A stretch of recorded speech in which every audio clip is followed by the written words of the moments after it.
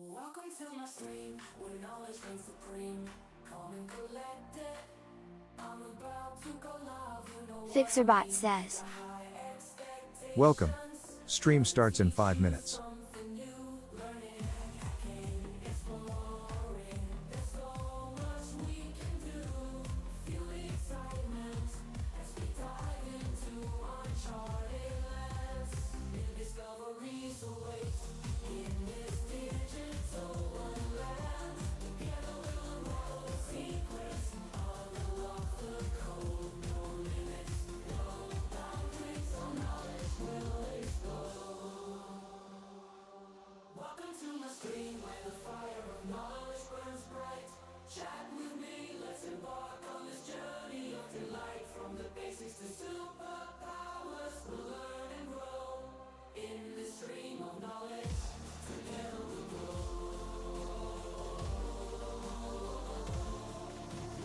T minus 4 minutes.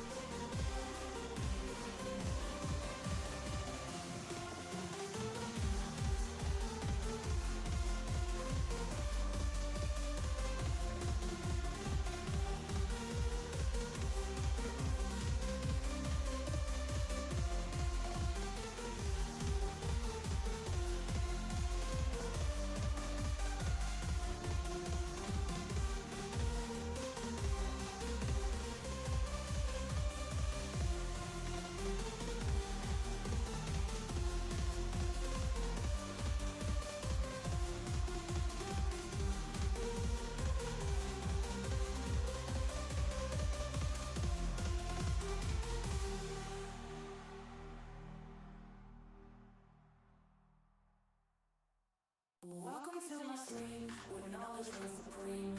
Calm and collected, I'm about to go live. You know what I mean. Got high expectations, gonna teach you something new. Learning, hacking, exploring. There's so much we can do.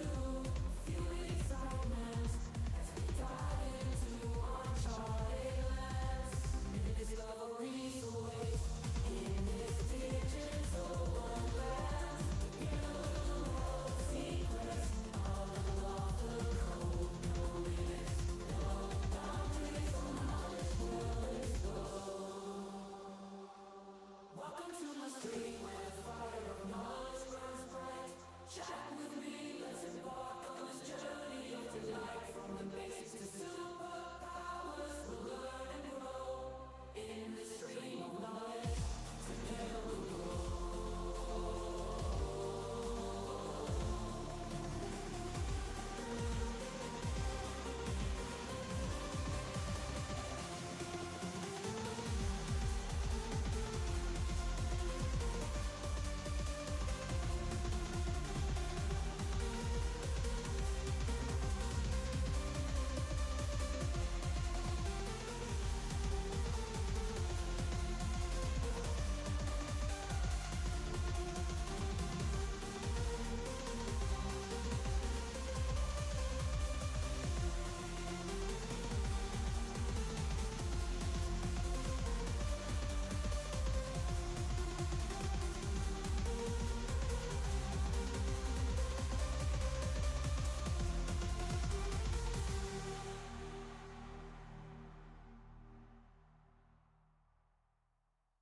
Welcome to my stream, where knowledge reigns supreme.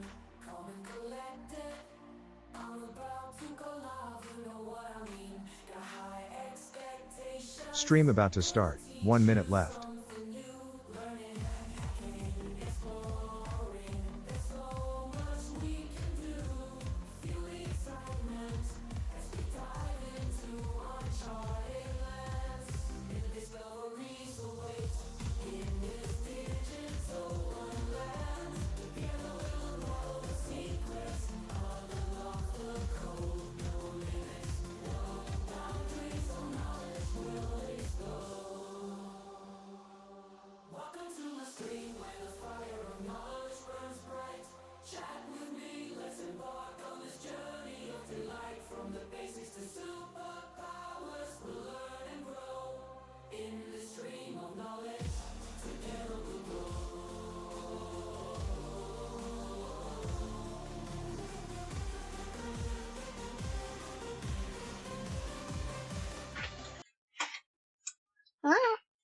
Hello there, welcome in. So let's see. Two soldering stations in the way here. So it's time for me to close down. I had Pavlon. Well, wait, one is reading. So Cyberfence Path. It has expired April 2nd, but I want to finish it, and I don't dare to hop to other stuff.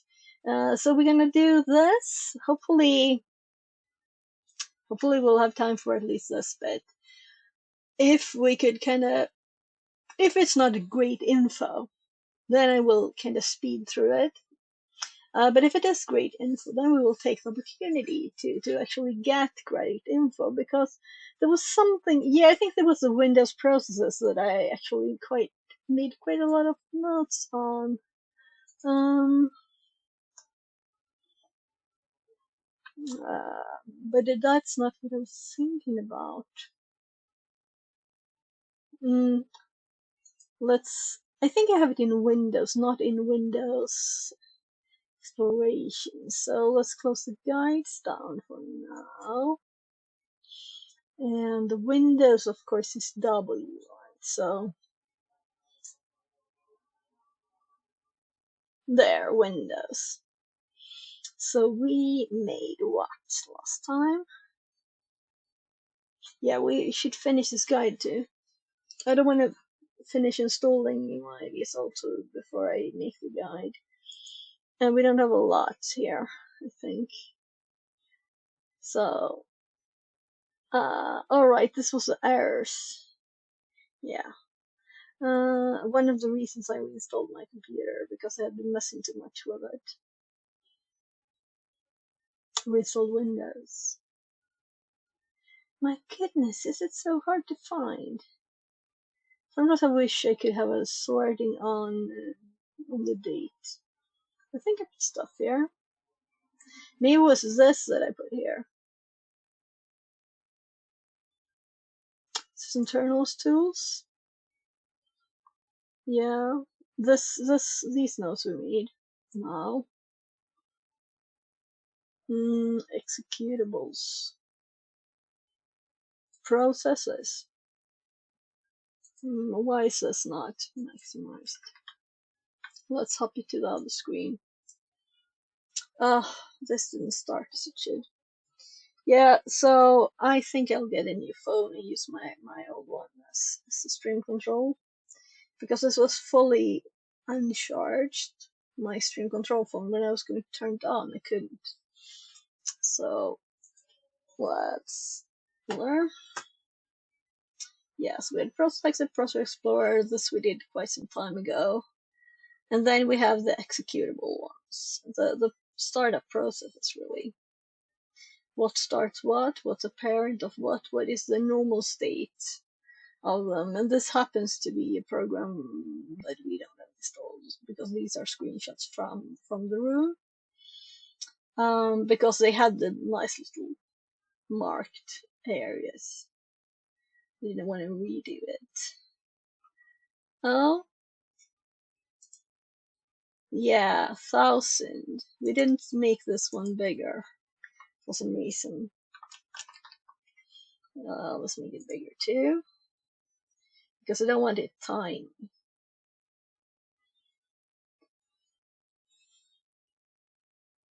I wonder how that looks on the web page. I did make an export, but it didn't upload it. Probably shouldn't upload it right now. So I'm going to click on the screen of the phone that's not fully started again. But now it has started at least. Meaning it had charged while I was starting stream to 59%, which is, will we believe this? This should last some bit of the stream. I'm thinking this will be a long one, right? I'm thinking like maybe not 12-hour stream, but as late as it is. Yeah, that would be like in the morning. But I'm thinking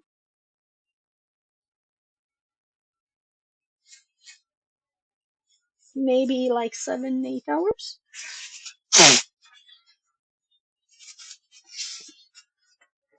So I want to get this finished so we can continue. And there's so many other things I want to do. Let's see if it works now. Yeah, because that's like required. So we're going to continue with Sysmon, which is what we were doing. And I'm not doing this because this is what I think is the most interesting. It's kind of obvious here, right? So we have red team and penetration testing. Yeah, exploitation. Kind of that area. But we need to know the blue stuff too, right? We need to know the blue stuff too. So we started with the Sysmon room, and as I don't remember exactly, let's actually scroll through here. Yeah, it said it's good if you have done these boxes, and I don't remember. But Sysmon overview. Sysmon is another of the let's see here. System surveys. Once installed in the system. Da da da da da da. Let's actually look up where I put the notes because I'm sure we need notes for Sysmon, right?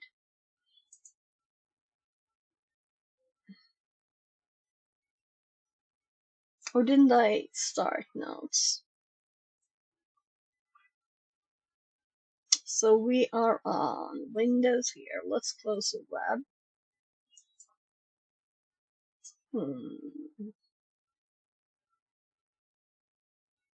Let's use a search.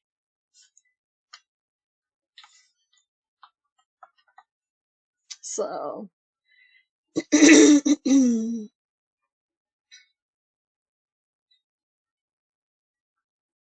oh, I got some notes in here. Oh, blue team. It's on blue team, of course. Yeah. So we found it. Reveal file in navigation. So it's on blue team. Of course, of course. Ah, well. Let's see. What notes did I make? Right. Example rule. Yeah, I remember. When we get to like formats of files, then I think it's fun. Making it's like coding almost. Making rules. That's one of the things of Blue Team that I think is interesting. To make like cool rules to find stuff. But we also need to be able to, understand all these bits to be able to bypass defenses. That's why we need to know all about the defenses too, right? So process creation, yeah, these are just IDs.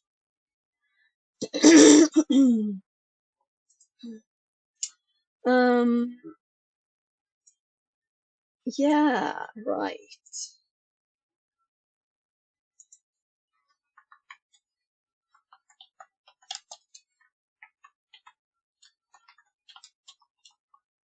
So we have these here too.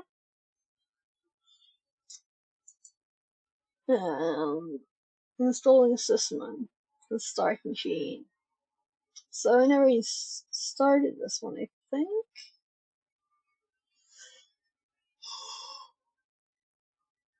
Oh, so we were doing this while waiting for Gar to start streaming on his own channel.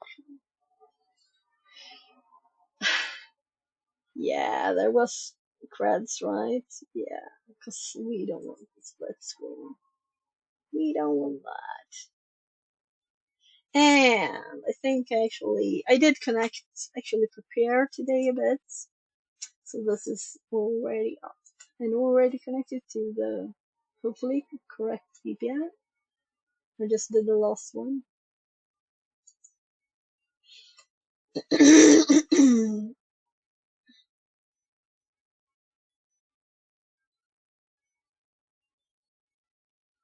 Oh well.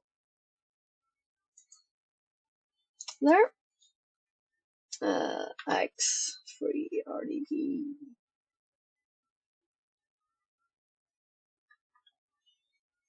So we have another password. Gosh, I'm used to just double hooking, but it can't get past the percent. Let's see here. Let's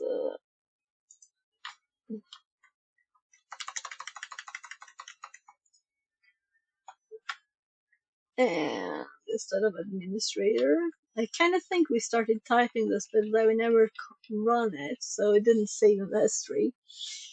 THM. It's too bad I didn't just run it, so we didn't have to type it again. And now we even have the IP. This was so slow, but we got our IP. 231.5.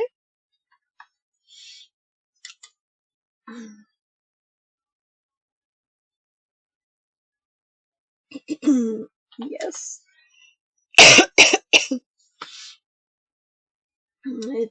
THM sock DC1.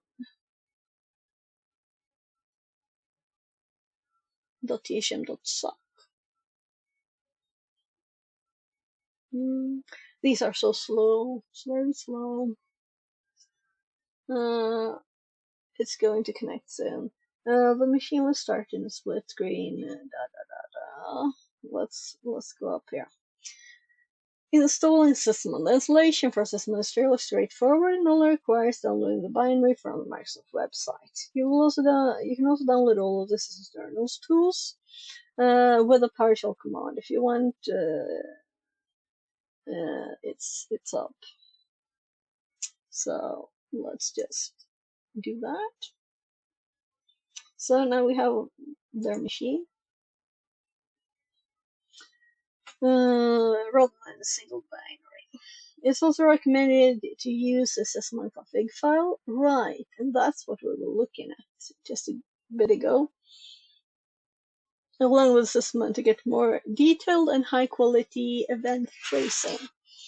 As an example config, we will use a sysmon config file from the Swift on Security GitHub repo. And I remember us opening this.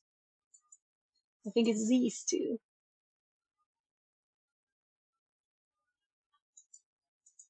So that's where I had TryHackMe. So many tabs open, so many tabs. And there's even more in the groups there. Hi. Born Again says, hey. Welcome back. So I want to get through Missed you. these things. Oh, thank you. Thank you. Oh, yes, you do. I wanna stream more, but it is vacation times now. And yeah. I will stream. Tomorrow I have a Hack the Box meeting organizer dinner, probably. So we'll see. Probably won't stream tomorrow, and then I will stream maybe Friday and maybe Saturday and Sunday before we go on a bit of vacation. So I don't think I will be streaming from there because I will see. We'll see. Ah, it's not the best internet. It's actually an antenna on the roof. Oh, nice. Yeah. So let's just. I know I already read this on stream. Oh, this is so interesting. This means that Git for Windows is actually running. Now let's.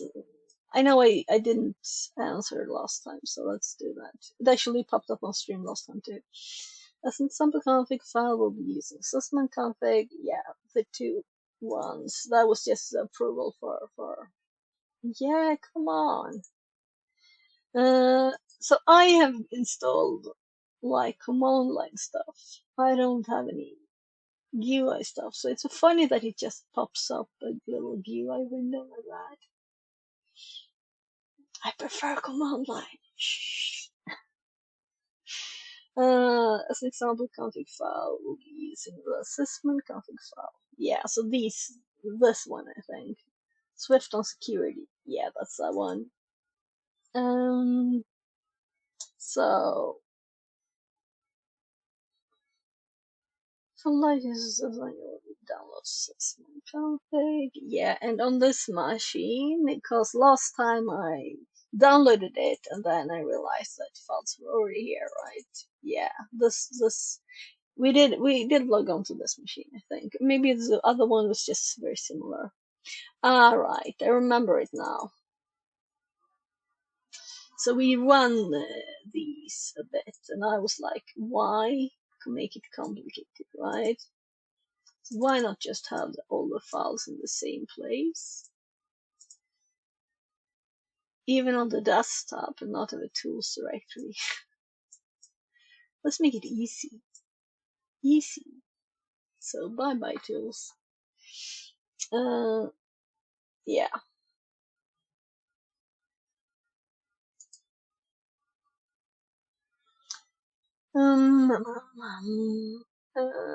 Sysmin except you Swift XML. Starting Sysmin. And I remember that last time it said run with administrator. So maybe it says somewhere else. PowerShell as administrator. Yeah, I didn't read this last time. I just run the command. So, but I remember now that I opened it again as administrator, and then it said like, you're already running this, and I was like, yeah, you told me to run this administrator. So assuming it didn't work otherwise. But it would be interesting to know how to start it then too. So they said PowerShell, right?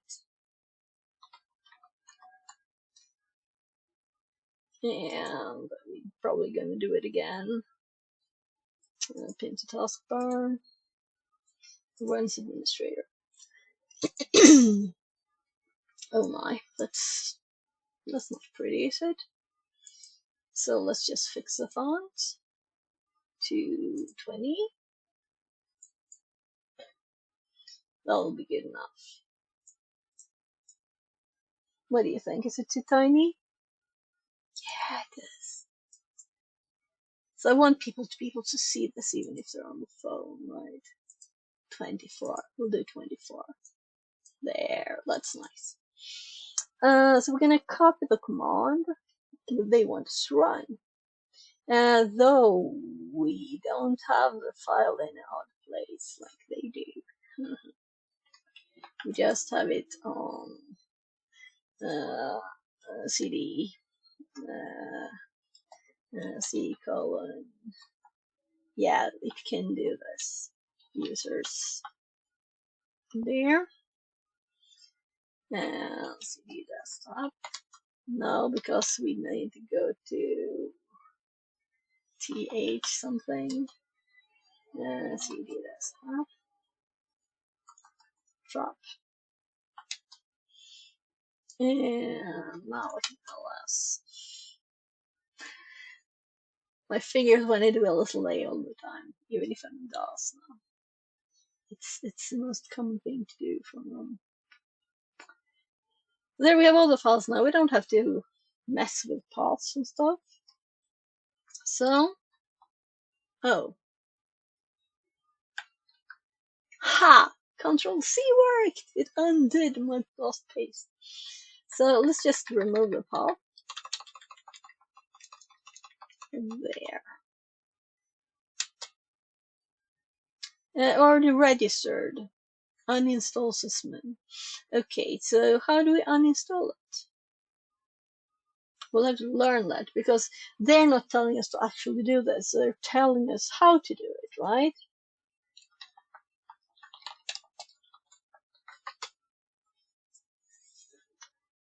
Sysmin U force. That's how to do it if we want to do it. And here we have a failed to delete. Uninstall uforce. Yeah, so the same thing. But assuming this is just information at this stage, we will continue checking what they say. Now the system is started with the configuration file we want to use. We can look at the event viewer to monitor events. The event log is located under application and service logs, Microsoft Windows System operational, and this I'm sure we put in the notes. So, right. Yeah, it's the first thing I thought was worthy. Oh, right, sysinternals should have a link. So let's do that. Sys internals tools. And we can delete that. There. Part of this is internal. So, and here's how to find them, right? We don't need to say anything about that. And the config file links, I've also put in there. There was an example rule. So, continue. At the time, you can change the configuration file. Simply install or update the current configuration, replacing the primary configuration file. For more information, look through the system help menu. Yeah. So that's probably what we could have done. Instead of Googling how to install it, we would have found the -u there. So let's go to the first task, I'm assuming here now. So we're supposed to download task files. I don't remember if we did this or not, but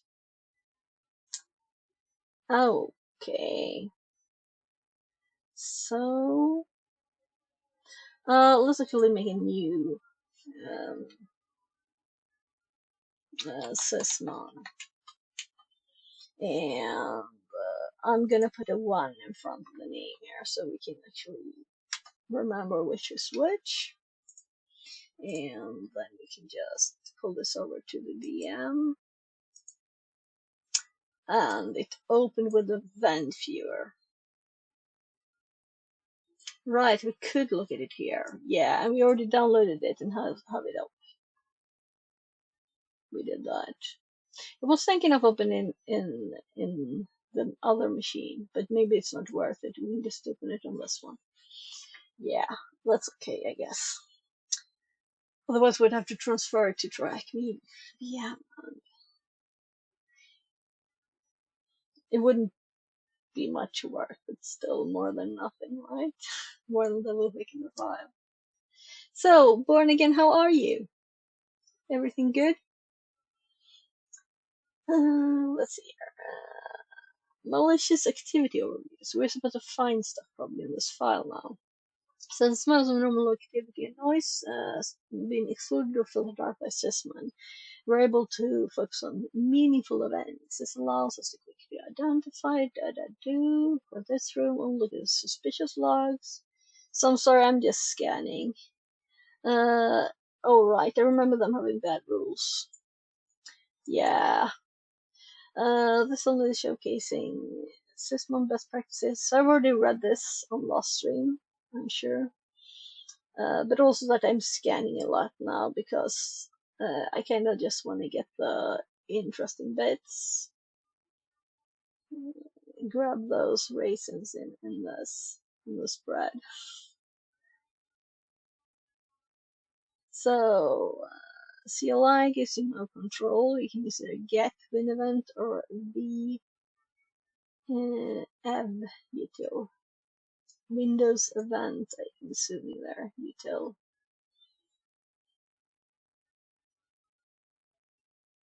Oh, right, they mentioned these before, and I'm assuming, yeah.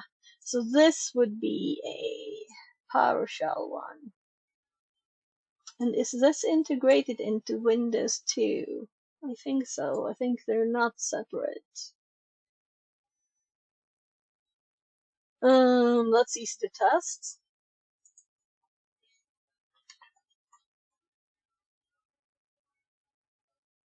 WEV util. So it's not very much in my machine, meaning it's definitely not there by default. But there was a room on these, I think. So knowing your environment is important. filtering events, event viewer. Yeah, I think these bits,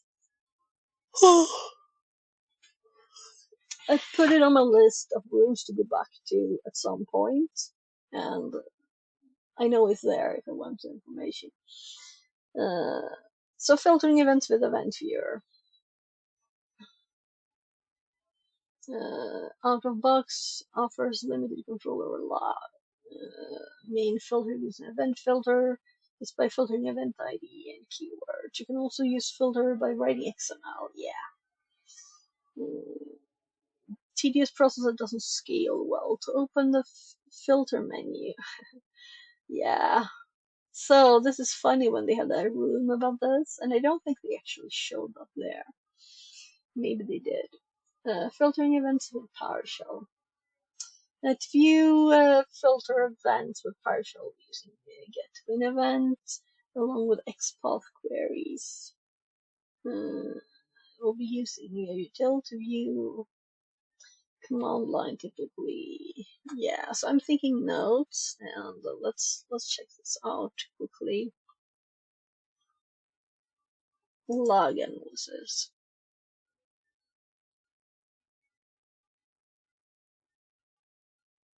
Event IDs.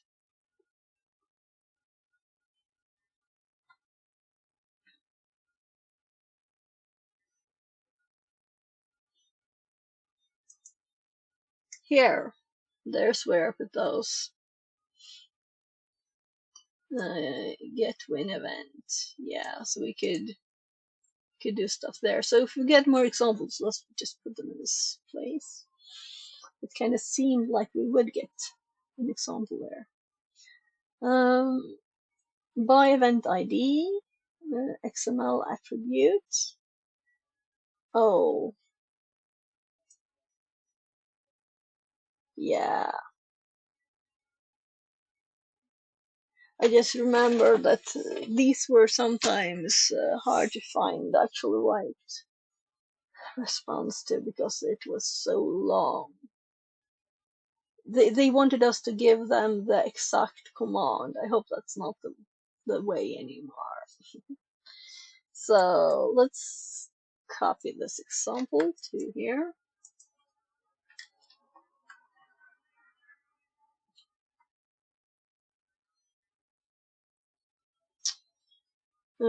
Filter path and take 3, and yeah, so this is how we recognize Metasploit. They had the filter like that, really. Actually had that.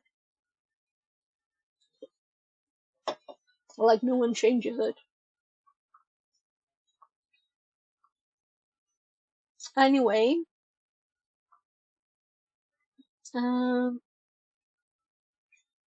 yeah, we put the file here on my machine. So let's open a little PowerShell. And we don't have to fix stuff here. But cd downloads, and I called it Sussman. And there we have the little file. So let's paste the thing, and then we edit the path to be /1 tab, and let's move this out of the way. So how many event ID3 events are in C users? Okay, so they don't want us to do it with a file they gave us. Will it be the same here?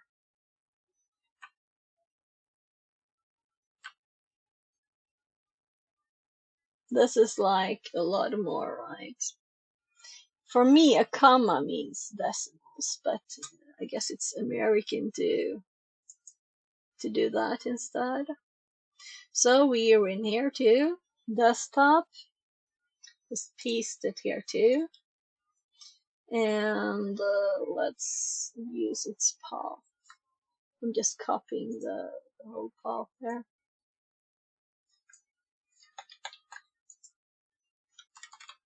Ah.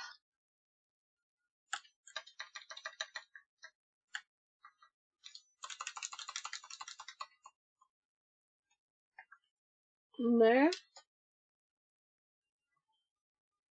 Hmm.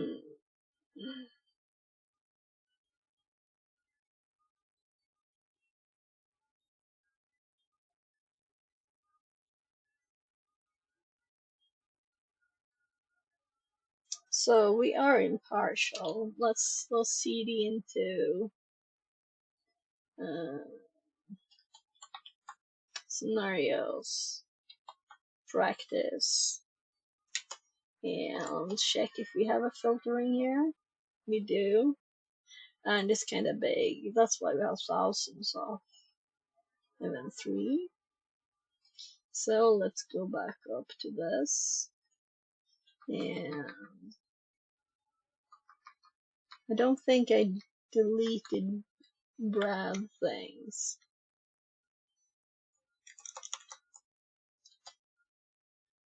So the specified query is invalid.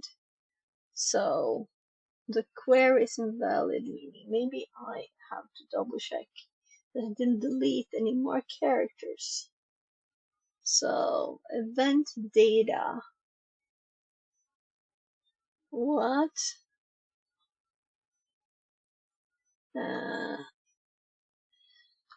Event data at name. Oh, this is supposed to be an equals there.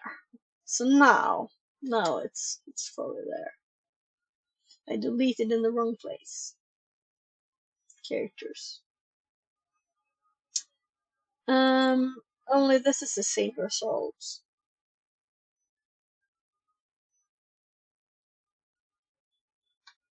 So it is the same file we downloaded then. Because it's the same results.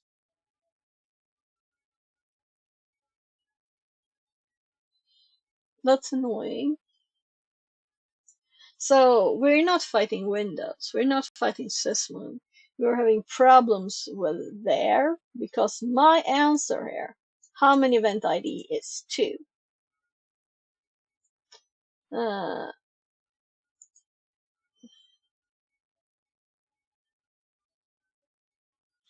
What is the UTC times the first network event in the same log file?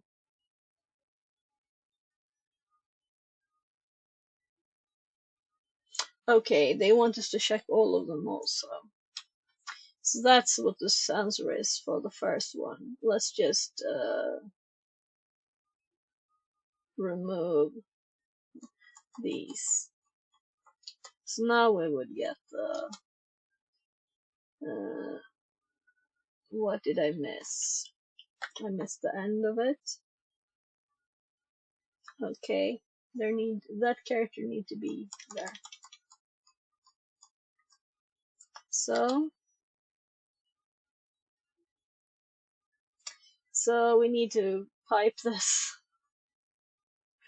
Come on, Bart, to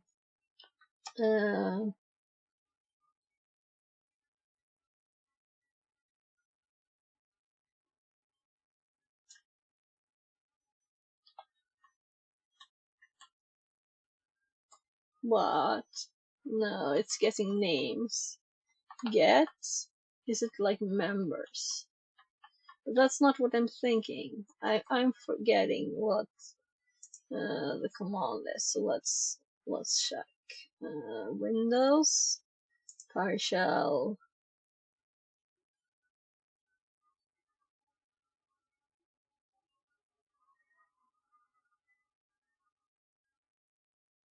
It's not even here, is it? Or it should be.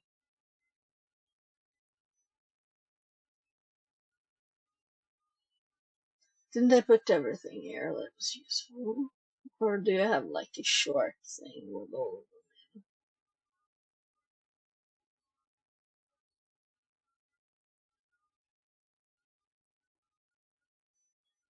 Yeah. PowerShell count objects. Measure object, yeah. So is it not in this list? Or is it just too long? So I'm just looking at get stuff. It's not here, right? So let's make a new note. Measure object. Count stuff. Counts objects. Dot dot. And then we go back. And I'm not gonna switch screen, I'm just gonna switch to the VM, right? So no, we didn't do it on the VM, we did it on this one. So we want to count measure object. There. Yeah, my memory failed. So how many thousand do you think? But I think it would be much quicker to do this on my machine than on the tiny TryHackMe box. But it's a bit, well, slightly annoying that it says like download file and then it gives us how to do it on the box, right? So there we have the answer. So 73,591. And what's the duty sign of the first network event? Network event.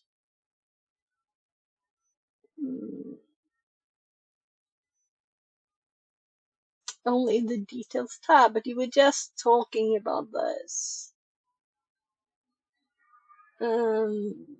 First network event.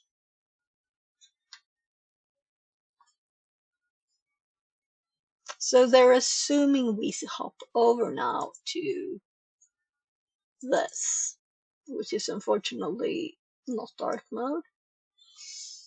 And look at this. And the source will be sysmon for all of these. So if we sort them by ID and check on the different ones, I'm like, what do they mean by network?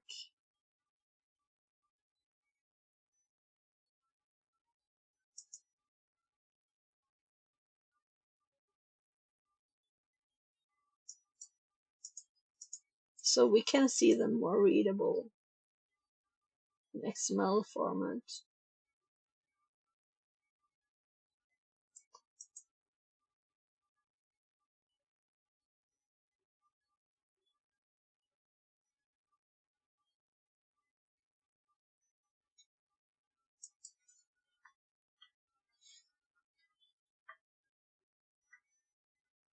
So we had the information about these before. They're almost all three, are they?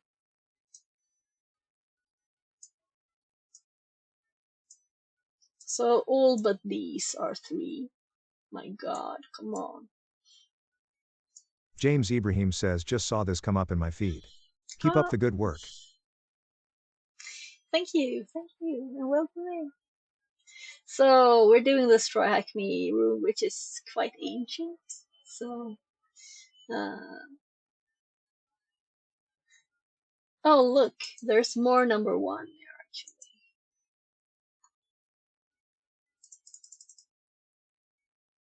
More than, and they're topped. Yeah. Oh my.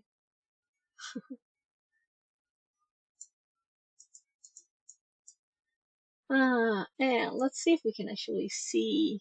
Yeah, here's the 22s because, yeah, 13 we also have, 12. And if we check the notes that I made on this before, we have the event IDs here. So network. So 3 is the network connection.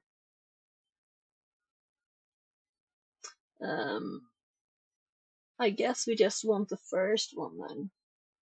So the question is, UTC time was the first network event in the log file. So let's just top this up again. And I guess we want the first one. Actually, this is probably not the easiest way to find the first one, or is it this one? Was it nice enough to put them in the opposite order here?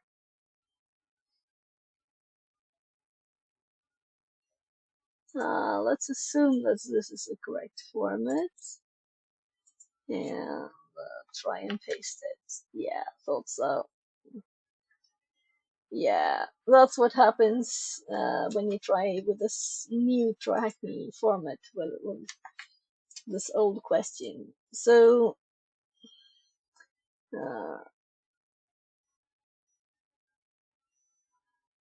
let's try 0109, assuming they just wanted it. Colon, dot. It's a dot and 3 characters. Yeah, the format doesn't match at all. Let's pop this one up again. Come on, I'm trying to drag you in there. So let's just filter on.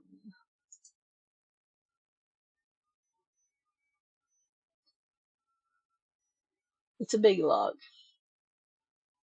We just saw this here. Just number 3 is 73,000. So event ID 3.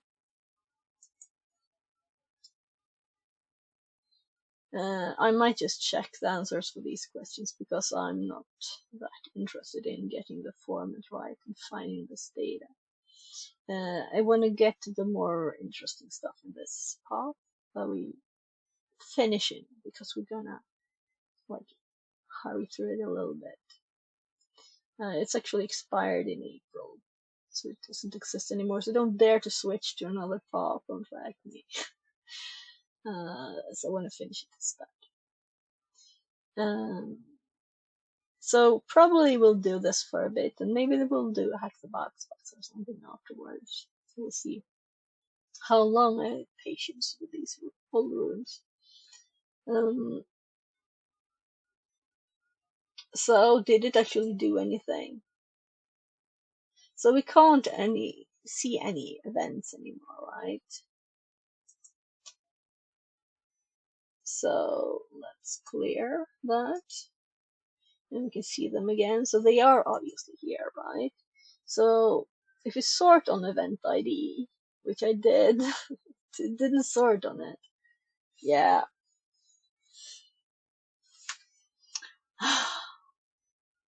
Really, I should have just grabbed this date here, right? Yeah.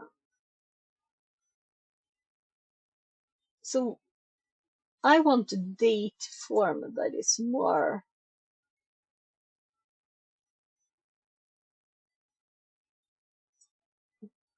time created. Might be this.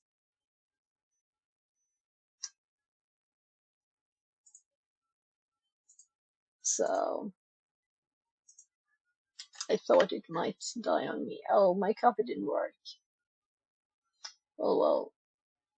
So we're going to not mess about with this format forever. We're going to actually find a TryHackMe system.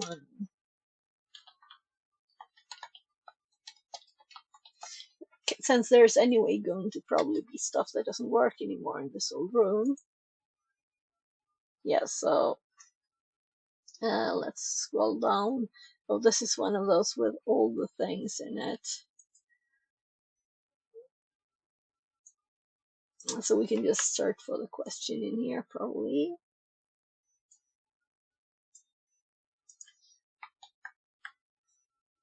My phrase not found. Come on. No, I was in here.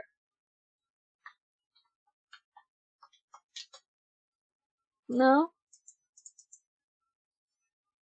So this is a learning room with annoying questions. So we're about at the right place here. So here. Also they have a query. That's nice. Stuck me for a long time trying to do it. Yeah, incredibly easy to say in inventory, that's why we went there. But it crashed, so these are what we didn't get before. So property star. Oh yeah. That's nice. That's the wrong place to paste. So the right format and everything. Oh, so they wanted them with dashes. And you can see it still doesn't work, right? Presented, there's typos. So the answer that worked at whenever this was just a year ago. That's annoying. What's this horrible menu doing? So let's run it here. So I'm going to put my last one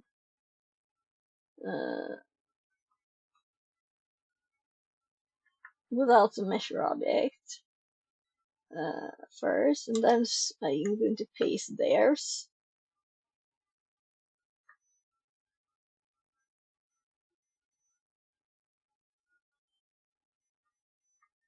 Yeah.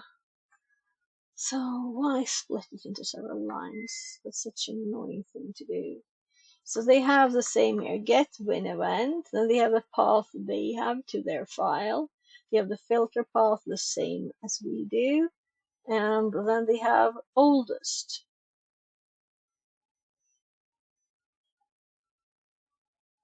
Max events 1 and oldest. So they had the same as we did, but they put the oldest and then grabbing all the properties of it. That's how they managed to get the answer. Only I'm not sure we got the answer.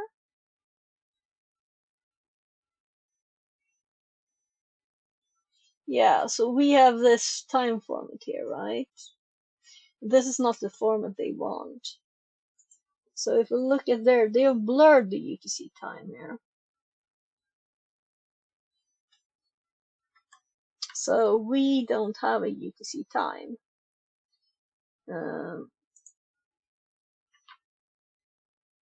With the same command, we get a different answer.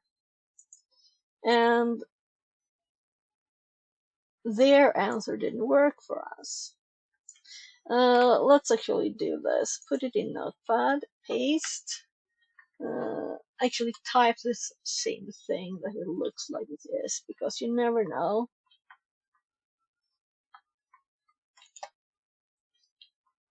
Yeah, I'm actually going to type it into the form instead. This is stupid because sometimes it messes up. So let's delete it. 20, 21, 01, 06, space, 01, 35, 50, 464. Submit. And it looked the same, right? But this time it worked.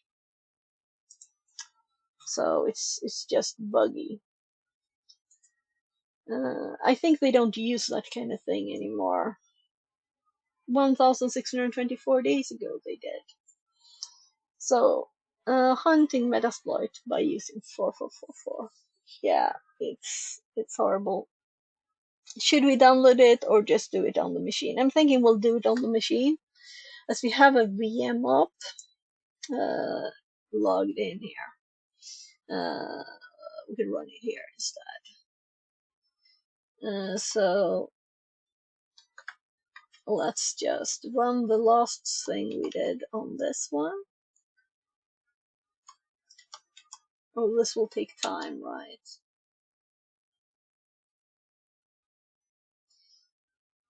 But I just wanted to make sure that it works there too.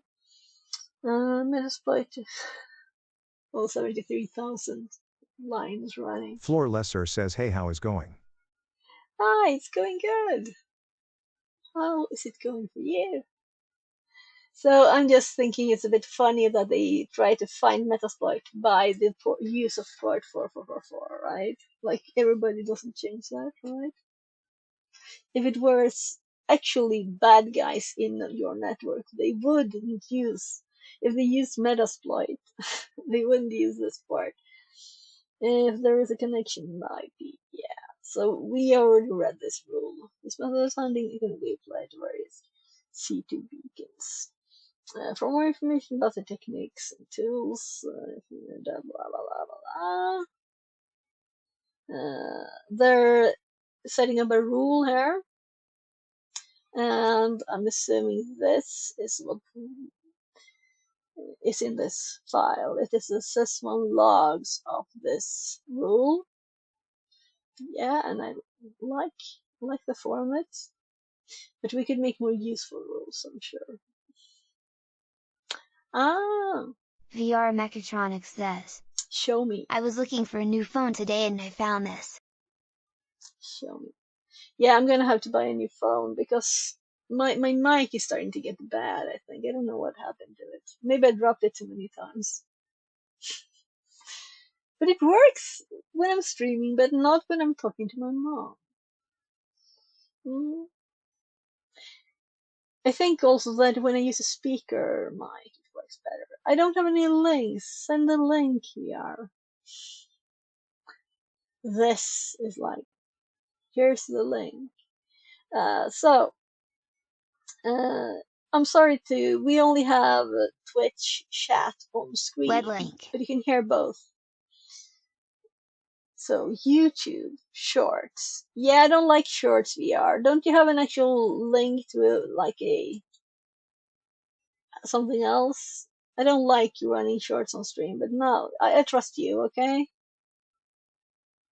Rugged phone. Okay, should we actually play this?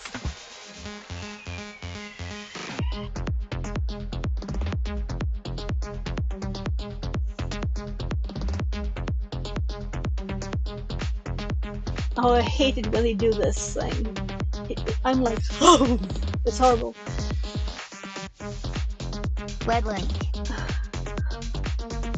Okay, no, another. This is Wall. Yeah. So I kind of almost stopped watching a YouTube channel because he does this with stuff sometimes.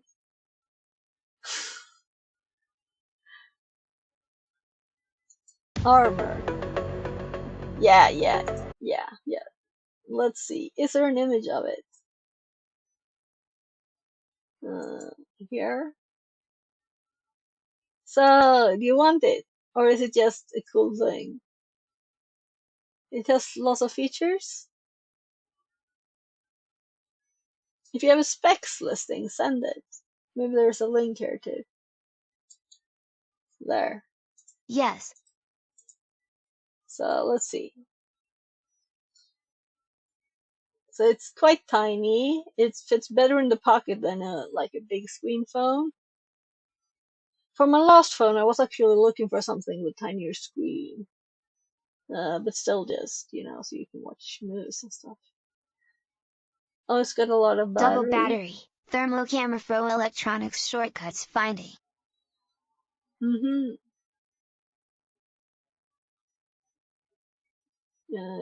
Maybe you mean shorts, like short circuit? Yeah. All phones have like IP68. 69K though, I don't know Dual much SIM. about. New LC3 code for HD microphone headsets. Okay, yeah. dual SIM is nice too. I heard someone saying though that all phones have that now. I don't know about that, but it's become like a expected feature. So cool VR. Will you buy it? Or do you want something else? I'm going to probably get But a only thermal Samsung camera is worth this price entire S21. phone. Okay, I don't know what the price is. I didn't look, as I'm not buying. I'm gonna upgrade my S10 to a 21, I think, because of the mic. I wouldn't switch if it wasn't uh, for the mic starting to go bad, because this really can do all the things I need it to. And it's like a good size too. Not too little, not too big. So let's continue with the room, but you're welcome to talk about the phone if you want to. So this is an example of one of the events in there. And the funny thing is that this is still outfitting them. Let's abort it. The poor VM is like broken from this work. Let's give it something new to do. For me it is important that I can put it in the cargo pocket of my pants. Smile, smile. Yeah, okay. Yeah, but wouldn't this fit? Hmm?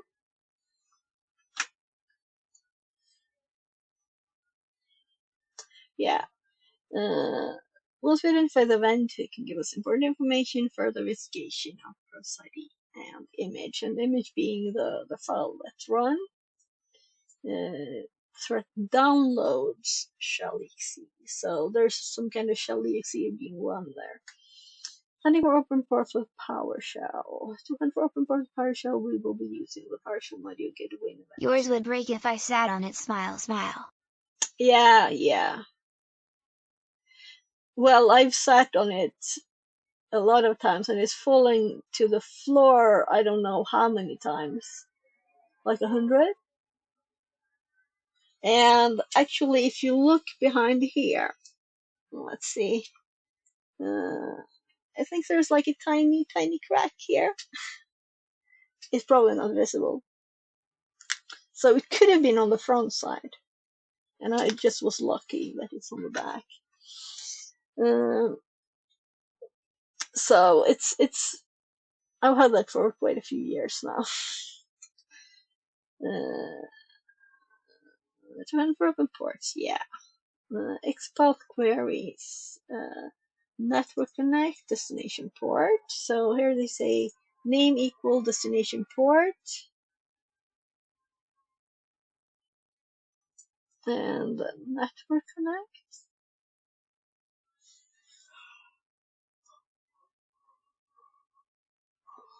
Okay, network connect is 3. Without this LC3 codec, Gemini chat does not understand what I'm saying into the microphone. Oh, okay.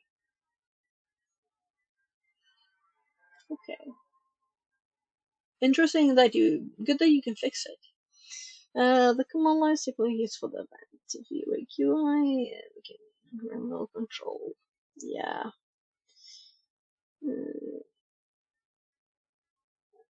Okay, there's another Windows event log room. Is this the one that we did recently? Yes. So it was just a link to another room earlier in the path. So now I know network connect is 3 and destination port is the name in there that we want to find. And the data is supposed to be 4444, which is like funny. Let's run this one.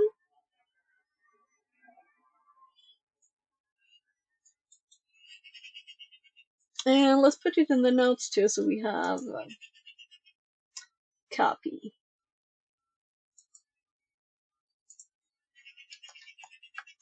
There. It's the same one.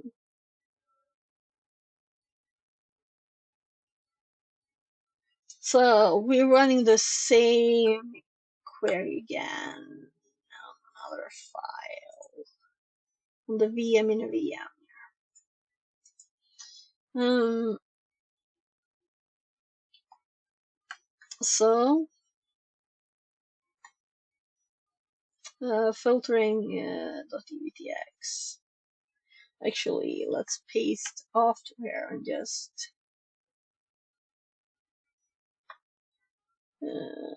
delete.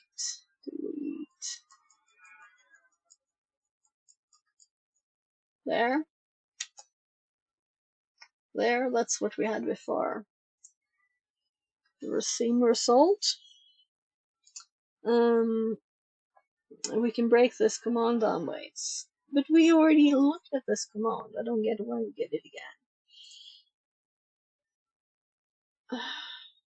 What's the header of this? Did I just do it twice? No. Detecting Mimikatz. So here is that the file name contains Mimikatz. So if it wasn't called this, then no hit.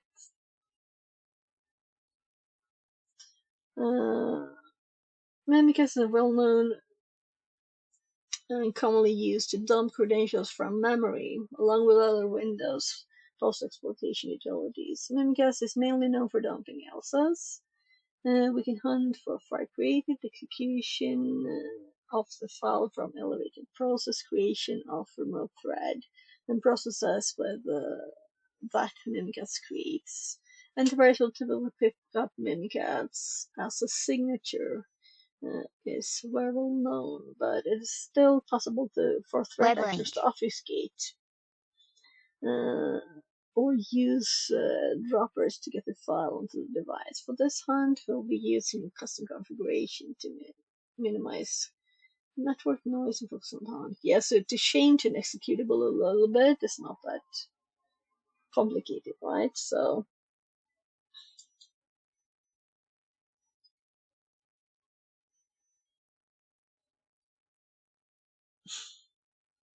okay.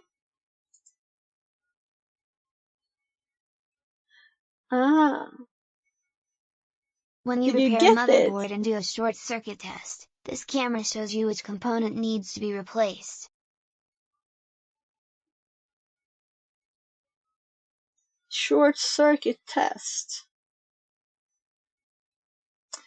Yeah, it can show you if a component gets warm, but it doesn't have to be that thing that is broken. Oh, sorry guys.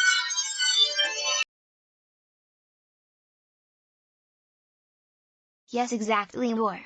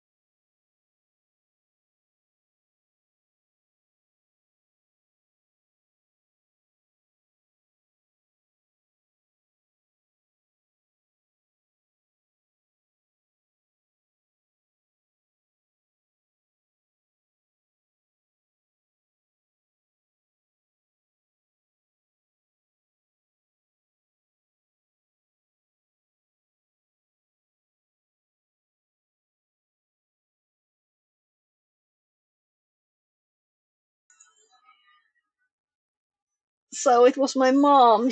I ordered food for her the other day, and she was like, "Oh, this and this and this is out." I'm like, "But we just ordered food." So she has to make a list on what she really needs. So I don't just order random stuff that I think she might need. So where were we? Where were we, people? Let's see. Detecting file creation. Yeah, first method hunting mimikatz looking for files created with the name mimikatz. Okay, so if someone copies a file mimikatz to the system, so this is useful for us to know we should rename it before copying, right? And we should probably change the checksum too.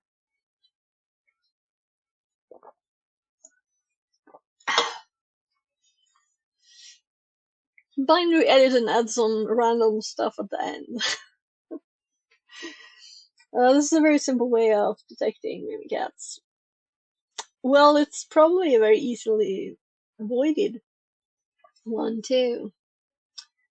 Uh, this method will not be commonly used. Yeah.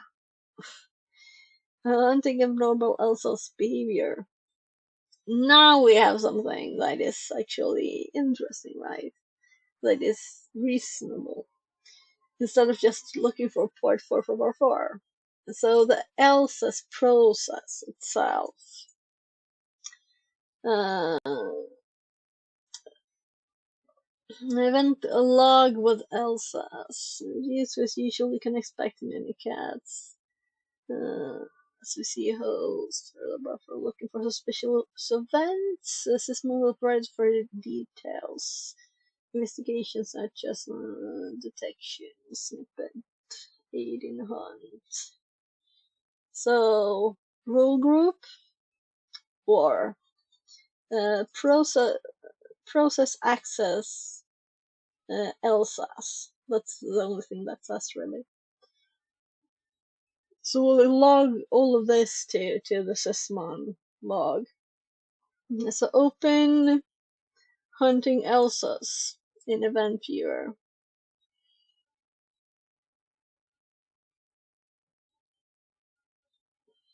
So that's what one of them looks like.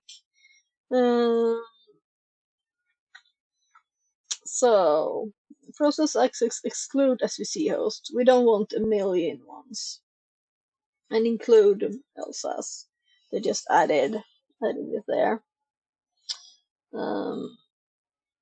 By modifying the configuration to include this. Detecting Elsa's behavior with PowerShell to detect abnormal Elsa's behavior with PowerShell. And again, now we have a new one. So this is what I wanted to. So this is just my mom's food order. Yeah, this is on the machine. Let's just paste it here too. And let's paste it in the notes there.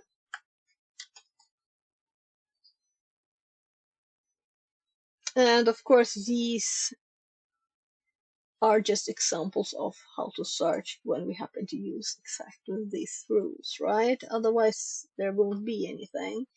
So we need the path to the log. Actually, let's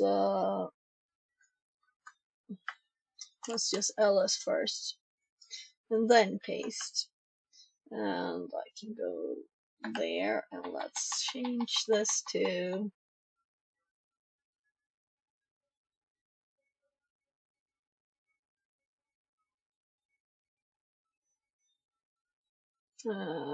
fun mimikatz. So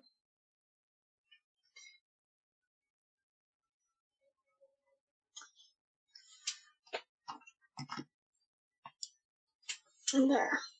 By the way, mango energy drink. I don't know. I bought one of a few different ones. It's mostly just sweet. I guess there's a little mango taste. Those are just too sweet. Hmm. So, read the bow and practice using. So if this is the same and they also have just a shack at the end, yeah. So let's actually just read this. So they use or network connect, and they check for 2 ports, and it doesn't. Don't want the image name to be OneDrive. So let's see if we can grab some info from this. Malware hunting. So remote access Trojans. Examples are these. And I guess they're using the ports. I'm not reading it aloud, I'm just scanning it. Yeah. And exclude OneDrive.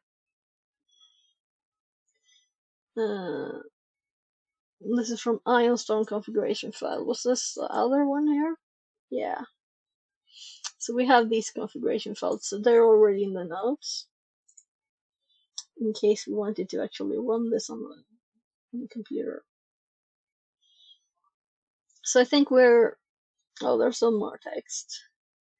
An example board detected custom RAT operating on 8080. Perfect example. Why I want to be careful excluding events in order not to miss potential null issues. So destination port 8080, and this is text. Big bad rat exe. Okay. And the becoming back connect ports.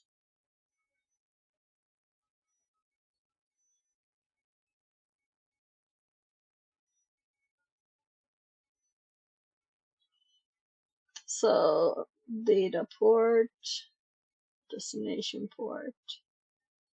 Here they have just the port generally. So hunting persistence. So what will their rules say now? So this is from Swift on security, the first rules up there. File create include contains start menu startup. And the name has to be this or this.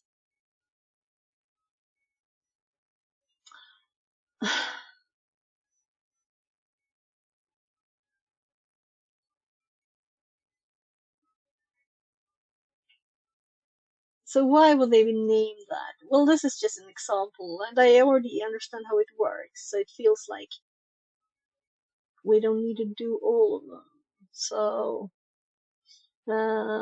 registry events and other ones. Yeah. So we should just check everything that's auto started always, I think. That's nice. It must also be in the scheduler, which I just made a script to find stuff. Should put that in my hacking tool thing. Maybe I should put like a blue one there. We're looking at the event logs. Malicious exe. Rule name.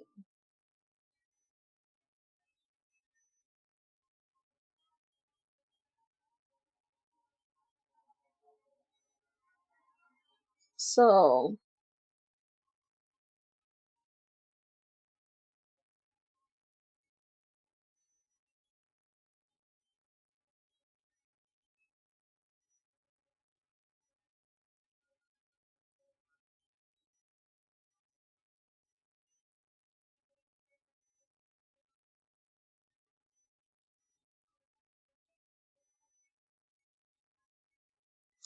yeah. Let's check the next one. Evasion techniques overview. So there are a number of evasion techniques used by malware software to evade both antivirus and detection. Now we're getting to interesting stuff here. Some examples of evasion techniques are alternate data streams, injections, masquerading, packet compression, recompiling, obfuscation, antireversing techniques.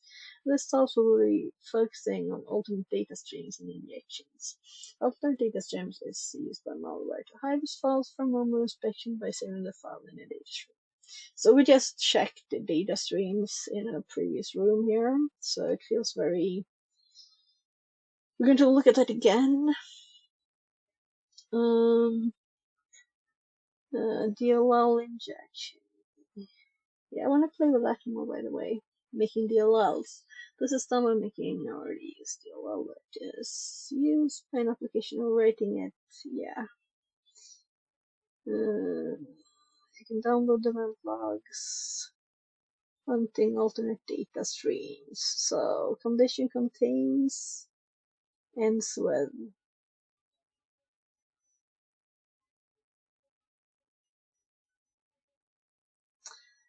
Looking at is hiding files using alternate data stream, event ID 15. So did we have that in the list? Let's just check to make sure. File create stream hash. Okay. Yeah, and here we can also see it. File create stream hash. So if a stream is created, which is HTA, BAT, or TAMP7C,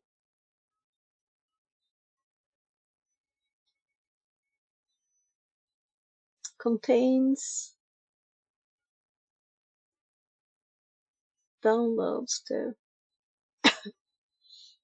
They didn't even indent it this time. Open in event viewer.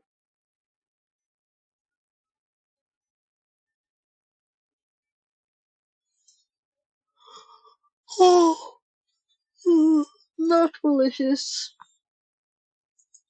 There are, to see this one too, the separate alternate data stream. Taking remote threads, all the versors also commonly use remote threads to evade detection.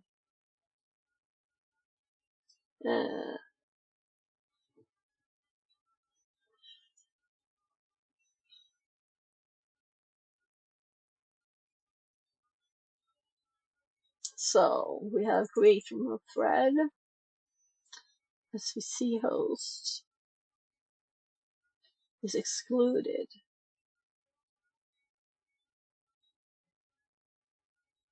It's excluder. But then we have what? I'm assuming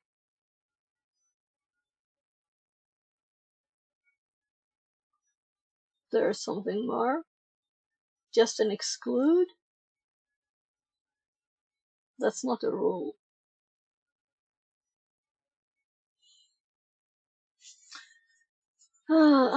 Slightly annoyed. More info needed. They call it code snippet, by the way. That's funny. In this configuration file.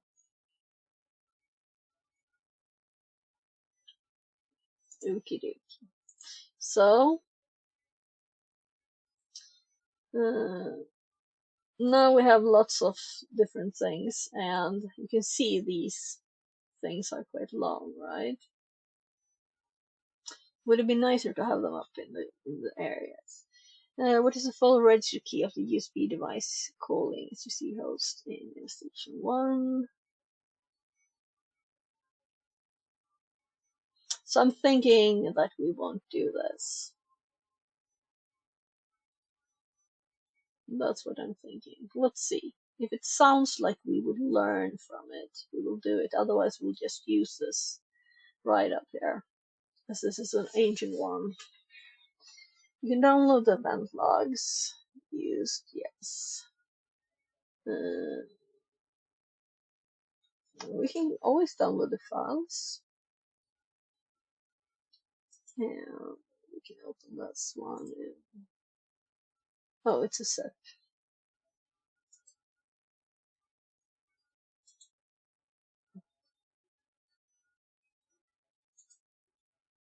I'm extracting it there. So 1, 2, 3. In this investigation, your team has received reports of malicious files dropped by a malicious USB.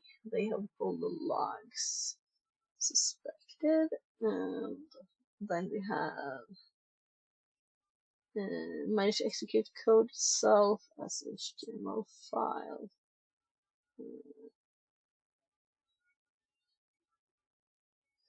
Your team has informed you that your adversary has managed to set up systems on your endpoint as it continues to move throughout your network. Logs are located in.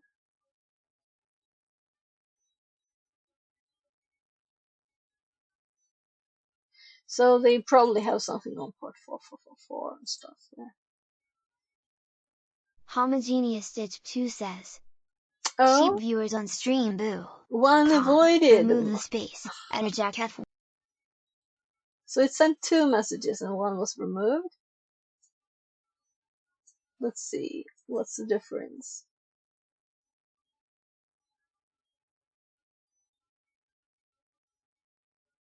Or was it removed? Ah, well, whatever. Look, I built a botnet.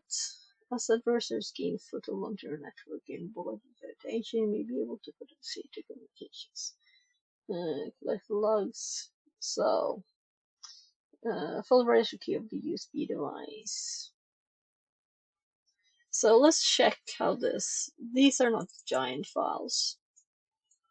So we can see what happened last time is that the whole darn thing crashed.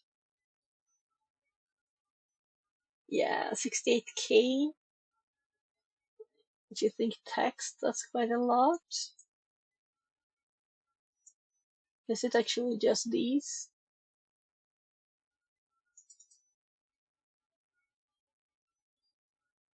And we just need a USB device as we see host.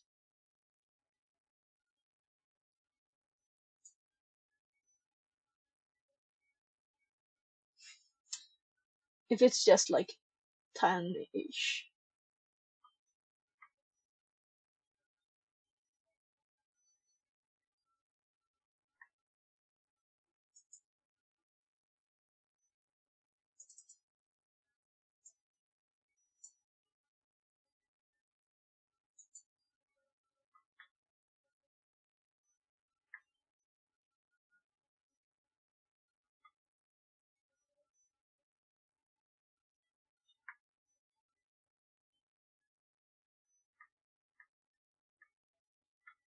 I'm just checking how they look.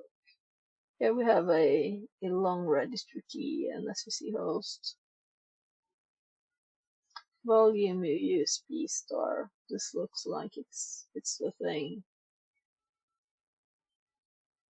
But they only want the name of it. 1, 2, 3, 4, 5, 6. They want quite a lot.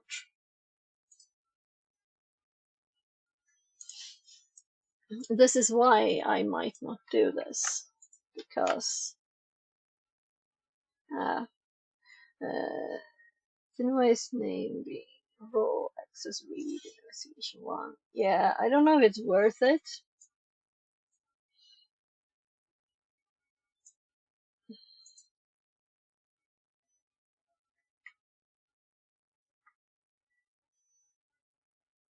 Why did I not have it full?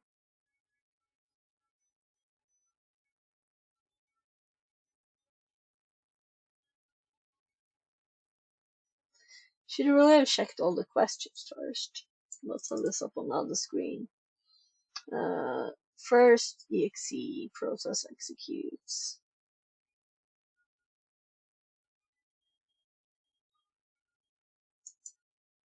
So we were at the last one here.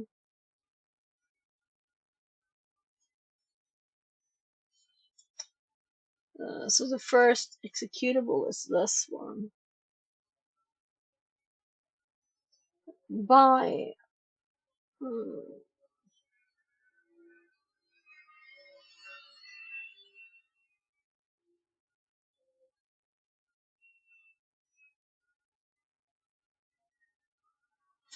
well, let's just copy this and see if it's the right thing. No, it is not. That is an exe. But what process? Maybe it meant the other one. It's so tiny, you know, so I'm thinking.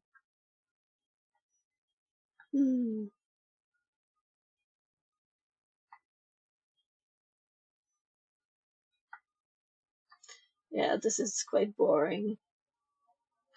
Let's explore exe. No. Run DLL32 exe. Yeah, so this is stupid. Yeah, this is stupid. So row access read.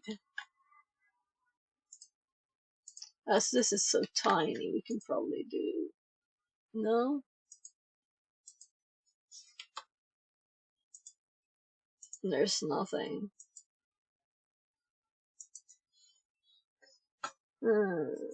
Device name being called by row access read. Yeah, I'll go back and we'll check.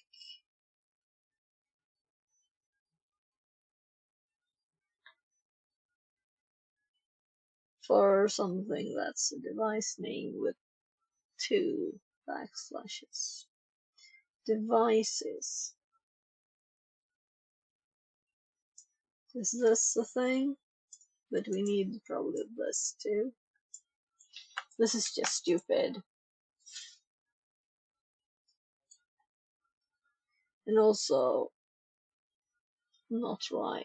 Let's do this because these are just annoying questions and you can spend hours and hours on them. But I want to learn more things, not looking in event logs for the whole day.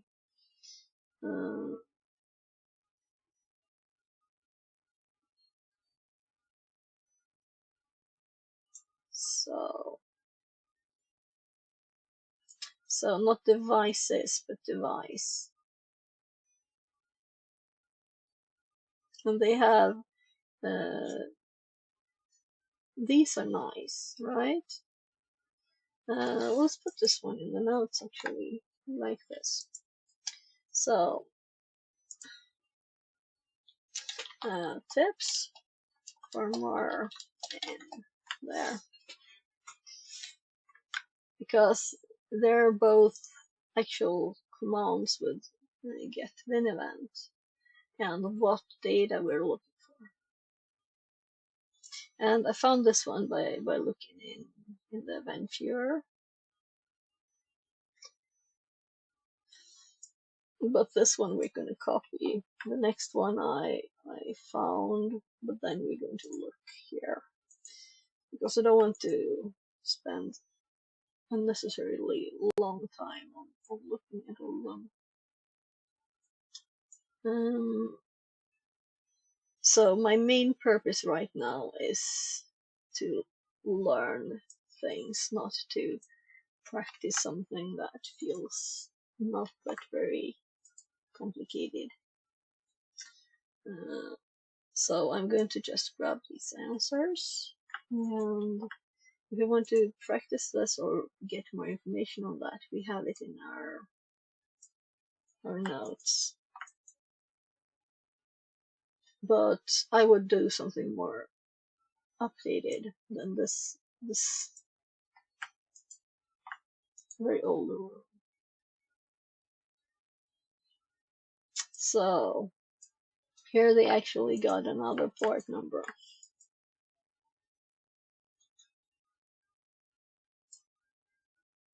So this might be interesting, but the setup is not very interesting. Which is the host name? It's a C2 server.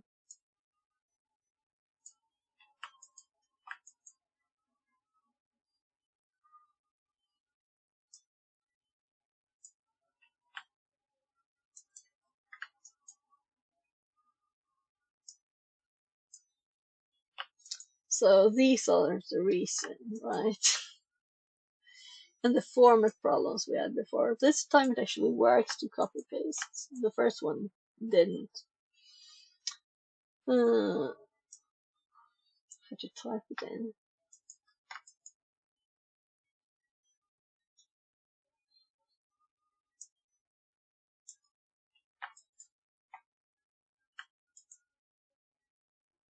I'm not sure this one works.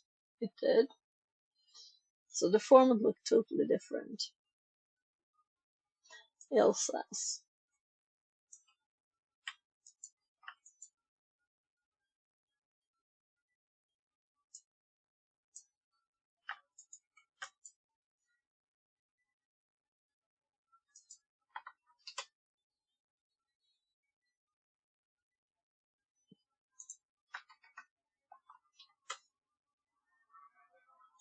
So let's check back and see.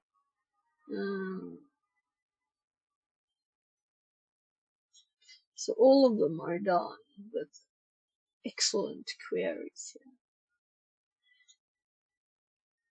So if you go to the notes, it's these XPath queries here. That's the thing. And actually, let's put these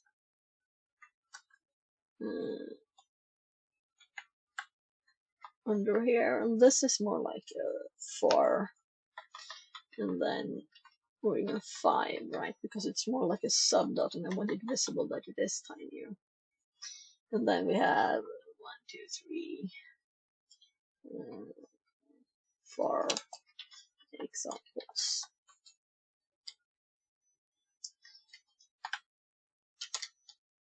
There.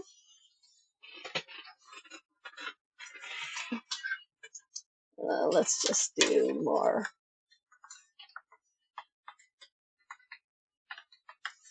columns better. So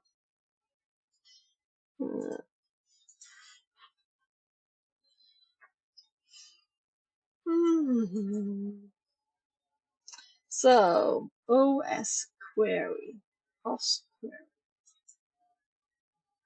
which I've never heard of. So joining automatically. So we have a little video here. Finding computer artifacts with OS query. So OS query is an open source agent created by Facebook in 2014. It converts the operating system into a relational database. It allows us to ask questions from the tables using SQL queries, like returning the list of running processes, a user account created on the host, and the process of communicating with certain suspicious domains. It is widely used by security analysts and responders, threat hunters, etc. This query can be installed on multiple platforms. Learning objective, introductory room, learning. What problem does it solve? A query in interactive mode, how to use interactive mode as query to interact with the operating system, how to join two tables to get a single answer. Is highly beneficial to already familiar with SQL. So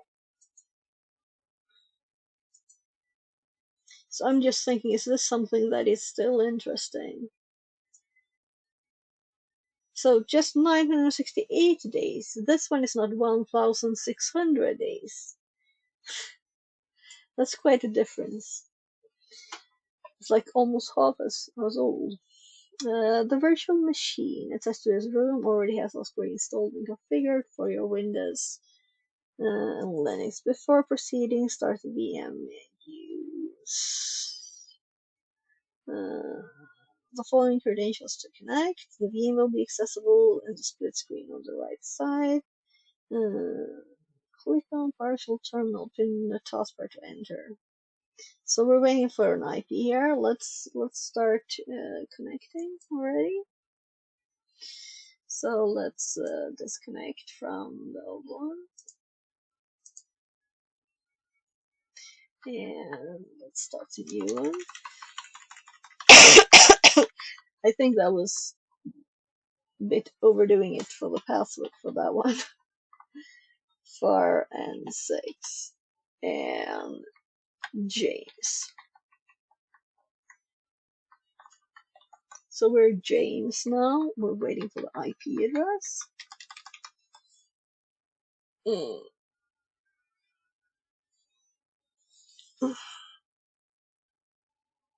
So 107.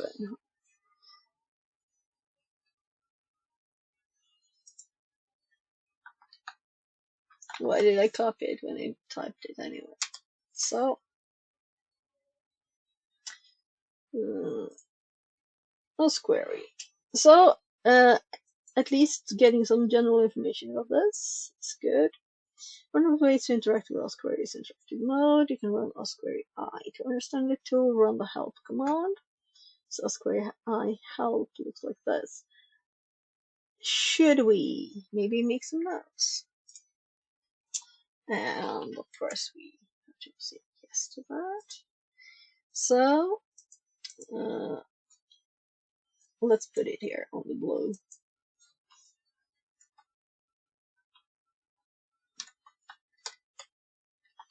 Interactive mode, colon,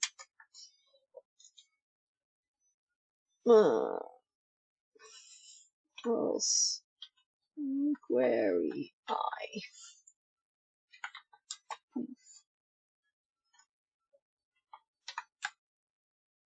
And I kinda usually do there instead, right? If it's just a one letter thingy.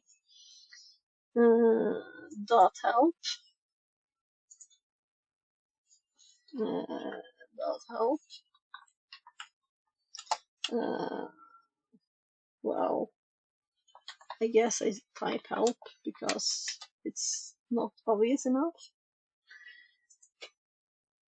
As per documentation, meta commands are prefixed with dots. And I kind of recognize that.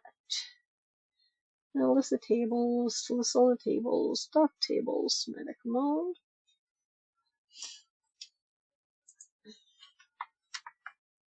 Dot tables. List all tables in what?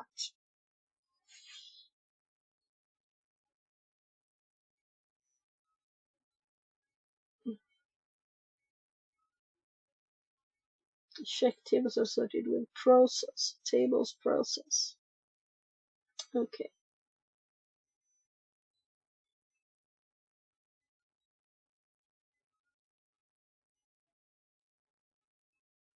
Dot table.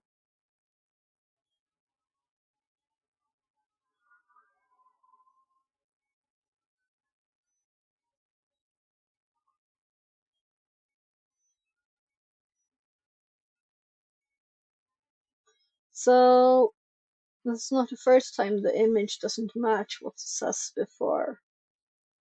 Here it actually says dot table user, and here it says tables user. And here it says tables process, and it says dot table. Nothing at all like this.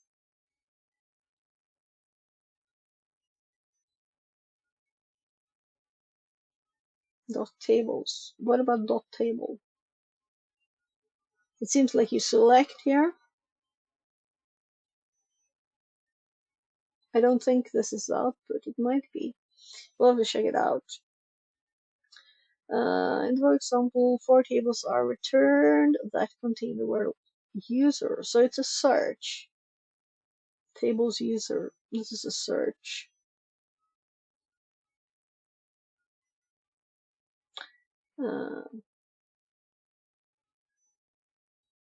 But what this is, we don't know.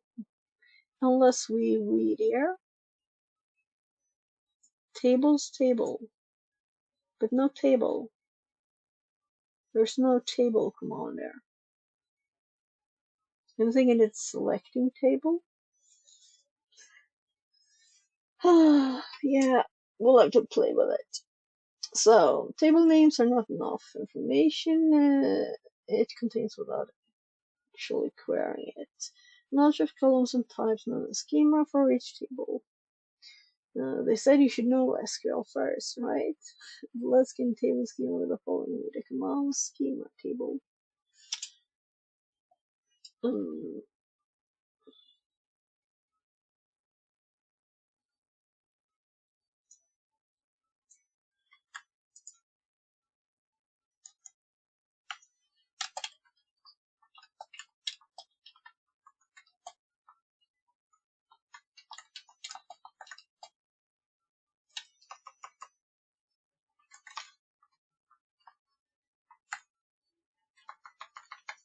So, and then we have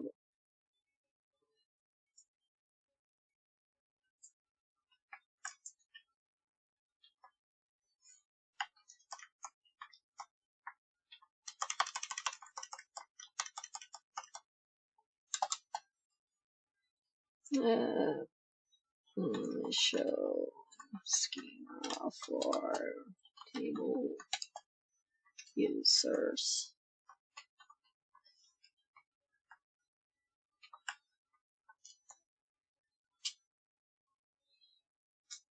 So there's also column names like username description, page followed by special data types.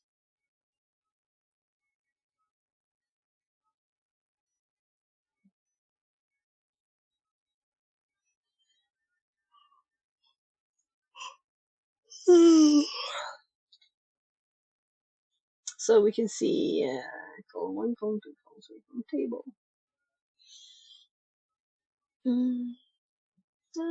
This is normal SQL.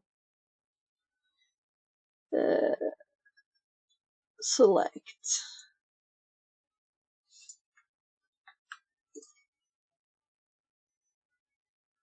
Nah, hopping back and forth like crazy here.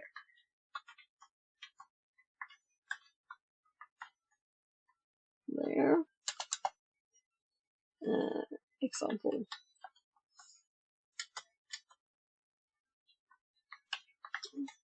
Select example.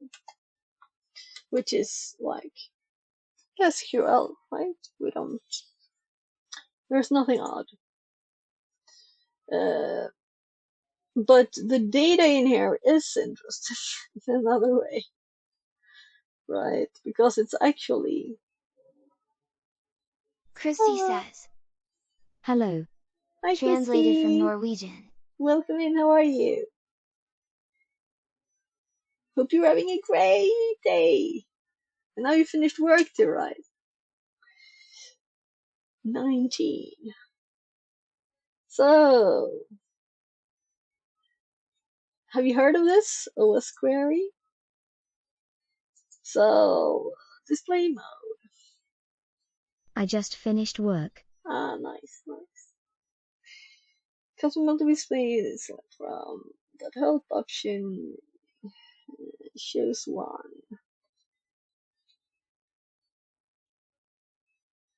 OS query I, interactive mode again, and we dot help.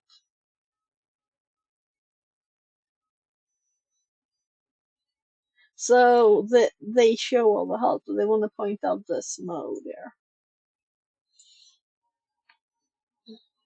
No, Ike, what is OS query?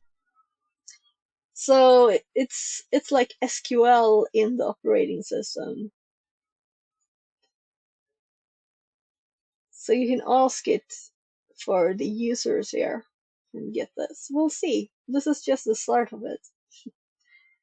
So we can get the data in different formats. Let's make a dot mode. And then I'm kind of doing like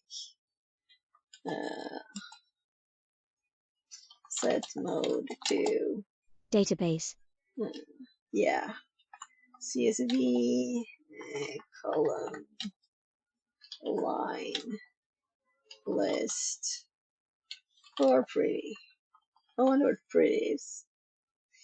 I don't think they will agree with me. Usually they don't. There's like no XML font.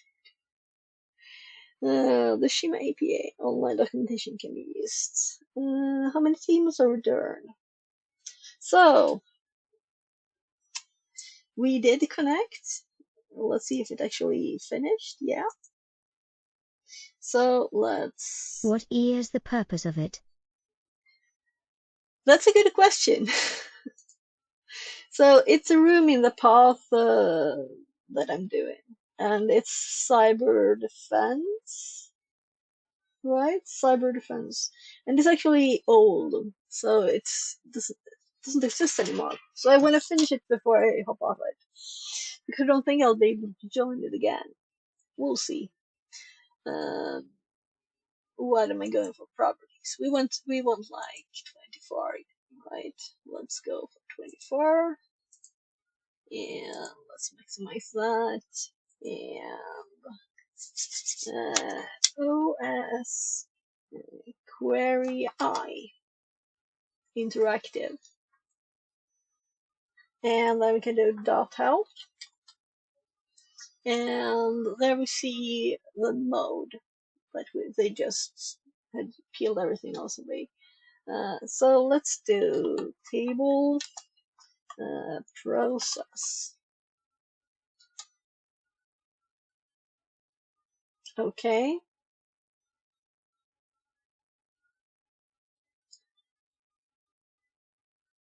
It asks how many tables are returned when we query table process in interactive mode of OS query.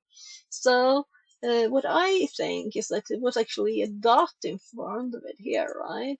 So I don't know why they didn't do that now. But let's like maybe semicolon. Yeah, syntax error. So dot table, that wasn't ever said either, right? Dot table process, as this is a meta thing. So we have three CPU timer. tables. Translated from German. CPU timer. I guess it's said it's used by like incident response and whatever. Security analysts, incident responders, threat It said you can hunters. change the SPU timer. Oh, in the help. Let's just hop back here. Yay.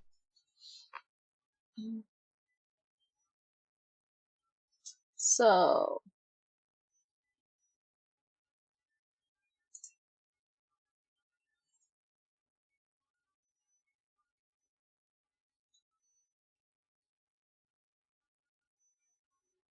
turn the security timer measurement. So it's just if you want to see some information or not then. So what if I do dot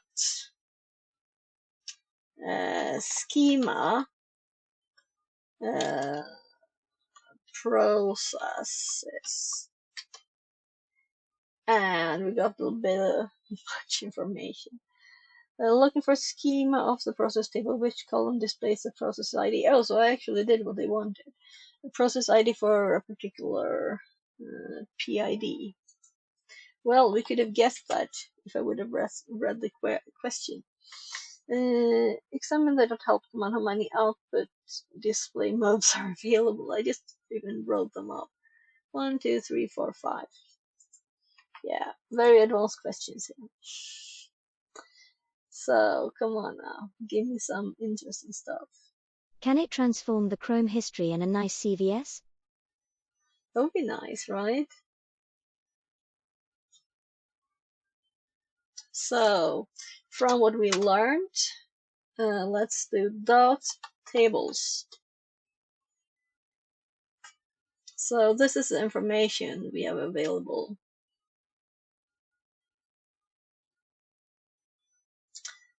Chrome extensions. That's the Firefox. only Chrome. So Firefox Nice. add-ons.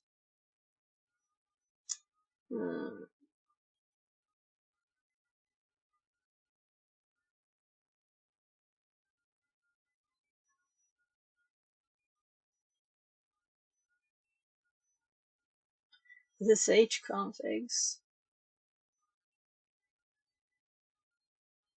User groups, users,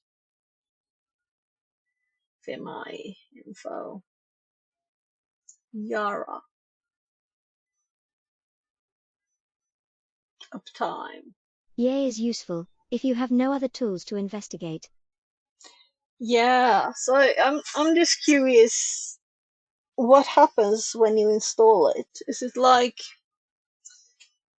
it grabbing the data before, or Yara, does it grab probably a it rule on the fly. instantly? Okay, yeah, maybe.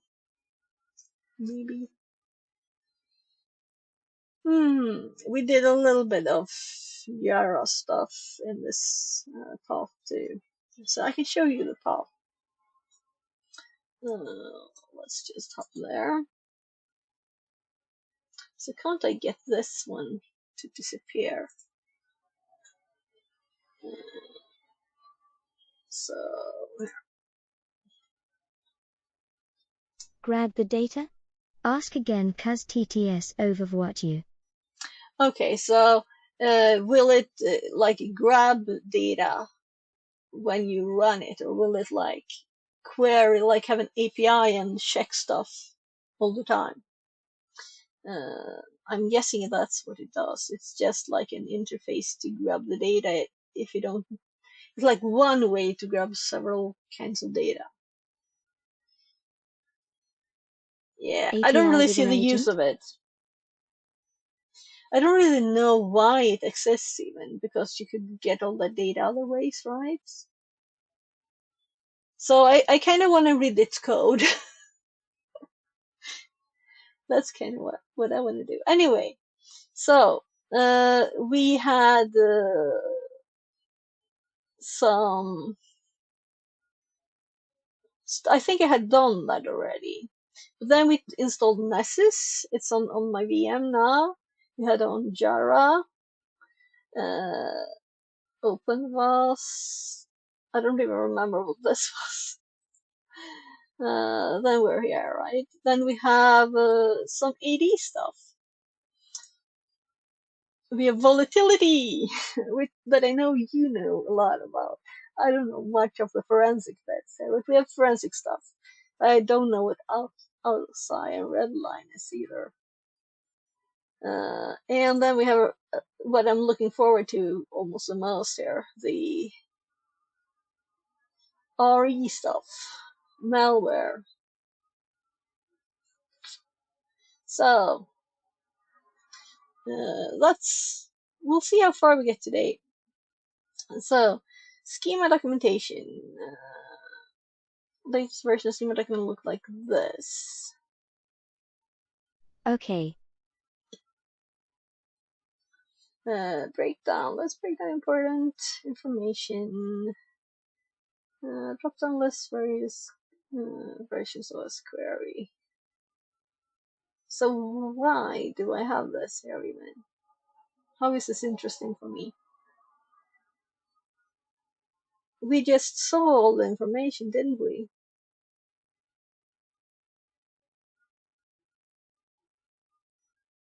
I guess we go to this. I wonder how old this is, too. So it's about 1,000 days. It's still the same version. So 551, and now we're on like 517. So what we're looking at is quite old, but they want us to answer questions about it.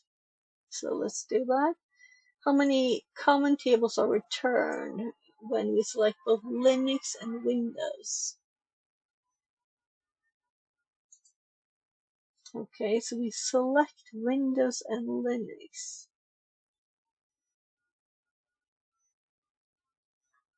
So I see a little Apple thing here. So Linux and Windows.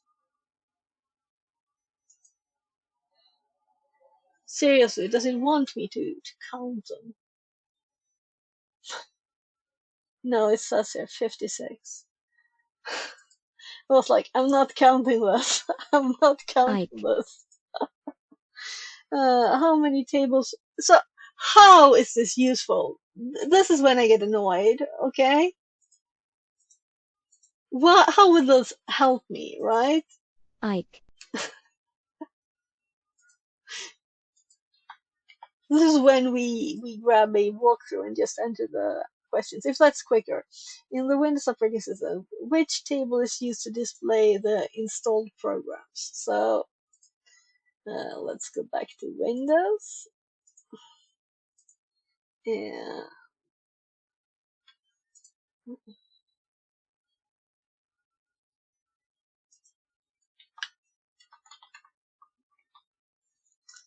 So how many installed do we have?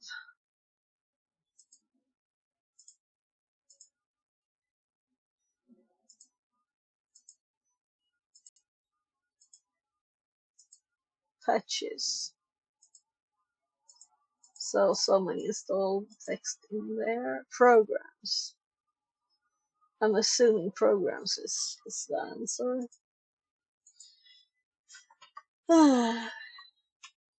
Windows, which column contains a registry value within the Programs. registry table? Yeah.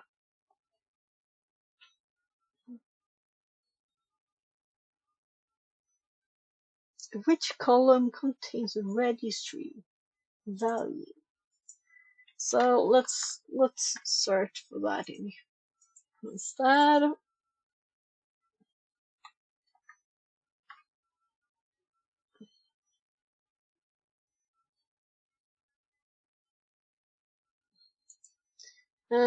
Contains a registry value.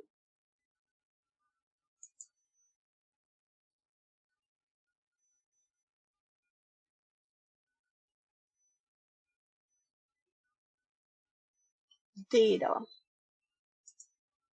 So I was slow there, sorry. Creating SQL queries. SQL language is implemented as query. It is not entire SQL language that you might be accustomed to, but rather is a subset of SQLite. Realistically, your queries will start with select statement. This makes sense because with a query you may query information on an endpoint. You won't be updating or deleting information data. Yeah, that's the thing. Could we change anything, right? No. It's just getting information. Exception to the rule. Okay, we can is possible, but only if you're creating runtime table views using an extension. So there's extensions to this that could make it possible to change stuff. Your queries will also include a from clause and end with a semicolon, which we noticed already. Exploring installed programs. If you wish to retrieve all the information about the installed programs on the endpoint, first understand the table schema they're using is schema programs command. So so let's start from programs.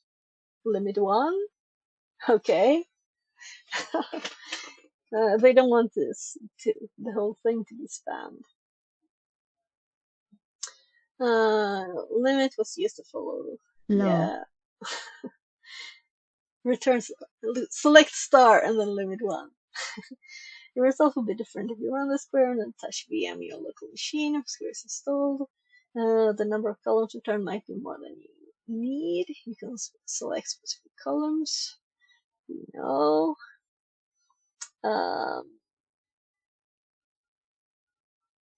So the bug will list name, version, install location.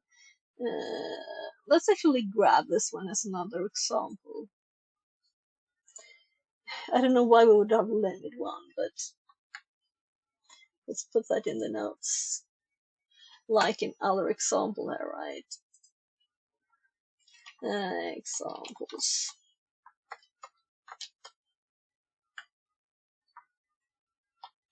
And let's move this one there. So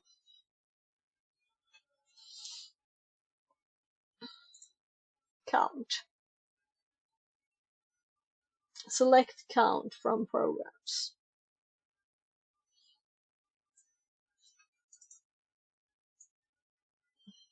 And we have another thing to add to examples. And then when I'm going, oh, what was that word? I can still have it there, right? Where? So as it's just SQL, I'm not like, oh, I have to make notes with comments. We just understand it, right? I think this URI stuff can be good for event logs. Okay. We'll see if we get there, because the previous rooms, they've all been about event logs, and the last room was Sysmon. And we've been like looking at their config files and stuff. Yucks. Yeah, so I actually had I closed it.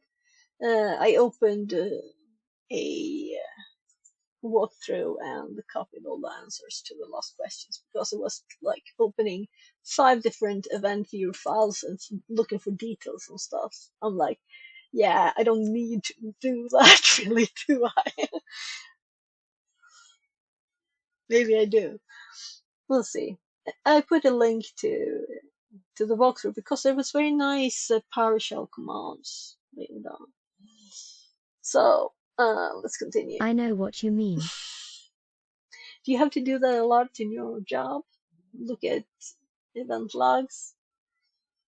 This might be good to copy because these are like specific to what's query here, right? Yes, a lot of times. Yeah, not the most fun thing in the world. So just operators. Wildcard rules. Let's actually set this as a header. So undo Worst. operators. Grabbing these lists here. Wild cards. Yeah, I totally get that. But then at least it's for a purpose. If it's just for, oh, do these 20 questions to practice, then it doesn't feel like it's worth it. If it's, oh, you can help someone by doing this, then there's actually a reason why doing it, you know? So much examples.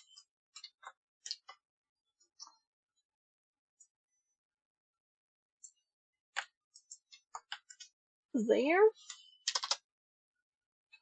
And what is spacing here? Some tables require a where clause, which they just spoke about before the information dome. Select star from file. Okay, so they meant like they require it. You can't get all files.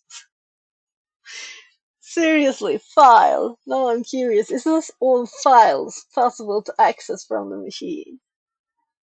Where clause?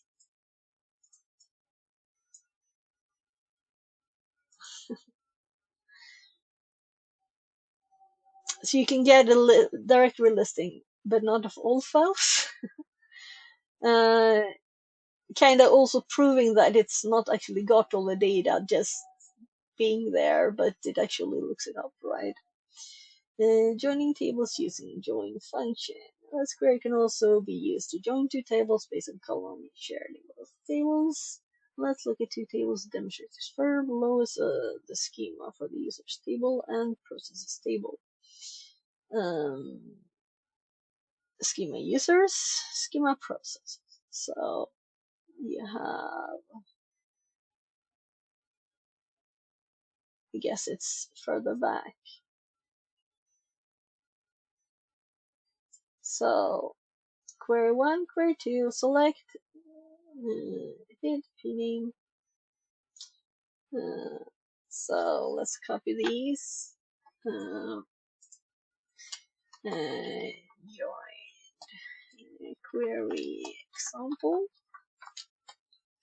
I think this is quite basic stuff, so but I shouldn't delete letters in the middle of it. There. So I'm not going to. I kind of want to finish this path and get all the information I can from it. And now we're getting some basic information about what OS query is. If we ever need to use it, we know it exists. That's like the meaning of this. So now we have all of James' processes here. We wouldn't do this, would we? We would use PowerShell and have actually object-oriented instead of SQL style of everything. So I like that, Matt. You can't do all the things in SQL, and it's not object-oriented output. So how many programs are installed on this host? So we need to run it here.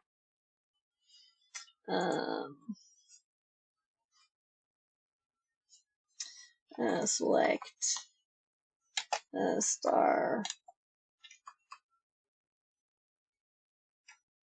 You remember what I said? I said I will want this example, right? Now I know when they ask what it is, and they got the exact question. That wasn't. I misclicked on my keyboard. I never use that. So yeah, right. These, yeah, and then to paste finally. So 19. Which?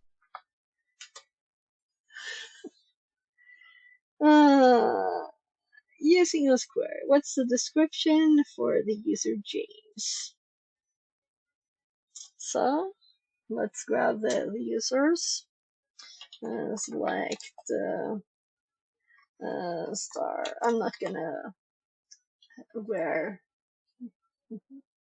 James or anything. Users semicolon.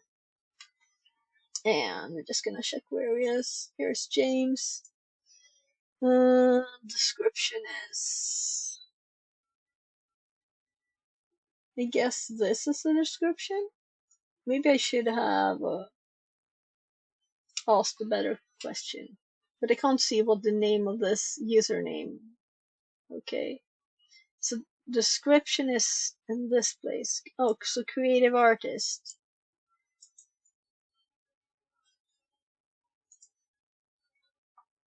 Yeah.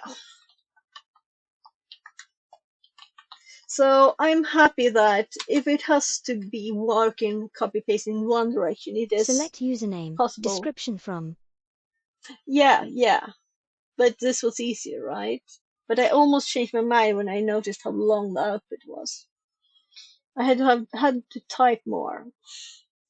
When we run the following search query, what is a full set of the user with the red? Now we need to do a query because it's easier. Actually, I don't need to, right? And here they give us a query. So when we run the following search query, what is the full set of the user? The thing is that I already have it in front of me, right? Enumerate Because I users. did this. Yeah, but I already have it in front of me. It's just here. Which is kind of the good bit with doing this. And I won't be able to paste this. I can't paste and copy the other way around though. Let's see if we can copy stuff. Yeah, but that was not the last thing I copied. So let's try again. Copy, copy, copy, copy, copy. Paste. No, that wasn't useful.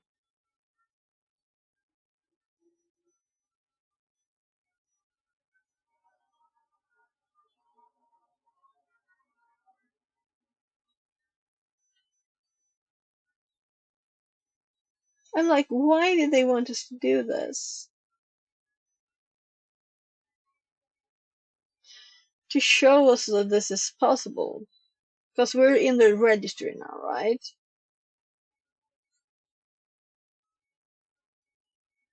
Whatever. Let's just type the thing.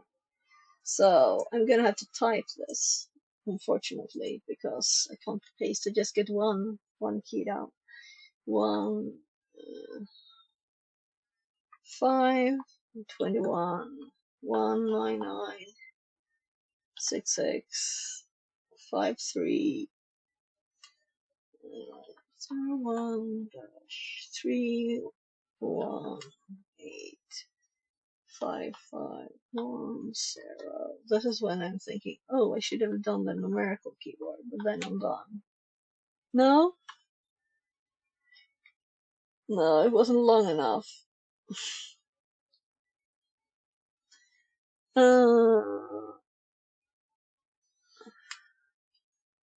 So did it actually want this?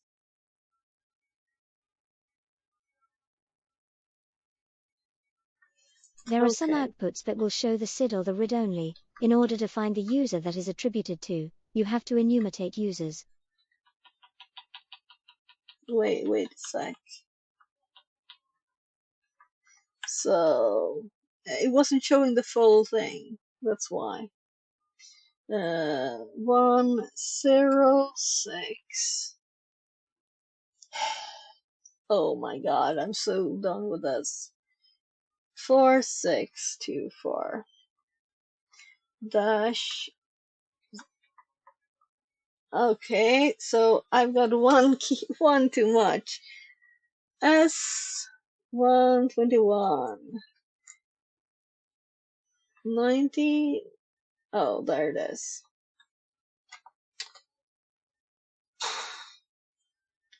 So copy both ways, nice. I would have hoped for that. When we run the following search query, what is the Internet Explorer browser extension installed on the machine? Yeah, so we saw this with IE extensions. So it's just showing us demos of information. I am totally okay with that until... No? We didn't copy. Copy, copy, copy, copy, copy.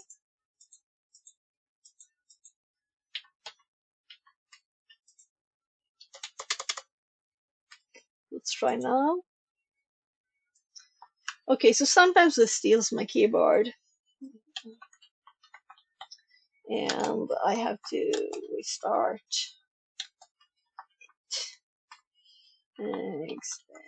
Extensions.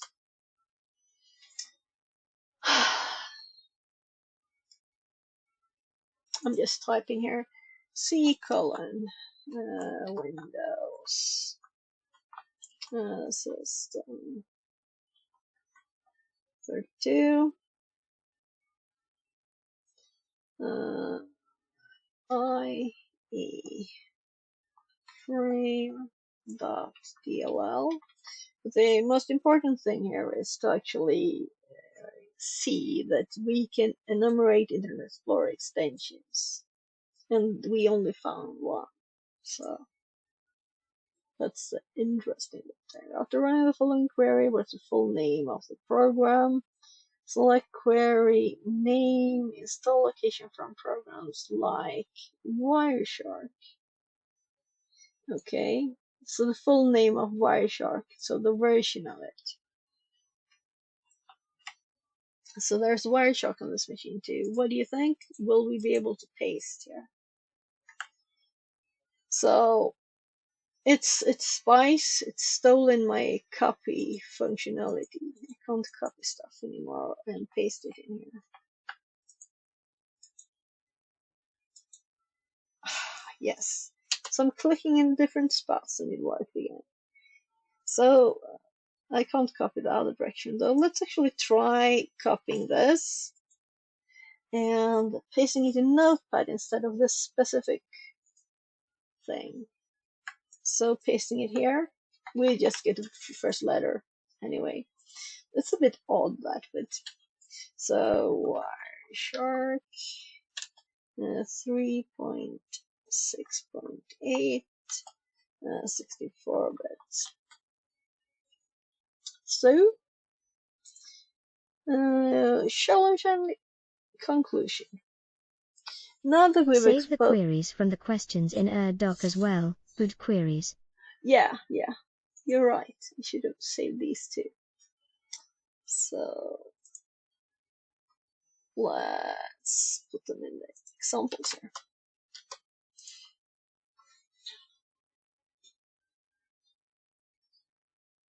I'm not getting that one. Where's the questions? Here.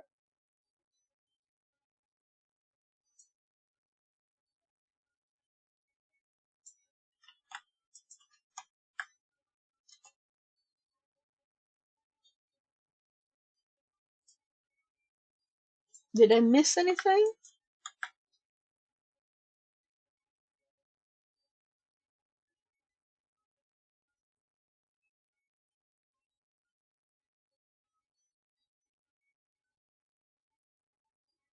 No.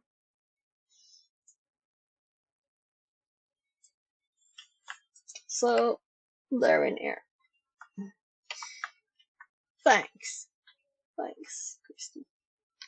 Let's see. There. So we have 3 more examples. Now that we've explored various tables, learned how to create search queries, and ask questions from the operating system, it's time for a challenge. Use source query to examine the host and answer the following question. Which table stores evidence of process execution in Windows OS? Okay. So we already did run a. So I don't know how far up we have to scroll to find the thing.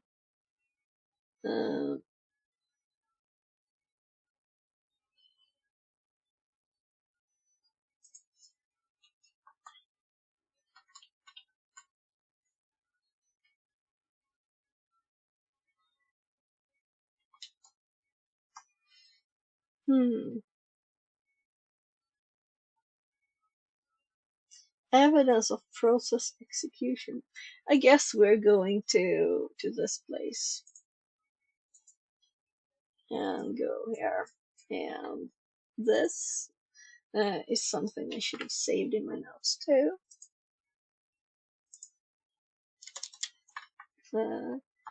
Find what to search for at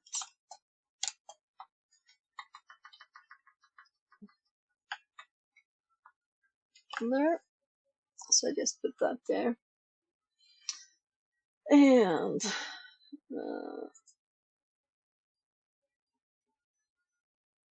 process execution. And we already have Windows selected. No, I think yeah, it's Windows. Good. And process execution is not there. But what's this called?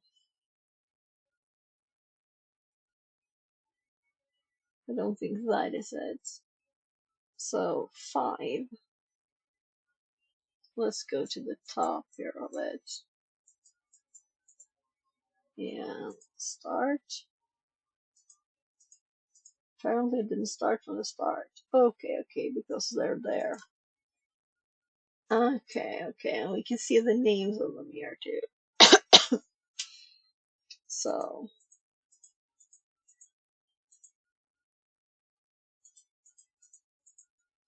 CPU info, listening ports, logged in users, OS query info,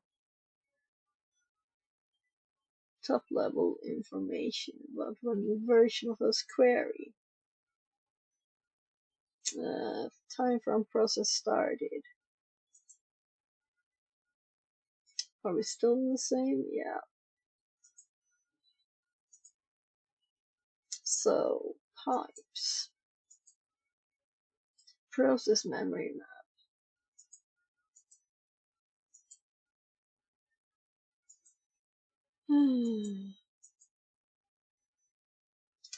All running processes, which we already knew, and it's one letter to level.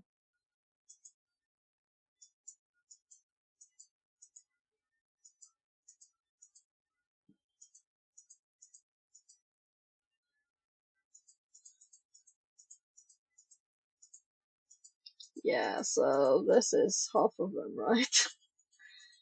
Now, where do we go? Services. Installed services has a few of those. Shared resources. Windows crashes. I might just find this another way. I just wanted to use the resources. Windows event log, I think that's too long.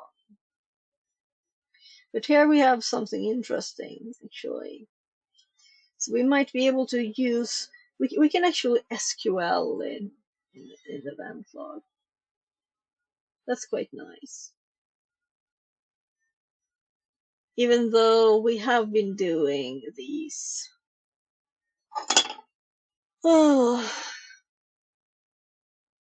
should be like just here.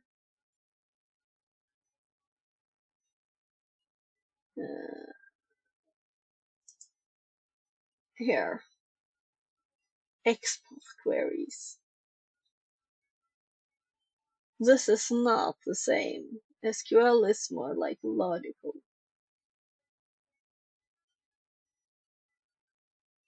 Than this. Filter pulp.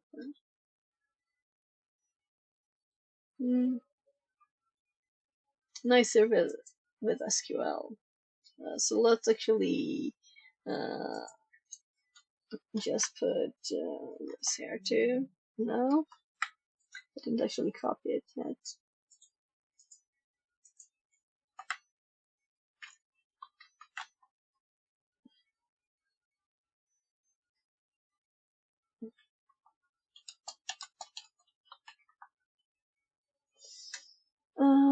Let's like interesting tables.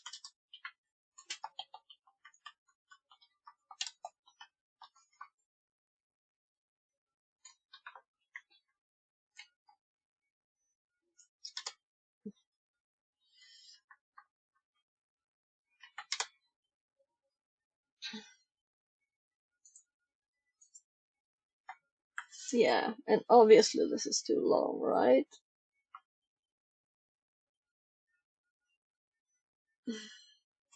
So I tried the processes, and this one character short. I might not want to do this forever, so we have like 2 more hits. Windows update history, and we don't have any more. So I'm thinking this room is OS query. OS query the basic. And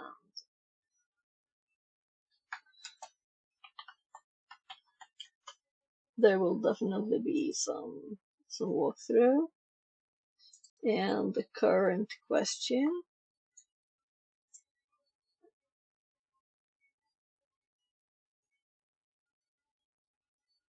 Let's do that.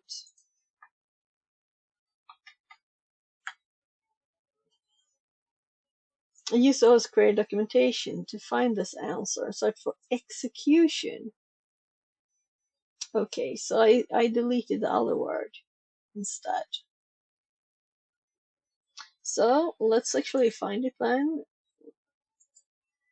So I undid, delete the other word, and you might find it. And this is just 19 hits too.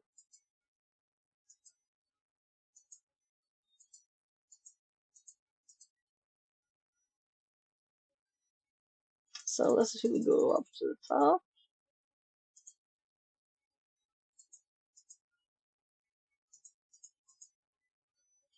And let's just check. It's from the end rather. User assist. User assist registry key tracks when user executes an application from Windows Explorer. I wouldn't say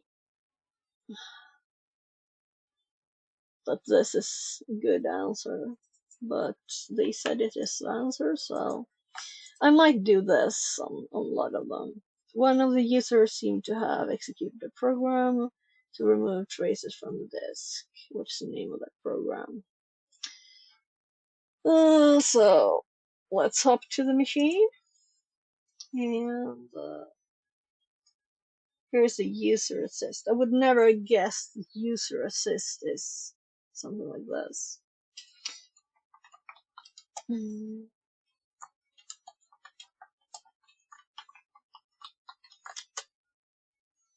So something that removed traces.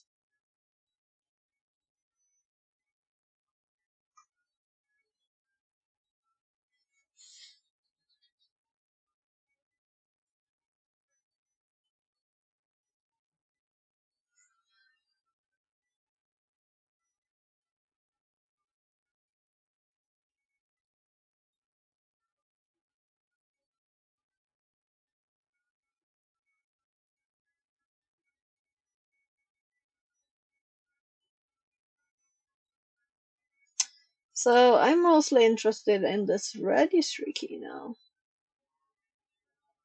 Where is it?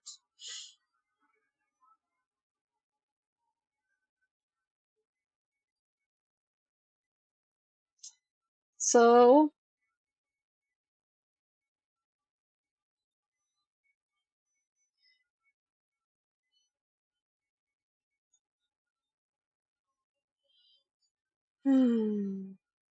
there's so many things that could be the right answer, and I don't want to spend too much time, so I think I'm going to just grab the answers.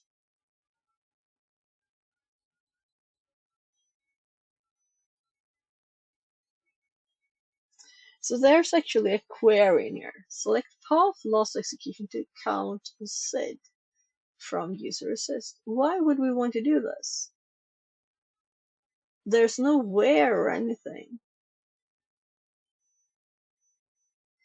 Because they think it's hard to read?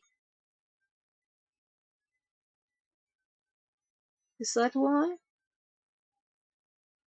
Yeah, obviously I missed it, right? Because it was too short of a name for the format I had. And it's kind of in here, right?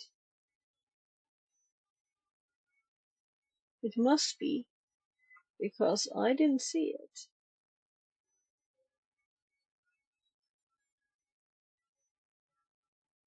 And I think I read all of them.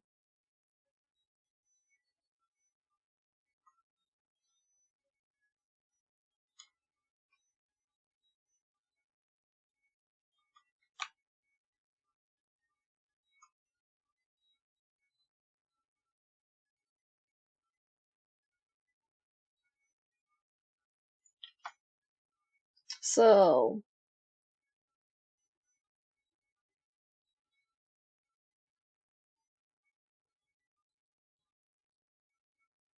here it is. Describe. I wasn't reading carefully enough. Yeah, I kind of feel that I'm wasting my time, right? I'm wasting my time. And I don't want to. So, let's see.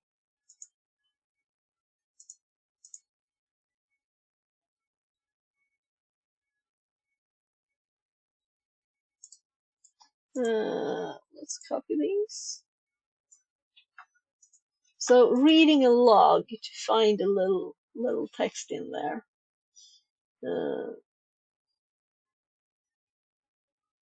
So, we already know kind of what the VPN is because we saw Proton VPN in there. When I read the names, it was actually just above describe.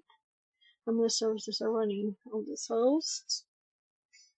Select count star from services.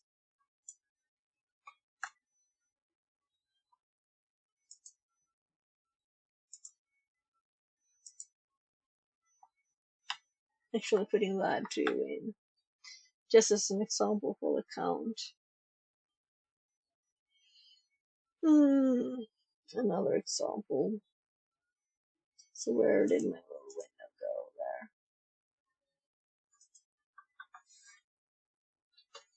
there? The table of the exit contains a list of executors that are automatically executing on the machine. There seemed to be a batch file that runs automatically was the name. So we saw also a batch file there. It's kind of like we saw all of it. What are all the things that were run recently? What's the full path of the batch file found in the above question?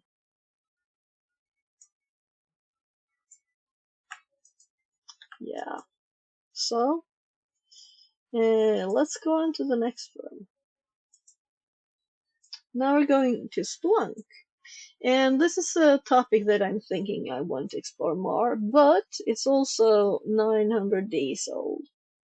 That's not mega ancient. Some were like almost 2000 days old in this path. We'll see. Let's just do it. So Splunk basics. Learn the basics of Splunk. So all the Splunk things I know, I learned from Security Live. Splunk is one of the leading SIEM solutions.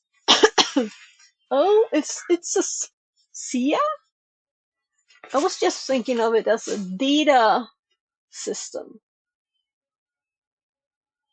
Okay, get the data and query it.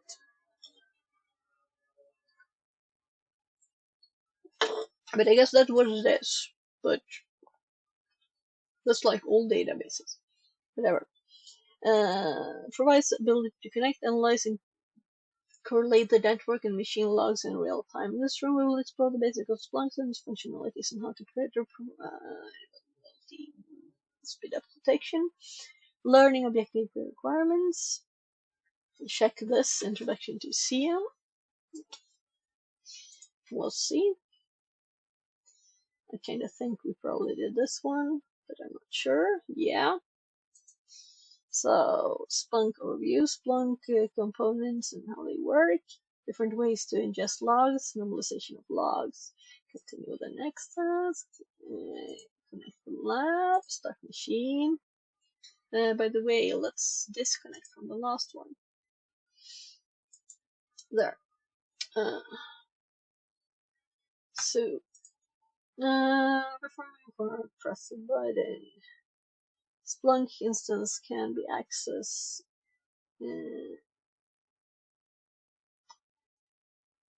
or okay. So we just VPN and go to the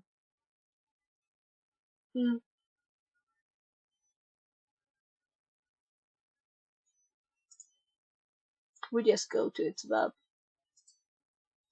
when it's up. It's not up yet.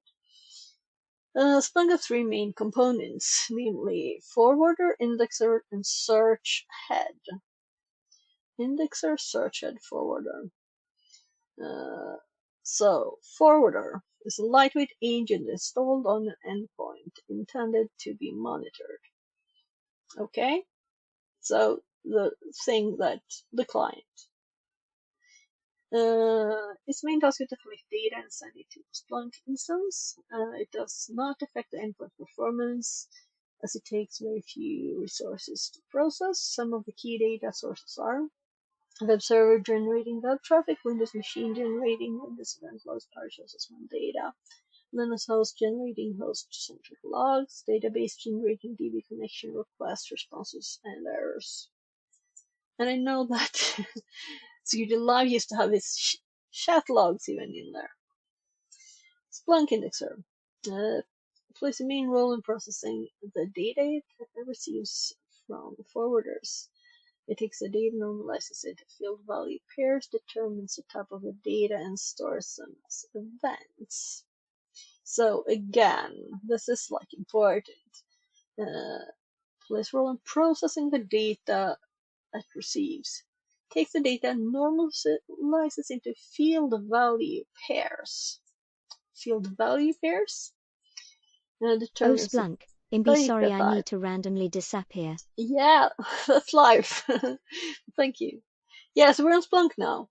So this is an introduction room, and all the things I know about it already is from Security Live. So I don't know a lot of Splunk. So that's one of the things I was looking forward to in this. Oh, so I have this power cord on the floor that's in the way when I roll my chair forward. So let's put this like this instead.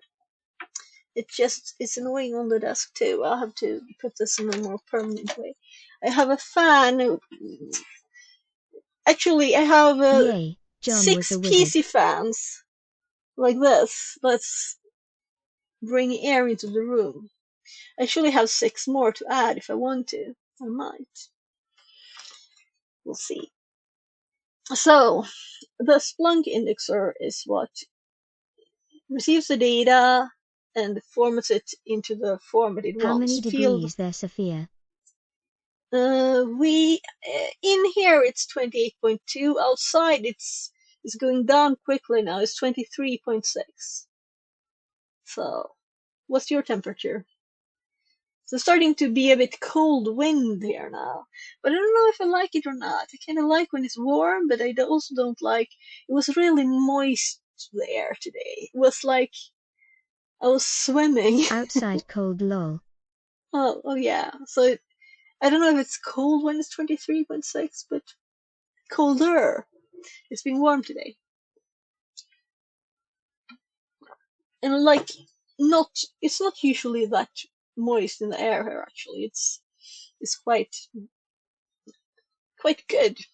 Perfect. Here is 35 plus outside, Aaron 29 inside. Okay. So has it started going down? Did you have it warmer outside before?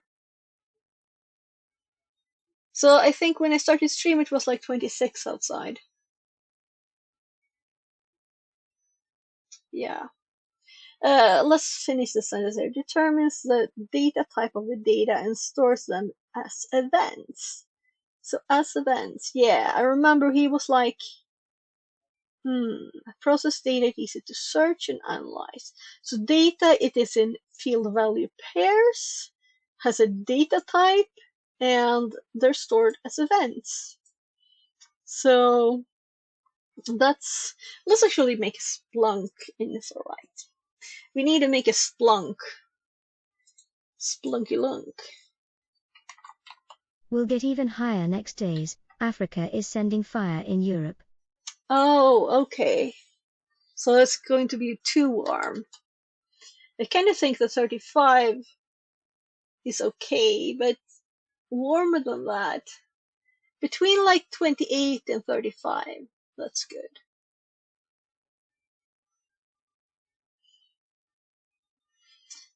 Oh, Is dark red on Africa territory on the interactive map? oh, okay.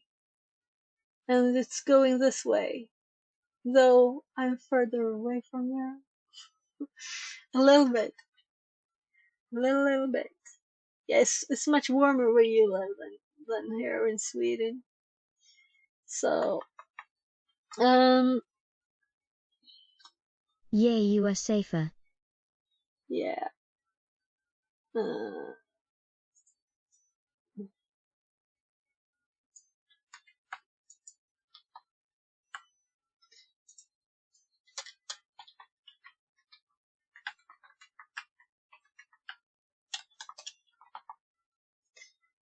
client. Even though my friend in NL is suffering 38 these days. Oh, okay. Yeah. 38. So in Sweden we get usually like 40, like not a lot of days during the summer. And we're like, oh my god, we're dying. So having 38 for like weeks, that would be tough. We'd have to get an AC.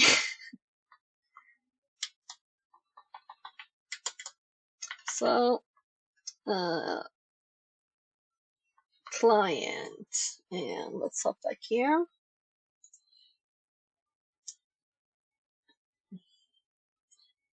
Agent. Yay, geography position is helping you a lot. I'm jealous, TBH. Yeah. But in the winter we have short days, right? It's not nice. Quite short days, especially the people in north of Sweden. I'm like by Stockholm, so it's not that bad. But so like almost no days in the north of Sweden. So maybe you're in like the perfect mid place. I don't know. It does not affect the input performance. Take very few resources. Let's actually do this. Low resource.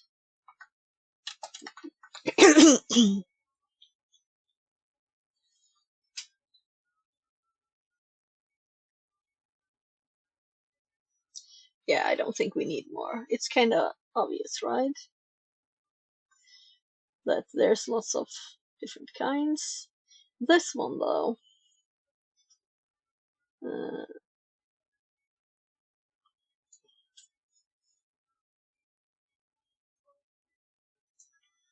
so let's make points. A few little points here. I know, yay, those can be depressing is true. I mean, mother is complaining in winter that is yating dark at 4 p.m. Yeah. Yeah.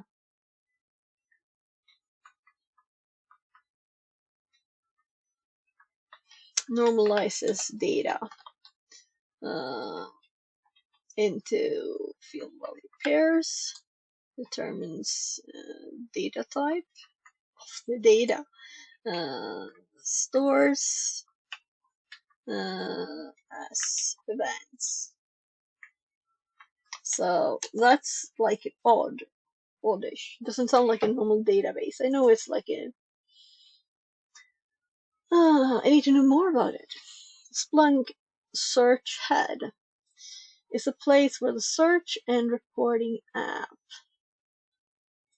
place within the search and reporting app where users can search indexed logs as shown below. When a user searches for a term or uses a search language known as Splunk Search.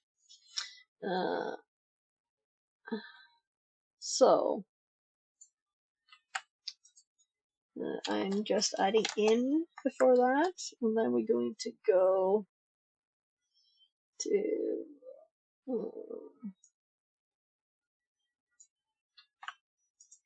actually I'm gonna edit that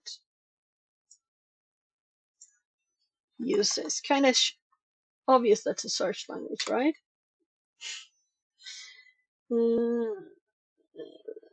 Request is sent to the index and relevant events are returned. So the indexer is also what is answering. So the indexer is not just the receiving end, it's its actual database. But the indexer then will take both kinds of requests, like save this data and find this data, I guess.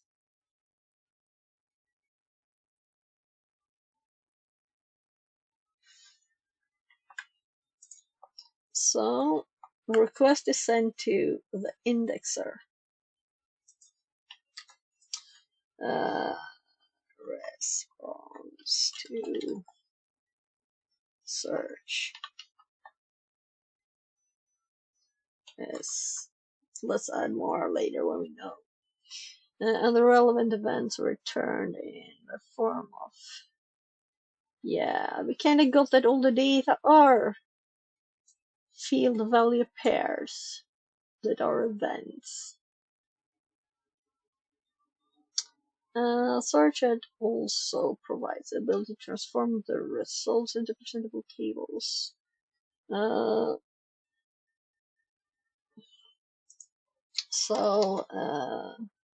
Makes tables, visualizations, like, I hate those charts.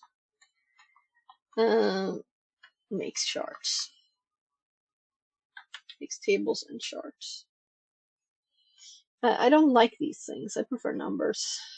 Sometimes it can be good though. If you're like grouping stuff, like what's the most common something.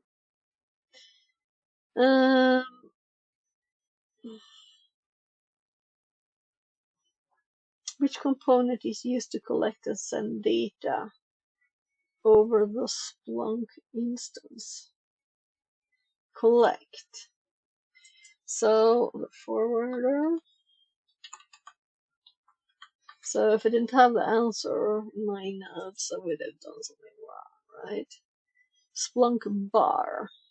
Okay, so we're navigating within the web stuff now. When you access Splunk, you will see the default home screen identical to the screen below. Let's actually hop over there, right? So we copy the IP. We have the VPN up on this machine. This is just the X3RDP connection, so it's not the VPN that died.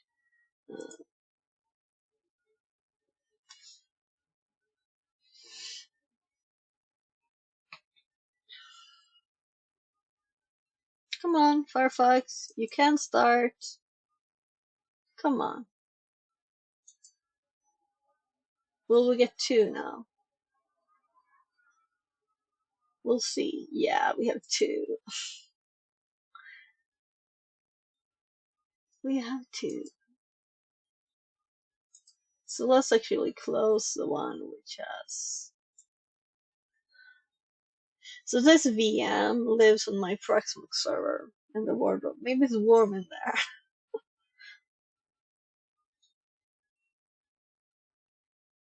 Also, my hubby and my youngest kid, they're in the country house. You. Translated from Spanish.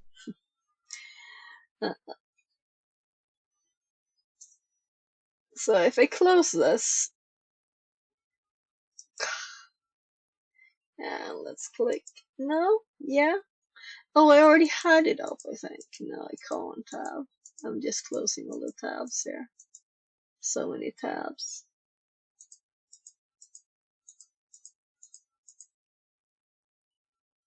I closed all the Country tabs. house means better weather, no?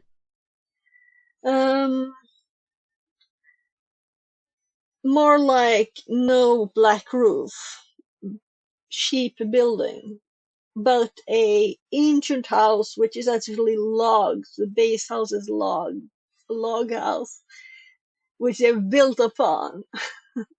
So it's also on a bit of a like a hilltop, so it's always a bit of windy, like cooling. Um,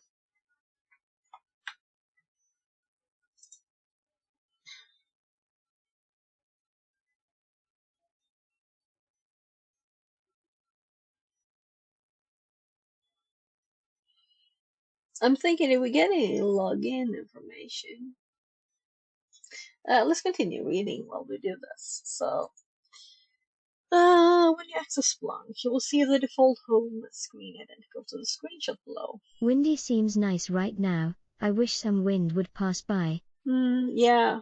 Only when it's actually, there is a wind, of course, you know. Yeah, so it's up. Let's zoom a little bit. A little bit. So, we have, BRB. yeah. So, um,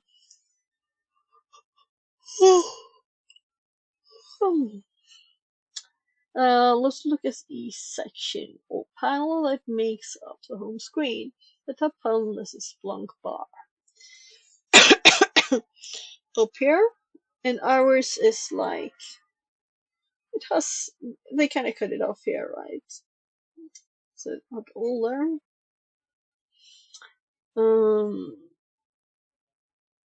Yeah, here they have it all. The Splunk bar, you can see the system level messages. And this one has messages. KV store process.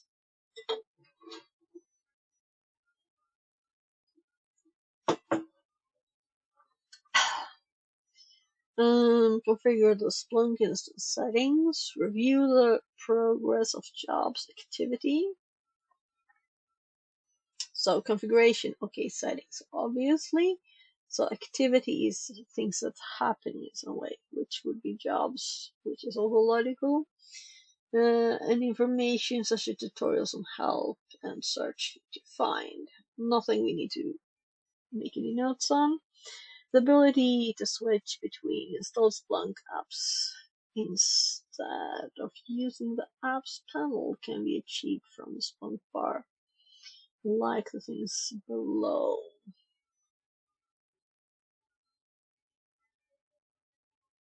Splunk and app. So this kind of looks like I would have clicked here, right? And then something appears here. Yeah, now it says apps. Apps panel. They're like explaining stuff that's obvious. Explore Splunk. Yeah, I'm thinking of grabbing some tea or something. My throat is starting to not be happy. I'll do this a little bit. The next section is Explore Splunk. This panel contains quick links to add data to the Splunk instance, add new Splunk apps, and access the Splunk documentation. Oh gosh, an animation.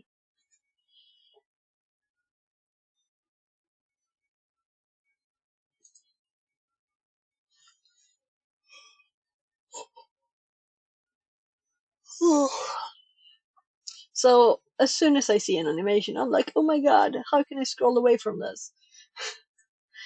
But this one I probably need to look at. The last section is home dashboard.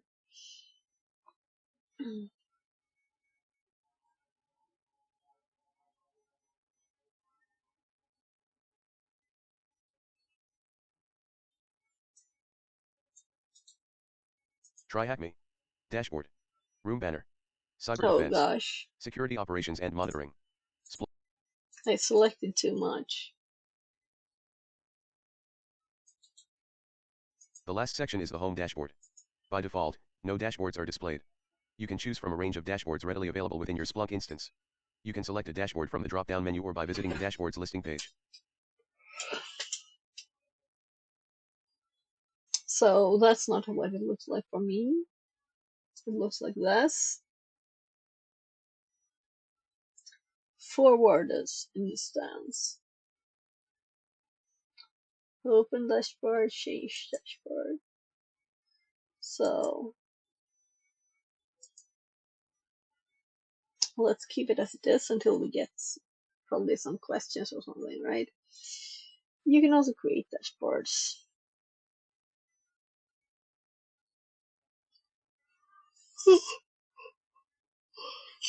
I'll have the questions below. In the data tab, which option is used to collect data from files and ports?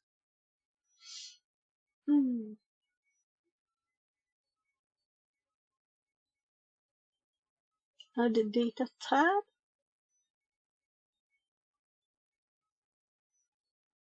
Okay, so they call this a tab.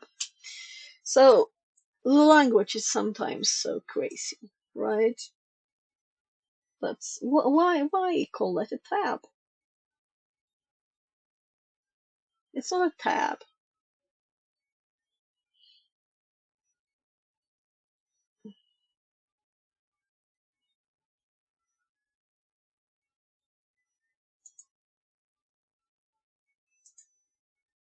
So I was like, what? So I clicked the hint and said, navigate to web. Of course. Thank you very much. Fixerbot Born says, again, thank you very Thanks so much much for for the the sub sub. born again. Less than 3.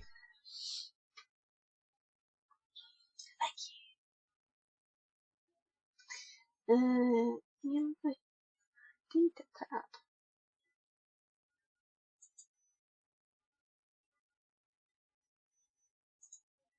So, which option is used to collect data from files and ports? So, files and ports.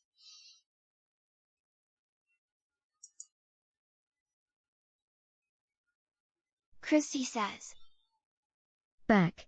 Born Again says, Like him. Fixit 42 love.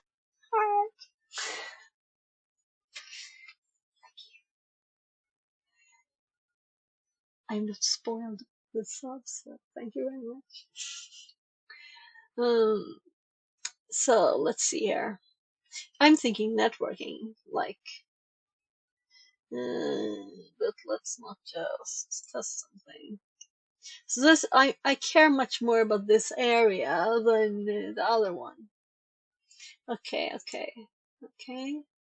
What do you want to send? So we can search her actually. Files and ports. So what if we do files? Ports. Yeah, this is so odd. Yeah, kind of thought so. So let's say we have a file we want to talk about. Yeah. It's feeling us right. But I'm assuming we can get. It's 36 Celsius in Germany. I can't breathe. Frowns. Oh, yeah, you have the same temperature as Christy there. She had 38. Yeah. And now it's down to actually 22.9 outside here.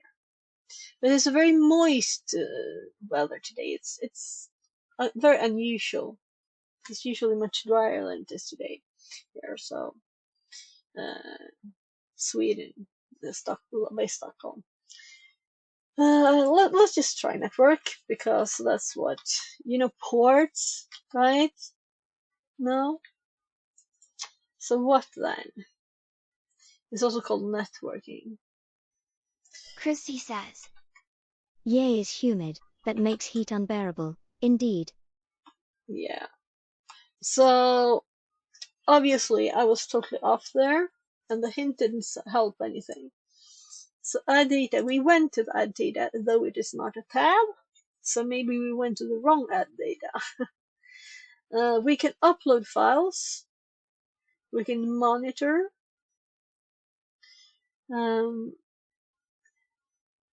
Okay, so maybe monitor is what they mean, because we have TCP UDP, which is port, and there's also files there. So if I would have read a bit more, and also it's logical if we get like information in a file on port, like a PCAP, we would probably put it there too. But I don't know how or what it would do with the file or anything yet. Let's hope there's much more information in this. Now, Splunk can ingest any data. As per the Splunk documentation, when data is added to Splunk, the data is processed and transformed into a series of individual events. The data sources can be event logs, website logs, firewall logs, etc. Data sources are grouped into categories. Below is a short listing from the Splunk documentation detailing each data source category. So files and directories, most data you might be interested in comes directly from files and directories, network events. The Splunk software can index remote data from any network. Port and SNMP events from remote devices, IT operations, data from IT ops such as Nagios, NetApp, and Cisco. Cloud services such as AWS Kinesis, database services, databases, security services, some McAfee Active Directory, system semantic. Active Directory is Microsoft's security service. Okay. Visualization services from virtualization services such as VMware, SANUP, application services, JMX, JMS, WebLogic, WebSphere, Windows resources, wide range of Windows-specific inputs, including Windows Event Log, a registry, VMI, Active Directory, Performance Monitor. I'm curious what this is. I'm kind of thinking Defender here, right? I think they're just made a little mistake. Other sources, for queues, scripted inputs for getting return APIs, other remote data interfaces. So let's click outside the image with the scroll. In this room, we're going to focus on VPN logs. When we click on the Add Data link from the Splunk home screen, we're presented with the following screen. Yeah, this is what we saw. And where we finally found a monitor after a lot of looking. We will use upload option to upload the data from our local machine, download the attached log file and upload it to Splunk. I'm hoping it is already there. So, because I can't log into TryHackMe from this machine, or I'll have to start an SMB server. Yeah, that's annoying. So, let's hope that this file is available there. They're usually smart about that. So nothing on the desktop, nothing in downloads. Yeah. I'm gonna click the file to see what it's called. What is this file? VPN logs.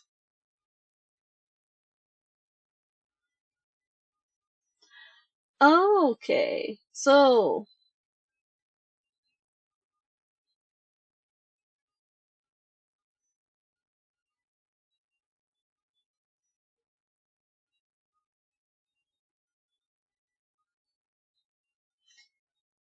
okay. Right. I thought we were on a VM again, but we're not, right? We're on the machine.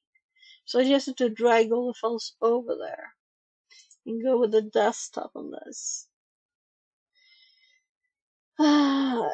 Let's continue using this directory.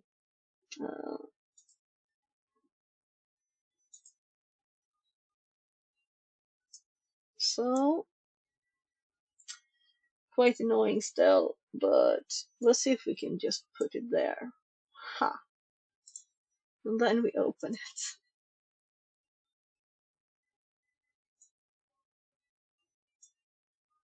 So,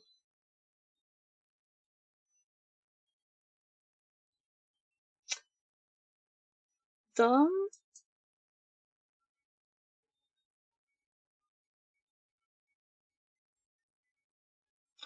Drop your data here. Done. I guess we just do next then. Let's check out what they say we're supposed to do.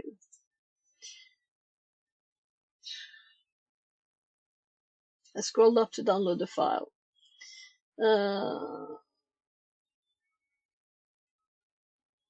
Select source type. That's where we are. And it is JSON data, of course. Is it only the thing that it needs to do? All right, they have more stuff here. Another animation. Couldn't they just have screenshots so you don't have to? So I have to wait until the end of it so I can look from the start, and if we miss anything, we have to like do it again. And also, it's moving. It's just a GIF or something. Come on, start from the beginning.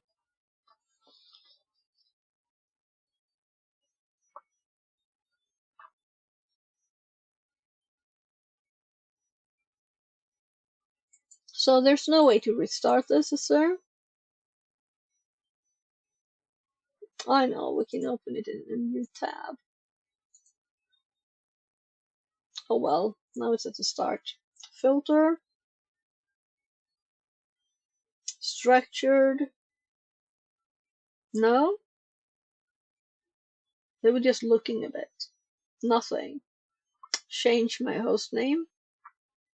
VPN. Log. VPN connections. Index name. VPN logs.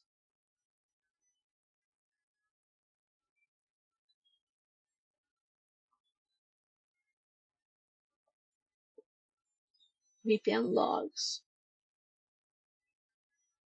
Yeah, but I can't pause this.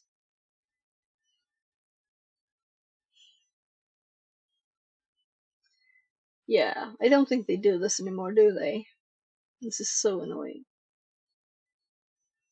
Old TryHackMe room. So now they're at the start, okay? So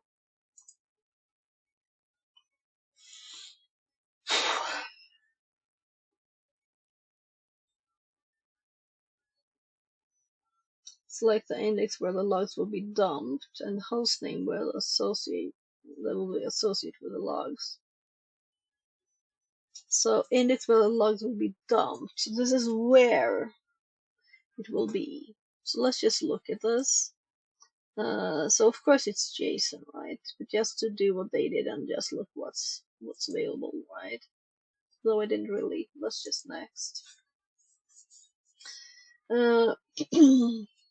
So let's say data, and here they added one called something VPN logs. So VPN logs, and we can set the index type to events metrics. So it doesn't have to be events, it can also be metrics. And then there's timestamp resolution instead of data integrity check.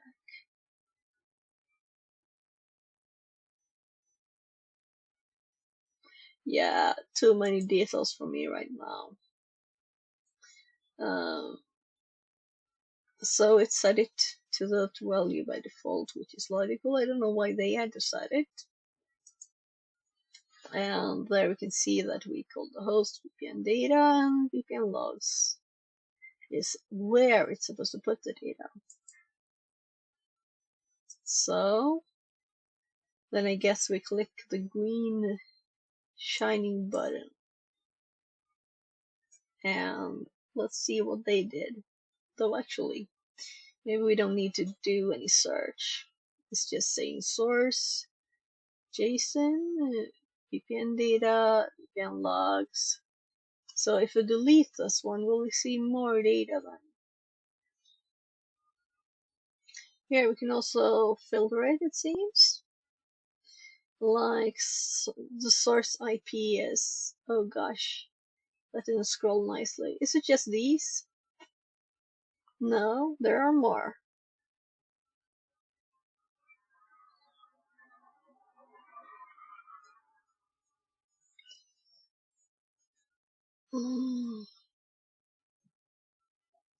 These are the top 10 values, but I want to see all of them.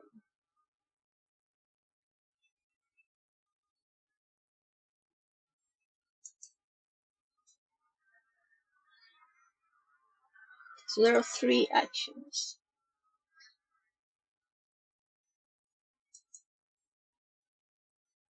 One port.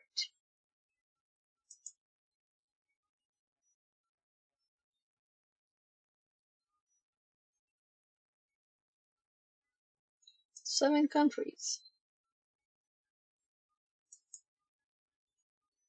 51 usernames. Very realistic usernames.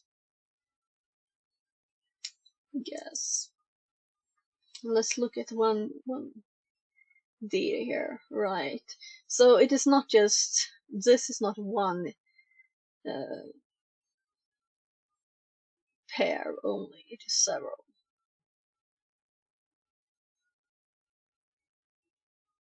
That's what made it sound odd to me. I think I'll print screen this. So what's this annoying thing?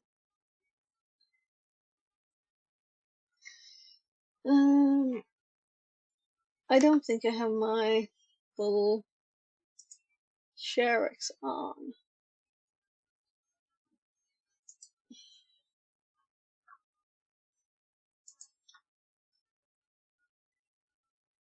So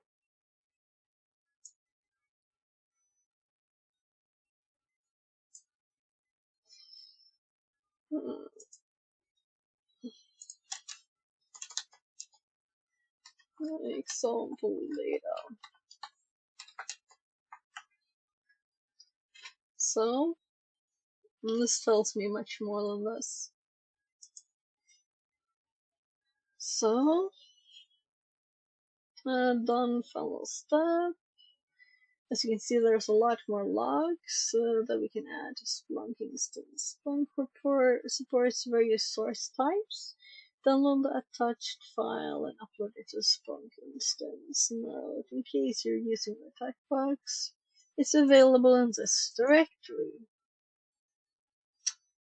So, upload the data attached to this task and create the index. VPN log. So many events are present in the log file.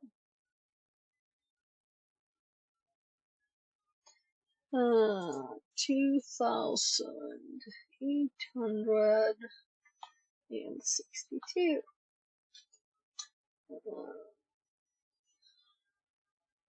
So how many with the user Melina? So I was just at the username here. Select it. What if we click yes there?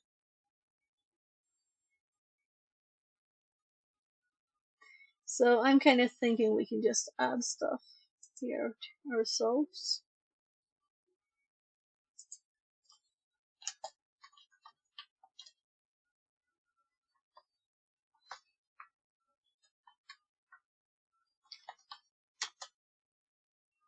No, obviously it failed. So let's scroll. Why only these? Is there name? No, that wasn't possible. Name.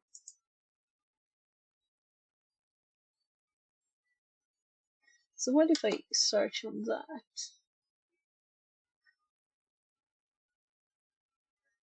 Here we have this. I can just click her, but I want to know how to do it without clicking. Okay, so maybe case sensitive. If I do this, will it still work? Yes. So username is probably case sensitive. Yes. Okay. So case sensitive. And the answer is 60.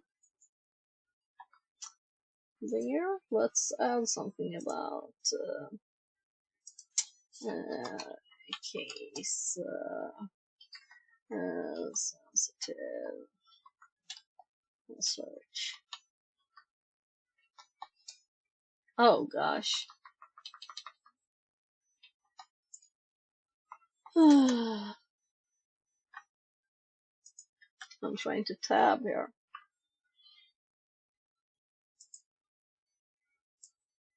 Let's copy that.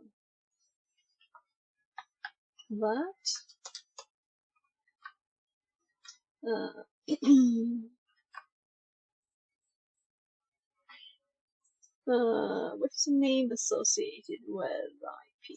Let's copy that IP. And let's see what was the source IP.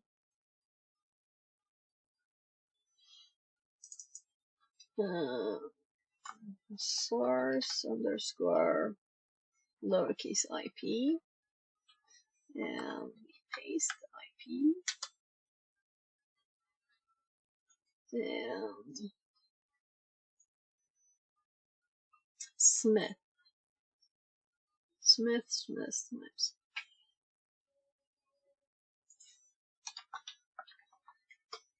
What is the number of events that originated from all countries except France? As if we should do that search.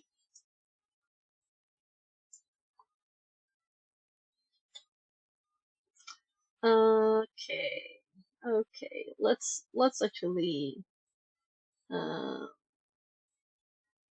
let's see here. So can I click like the sides or anything here? Is it that smart? Should be right. So where's the country? Source state, source country. So what if I click here? Nothing happens, right? More than it pops up. It doesn't care where I click. So if it say that this is selected and we want to remove France, it can't do anything like that. I can click France, but then we will get, how will we say not France? So I'd like a list on how to do this, but we can just try. I'm thinking exclamation, but that's probably not it, and this is probably not it either. Well, let's go with my default. It worked. Okay, should have just done it. So, what number of events? So 2814. How many VPN events were observed by the another IP address? So let's copy this one too, and let's remove this, and we want, so they're all VPN events, right? So we just want to filter on the IP again. We just did this before, right? So let's just go back a little bit.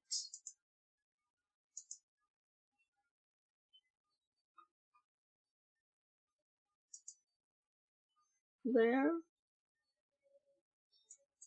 Observed by the IP. Yeah, but it must be this anyway. Why does it ask the same question twice? No, it asks what name is associated before. Okay. Well, I just put just one username again there. So, was this all? In this room, we explored Splunk, its component, how it works. Please check the following Splunk walkthrough and challenge room to understand how Splunk is officially used. And that's the next room, I'm sure. Oh, maybe not all of them. So we'll open them, and we might not do all of them right now because we're following Paul. So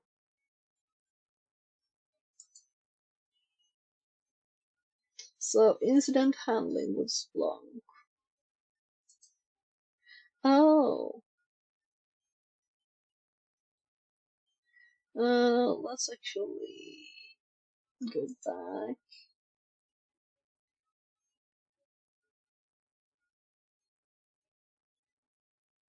This is annoying. And that's not a link. And I can't click there too. Splunk 2. So anyway, did I open 4? Yes. This one is still just thinking. So I'm sure I moved the TryHackMe one up, didn't I? No. So let's grab these rooms and put them in on top of this. Come on, top there. So we have this one to do first.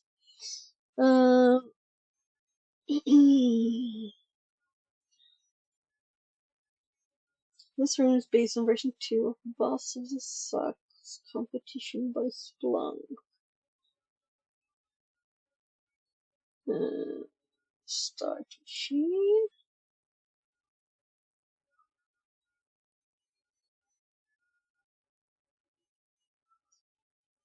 Type down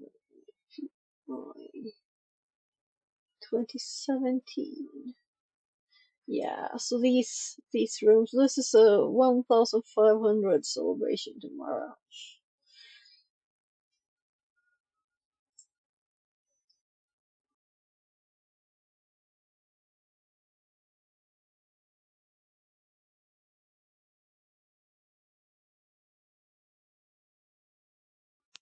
So let's see. I was thinking we would download more files, but there was just one. Bots V2 dataset. The data included in this app was generated in August of 2017.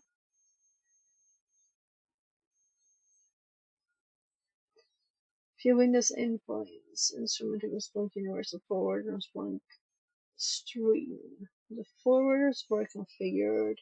The best practice of Windows implementation monitoring, including full system deployment, and best practice for Windows event logging. The environment included a Palo Alto Network Next Generation Firewall capable to provide best practice services. So required to provide network-based ideas. The information is from the longest hunting Splunk app.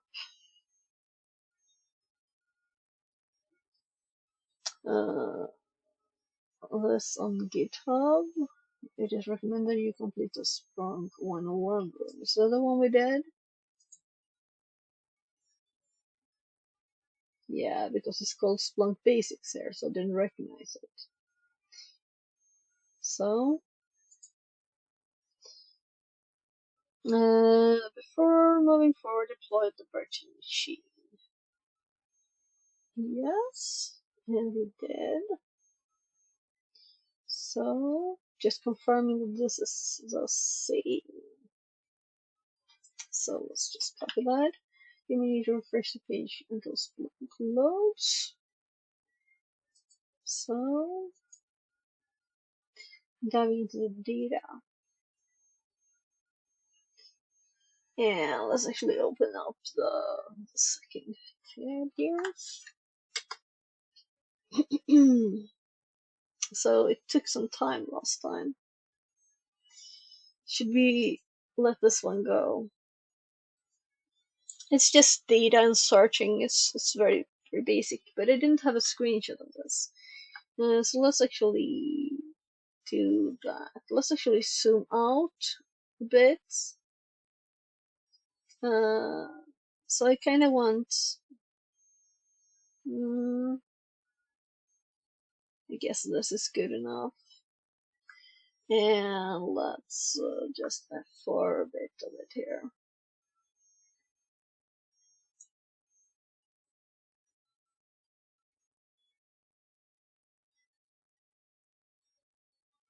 Like this. Still on the same page on tab.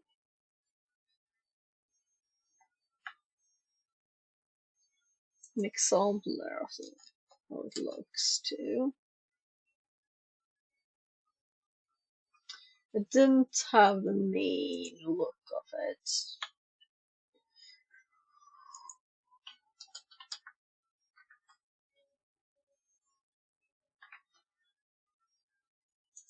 Which I'm assuming will pop up here. Yeah, this definitely looks different. We don't have that thing on the side because we're already in the search here. It hopped there automatically. So let's go back to the main page here, right?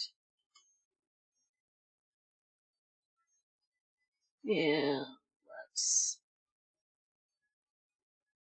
save this thing with a little more zoomed in, prettier look.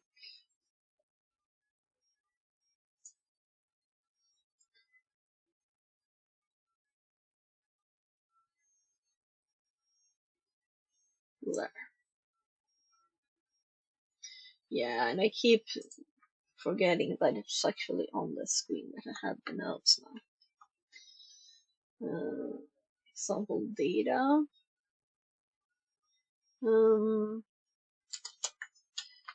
Add data to log file, for example. And I'm actually going to hop up to the top bit and hop over to the first room and actually grab the little guide from there for adding data. So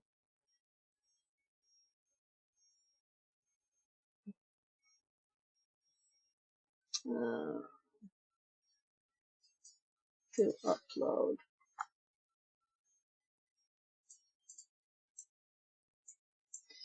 Come on. So add data to upload because that's what it was actually called. And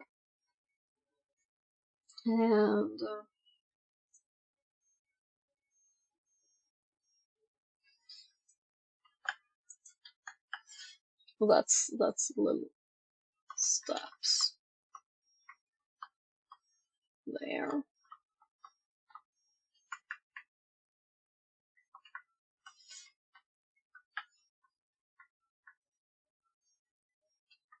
Select source type, select index. host to be associated with the logs. This is really the only usable. Review all the GIF.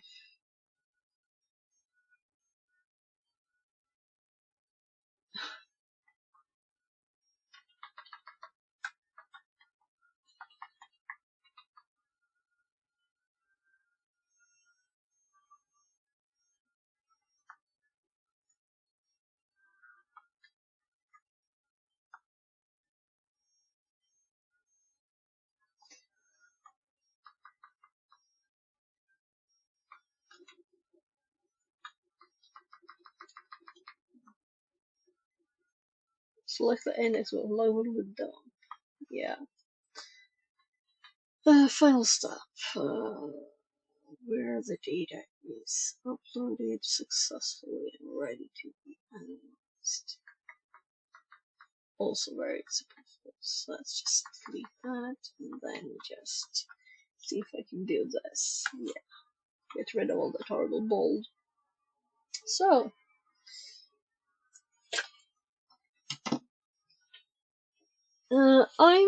my tummy's starting to think of food.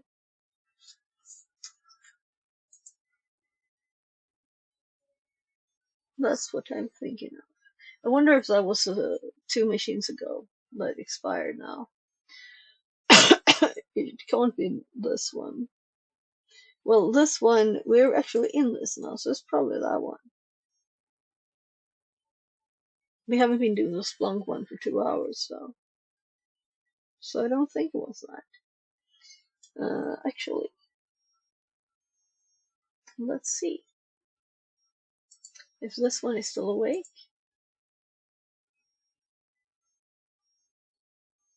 Or if it's died.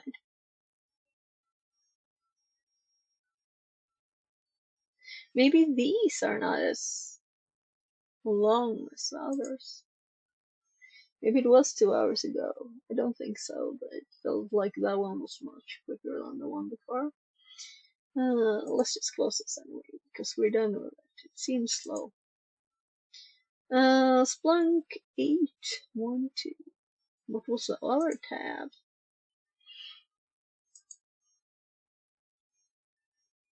826. So this one is actually older.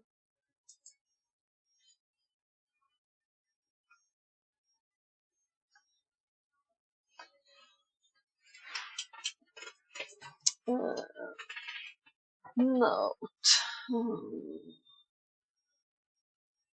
Yeah, we didn't need to read all of that.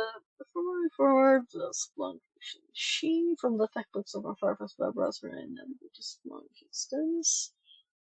So we did. Yeah, I just hopped up there right now, I remember. I was like, I read this. In this exercise, used through the persona of Alice Bluebird. Alice successfully assisted Wayne Enterprises and was recommended to Grace Hoppy at Trophy to assist them with their recent issues. The SPL, Splunk Search Processing Language. What kind of ends do we have? The command metadata can be used to search the same kind of information that is found in the data summary. The bonus of being able to search a specific index if desired. The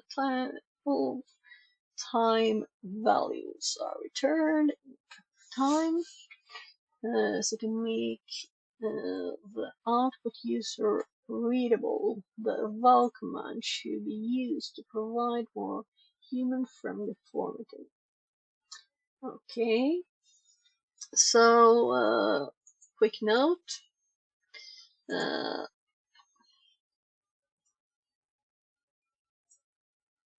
F of time.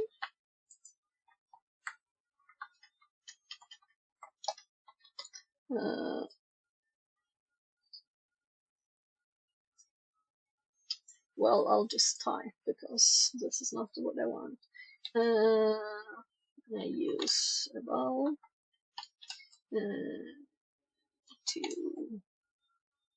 make human readable.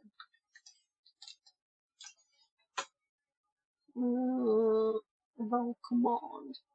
This example will search the .sec2 index and return a listing of all the source types that can be found, as well as count of events of first time and last time seen. Resources. Let's open the resources. 2017. Metadata command. So, actually, we might TTS this while I go and grab something edible. I'm just gonna microwave something. Maybe not even that. Maybe I'll take some yogurt.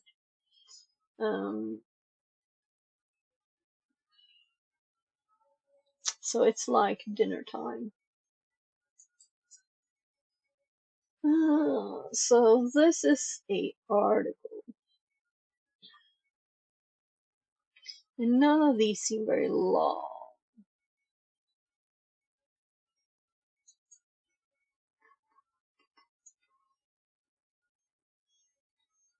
Yeah, I think the article is longer.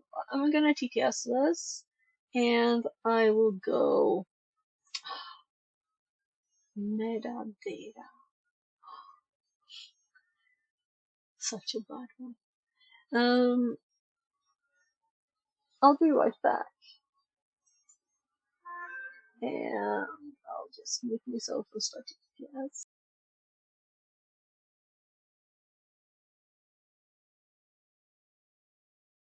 Using metadata and stats for threat hunting.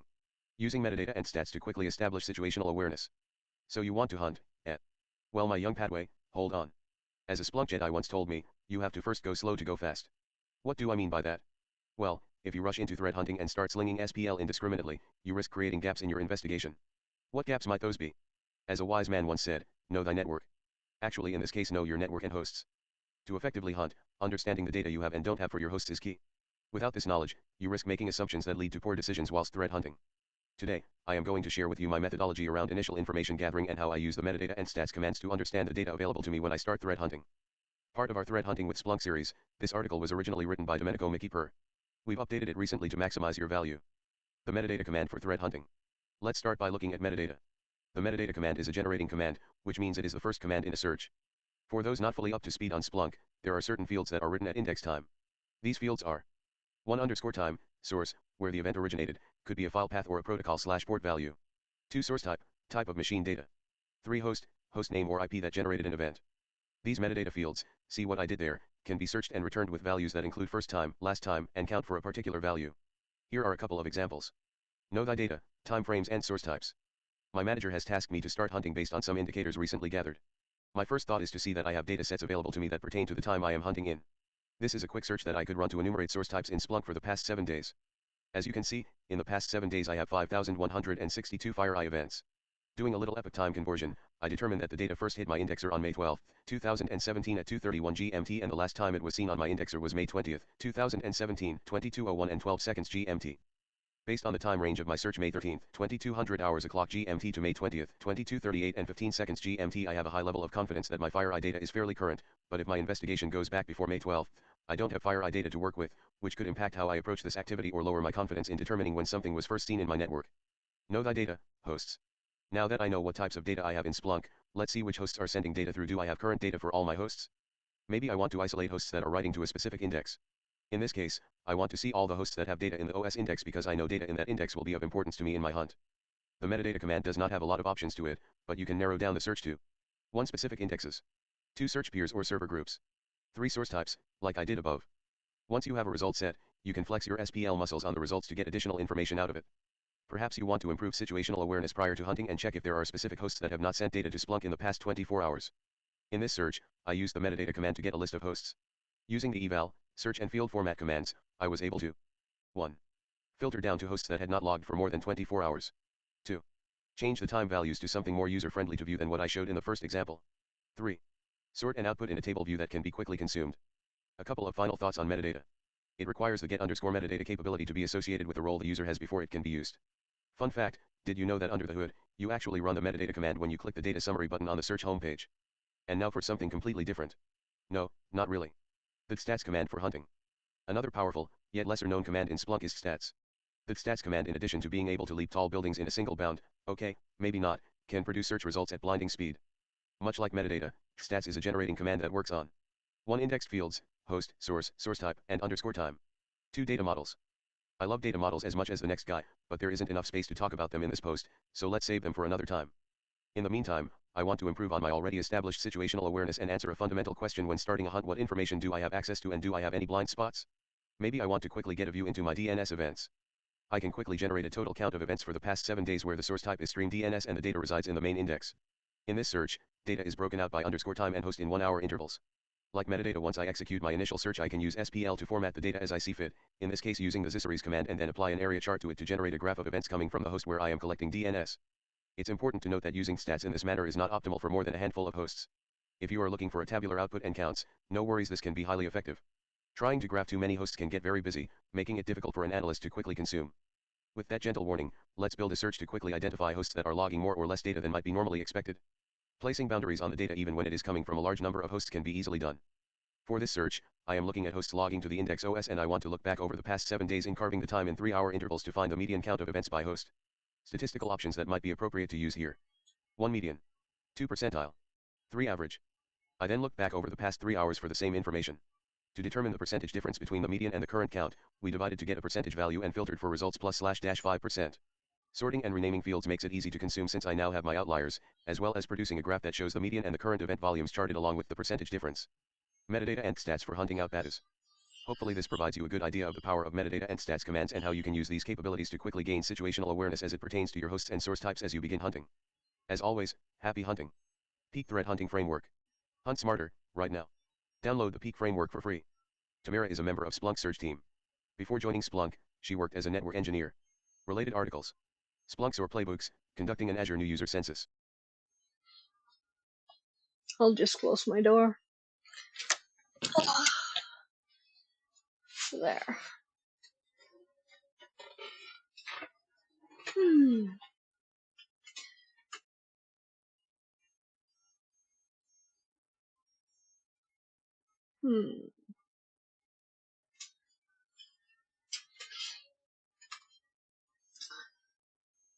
So, what did we get from this?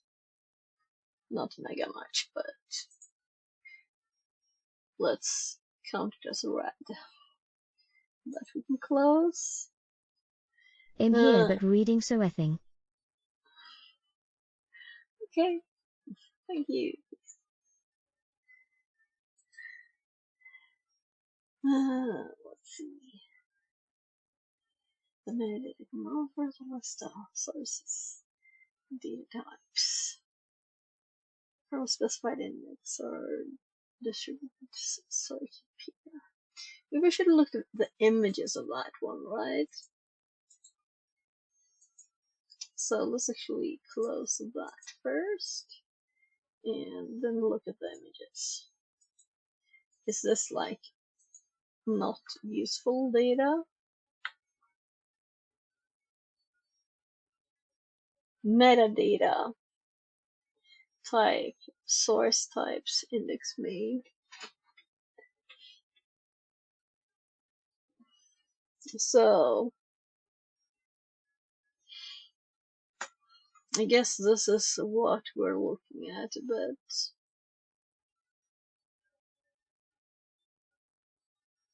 metadata. There's also a pipe there, but I think it was there on the other one too, right? It's more like a one, part of the search field. Here. Isn't actually a pipe there. Just looks like it, right?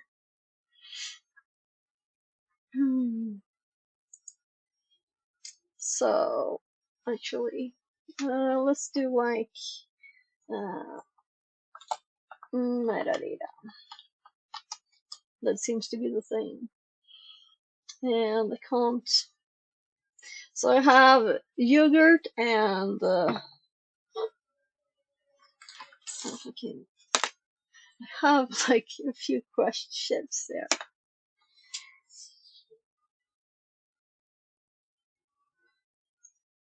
Can you regret crushing them?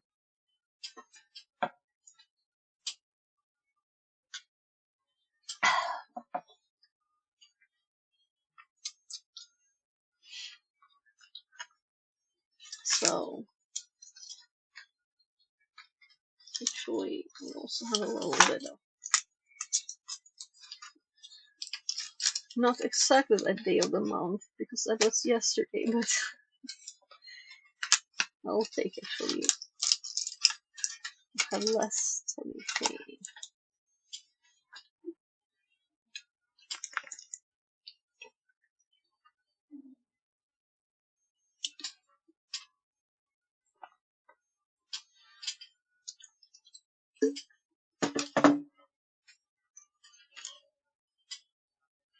So I'm gonna type the stuff in the screenshot. So metadata type equals source types. And then they have index equals name, and we'll have to try this later, right? To see. And did they have this in the text somewhere? So I'm stupid to do this.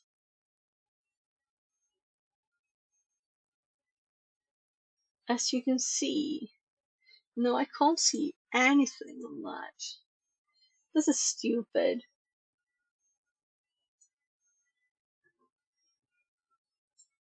First time, last time. Okay, so from every source type, we can see crazy time formats.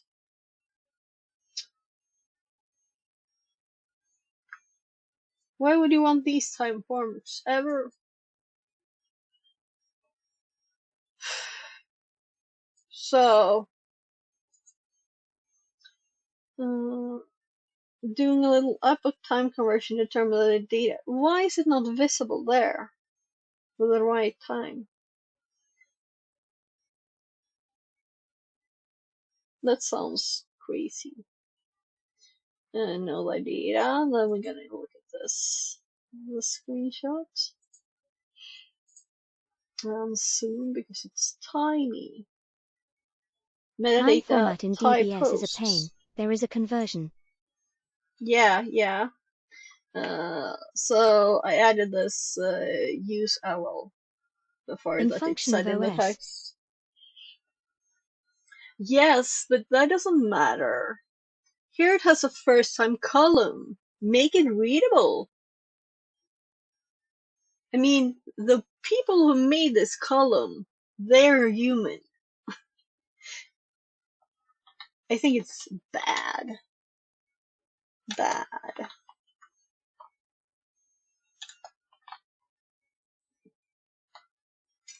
Type Nah, equals. in Wireshark is same. Nah, you just change the format of it in the menus. Is simpler, and user can fix it. Yeah, you can just set the format type of time, and then it's. And I think the default. 42, D.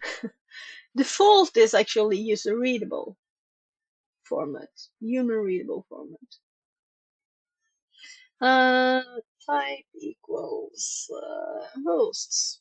So I'm just putting down what it says there. Index equals OS. Well, we'll have to test run these things. See what on earth happens. So that you should be able to see this format too, of course, but they could have two columns then, one with human readable and one, and you can select which one to show.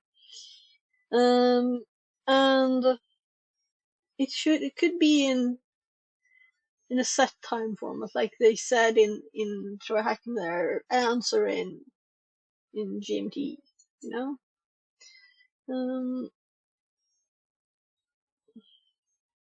I almost want to open up Wireshark too.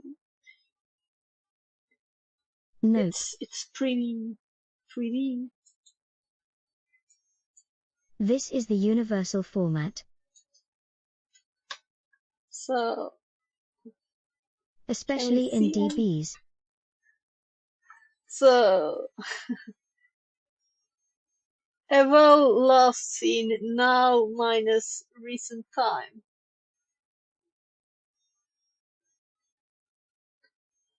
Gosh. Is there a You need to use stftime multiplication? function to convert. A sort of time.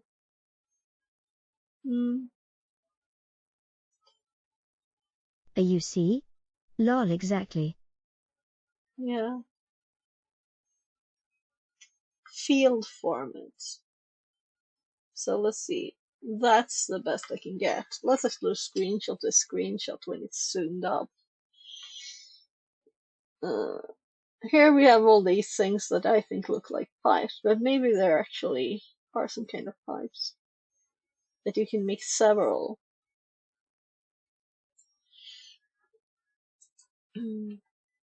So it's still not really readable, is it?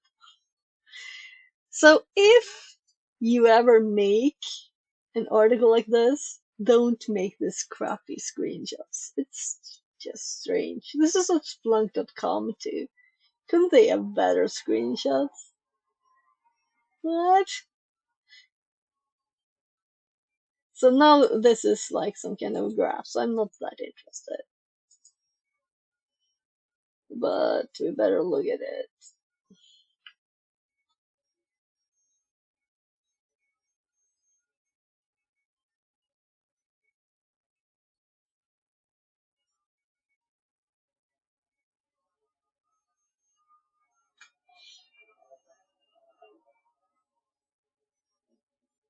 I didn't actually look at the data for the last one.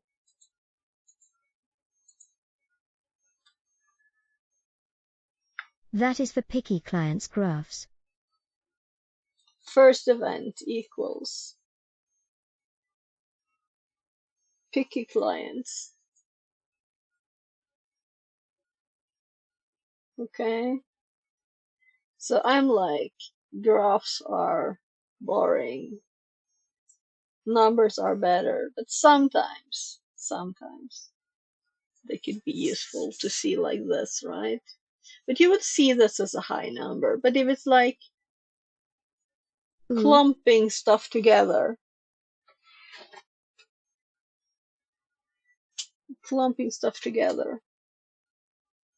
I'm thinking if I should screenshot this thing or not.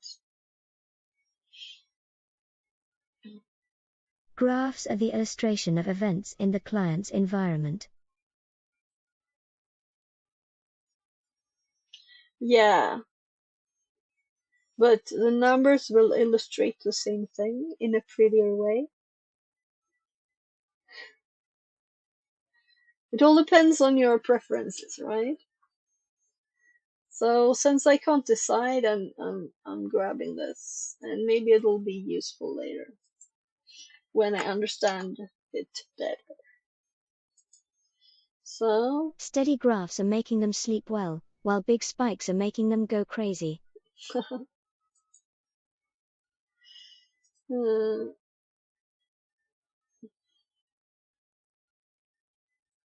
oh, what about this one then? So I don't remember all the things that it read, right? While I was grabbing food. T-stats count where indexer was earliest. Stats media. Well, from here you need to Yoink. remember that from certain data sets you can make graphs. Yeah, of course. And sometimes you might need it even if you don't like it yourself. So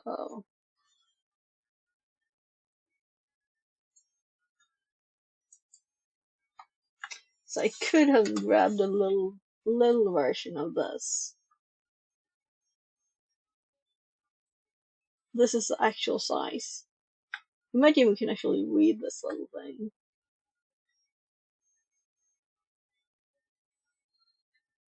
Yeah, so I'm gonna do this too.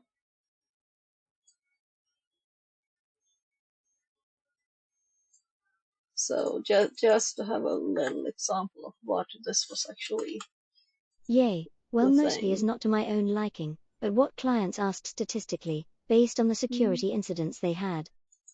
Yeah.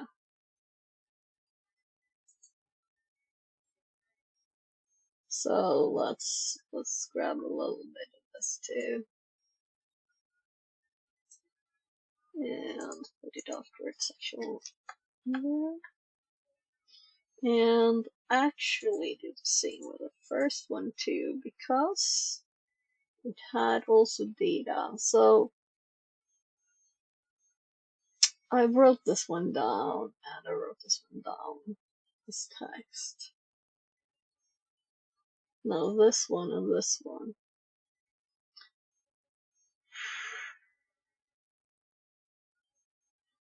Yeah, how to be a bit logical about this in a illogical way. I actually want to see the text, that's why I'm zooming this time. So let's grab so we can see the top there, and let's see that there is data. I don't care much more. We can see the headers in here too, right?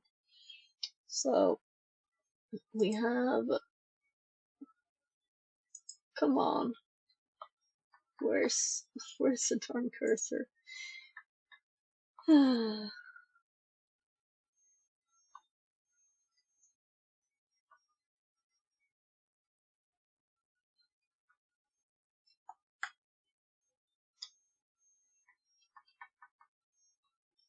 So better make a little new line there and there. So they're clumped together. And close that. So let's actually TTS this one too, so I have the Splunk chance Enterprise to versions drink. higher than version 9.4.2 are documented on our new documentation portal only. To get started, see the Splunk Enterprise page on help.splunk.com and the Splunk Enterprise 9.4.3 release notes. For information about how version selection works in the new portal, see version selection on the About This site page. Metadata. Description. The metadata command returns a list of sources, source types, or hosts from a specified index or distributed search peer. The metadata command returns information accumulated over time. You can view a snapshot of an index over a specific time frame, such as the last 7 days, by using the time range picker. See usage. Syntax. Metadata type equals metadata type index specifier. Splunk underscore server equals WC string Splunk underscore server underscore group equals WC string, data type. Required arguments. Type. Syntax, type equals host sources source types. Description, the type of metadata to return. This must be one of the 3 literal strings, hosts, sources, or source types. Optional arguments. Index specifier. Syntax, index equals index underscore name. Description, specifies the index from which to return results. You can specify more than one index. Wildcard characters, asterisk, can be used. To match non-internal indexes, use index equals star. To match internal indexes, use index equals underscore star. Example, metadata type equals hosts index equals cs asterisk index equals na asterisk index equals ap asterisk index equals eu asterisk. Default, the default index, which is usually the main index. Splunk So underscore server. the one with Syntax, main was Splunk not underscore server necessary. equals WC string. Description, specifies the distributed search peer from which to return results. If you are using Splunk Cloud Platform, omit this parameter. If you are using Yeah, Splunk I'm not Enterprise, you gonna can specify only have all of that. So Splunk server group, data type options, usage. So let's actually make it visible, right? The image is also zoomed.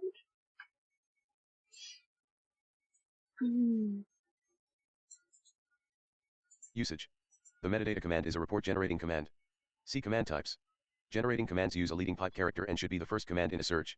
So Although the it is a metadata command pipe. fetches data from all peers, any command run after it runs only on the search head. The command shows the first, last, and most recent events that were seen for each value of the specified metadata type. For example, if you search for metadata type equals hosts, your results should look something like this.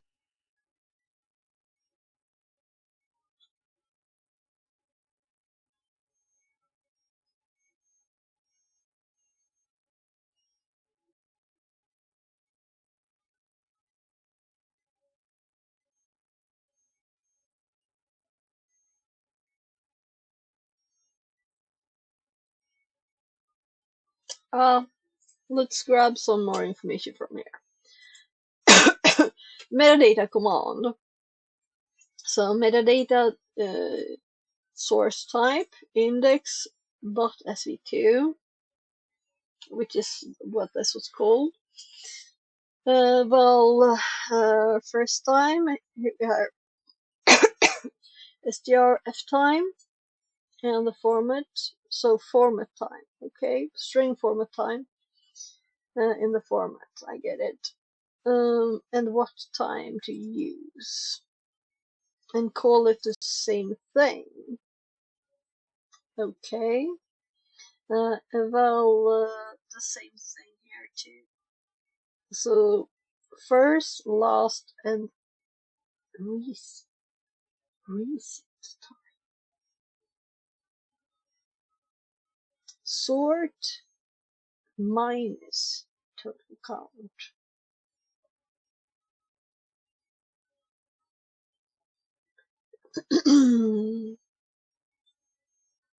So if I click here, will it start the next one? Let's grab this thing first. So there are pipes, just as it looked like. Was what it looked like.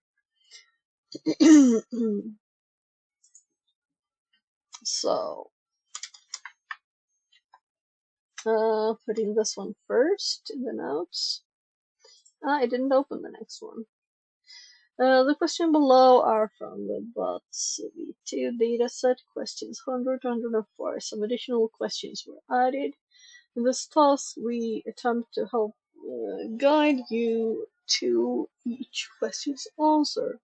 Note the approach outlined in the task is not the only approach to tackle each question. Reading the questions below, the focus is on Amber Turing and her communication with her competitor. Okay. Question 1. The first objective is to find out what competitor website she visited. What is a good starting point? So I don't remember anything about her after all this information. So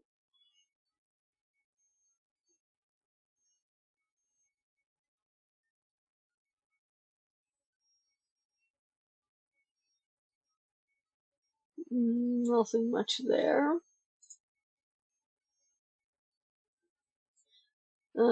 Alice Bluebird, unlist.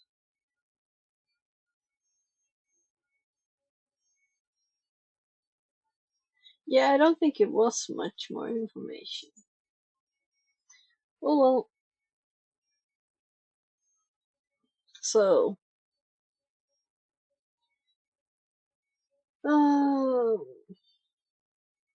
the first objective is to find out what competitor website she visited.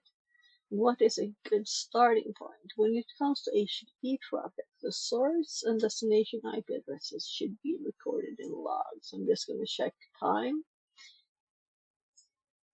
That's long. Because I got food and everything, right?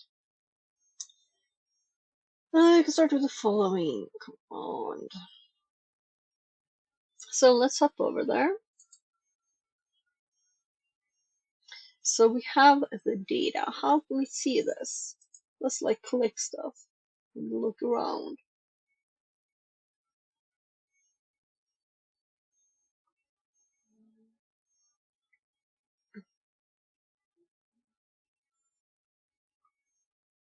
So we can't see all.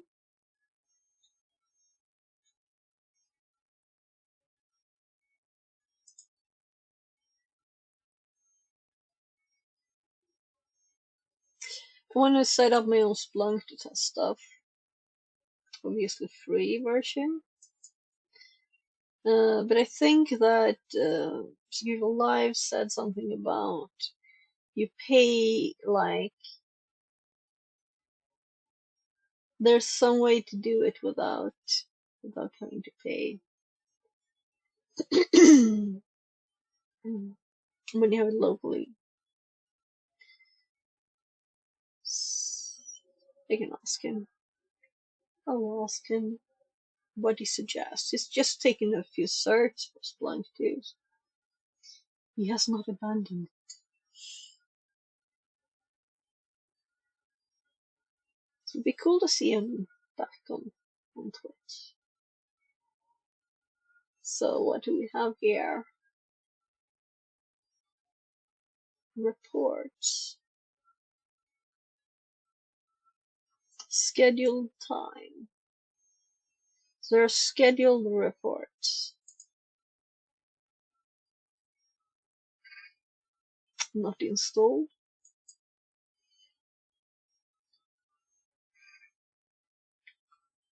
So those were like the dashboards. What if we click here? Will we get to the main page? Now we get to the search again. This one also has a lot of messages. The other one had 3. And this older one, more settings. I kind of liked when we loaded the data in ourselves, but it will be repetition to do it the same again. So let's just type, or rather copy and paste. 0 events.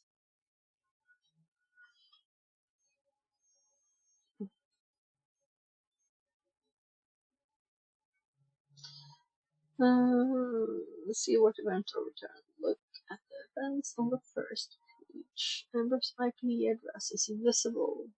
So do we have to load something in here? We only have these.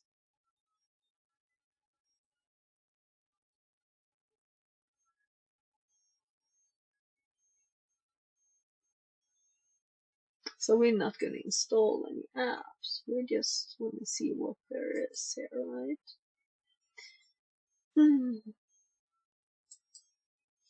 So copy paste this time. Amber.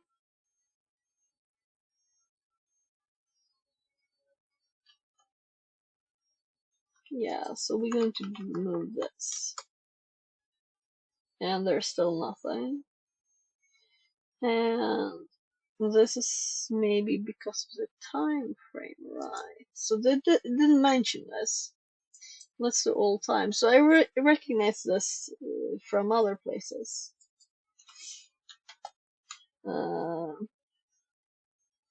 Amber.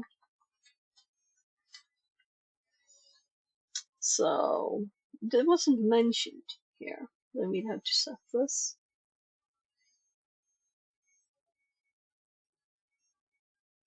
Good thing everybody uses same UI. Look at the events on the first page. First page.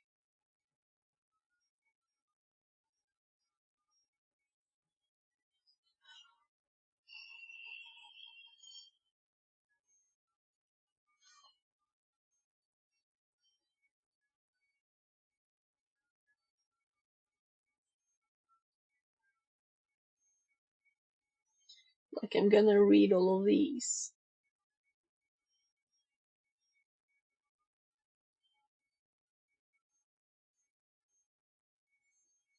How many are there?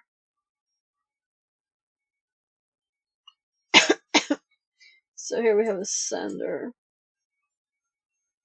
What does this one look if it's... No?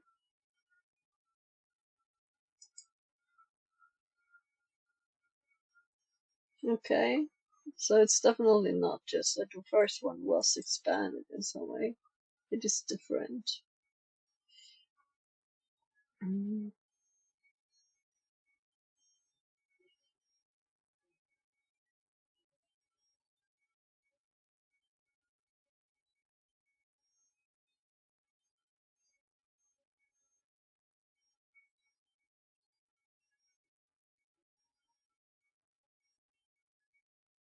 So they're all from the same log file there.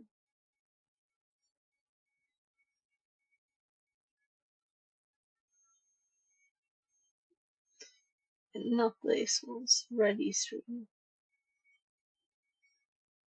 And a different host too. And this is pan traffic as a source type.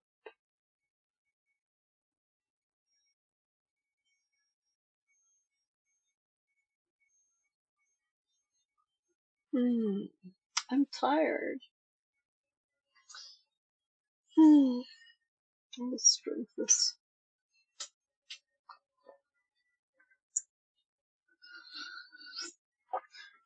Mango didn't really taste much. Mango doesn't taste much though, so I guess it's correct. So they used to have orange, and they stopped. It was too bad. It was so good. It was too good. And see what events are returned. Look at events on the first page. Number IP address is visible in the events related to pan traffic, but it's not straightforward. To get your IP address, you can hone in on the pan traffic source type specifically. Come on. Source type pan traffic.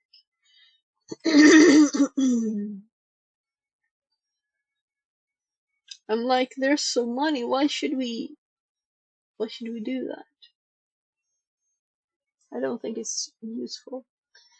From here, you should have unpersonal IP address. You can build a new query using this information. It would be best if you use the source type in your new query. HTTP stream.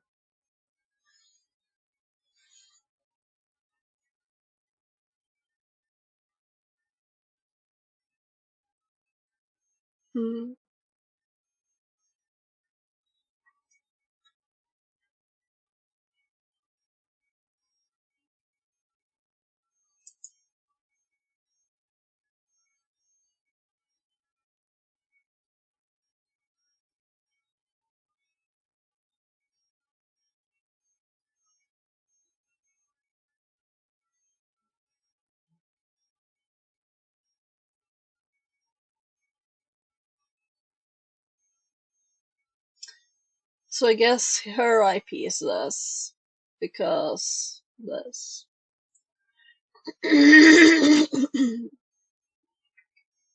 So let's look at another one too.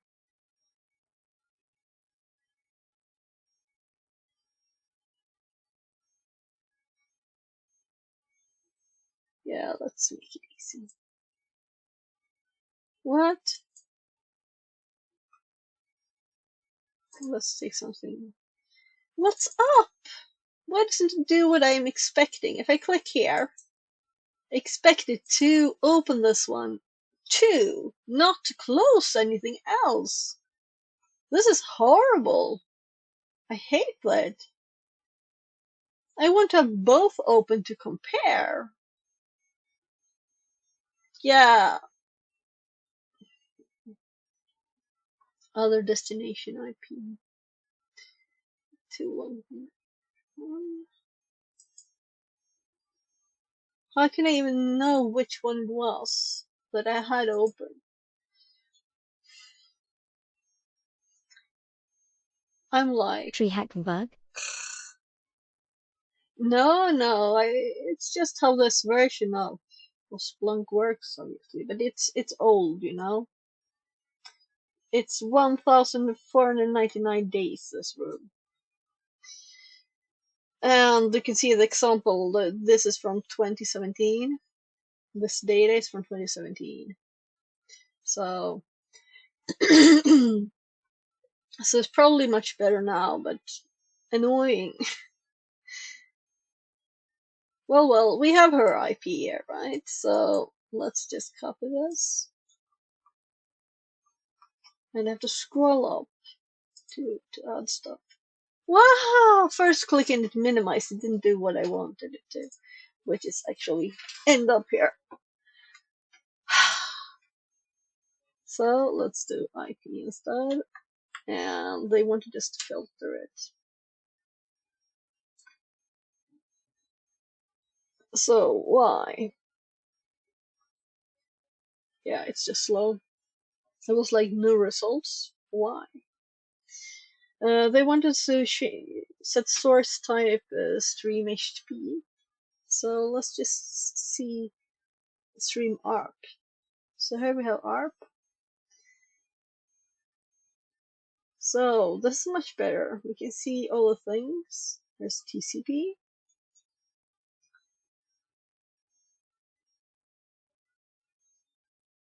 So if we would have done the suggested one at once, we wouldn't have seen this information. So I'm trying now to just click anywhere to be able to page down here. No, we were at the last one. Lost.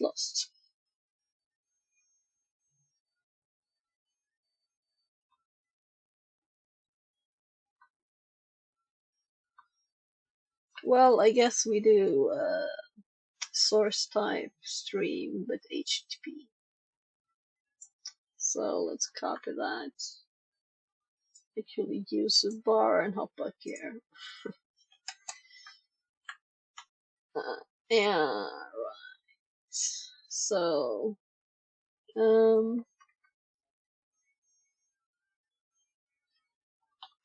and it seems not to really care if we use these or not.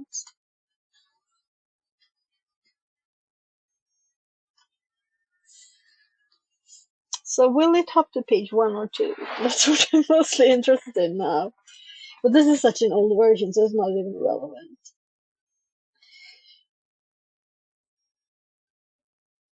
So it did hop to 2, did it? No, it's not done.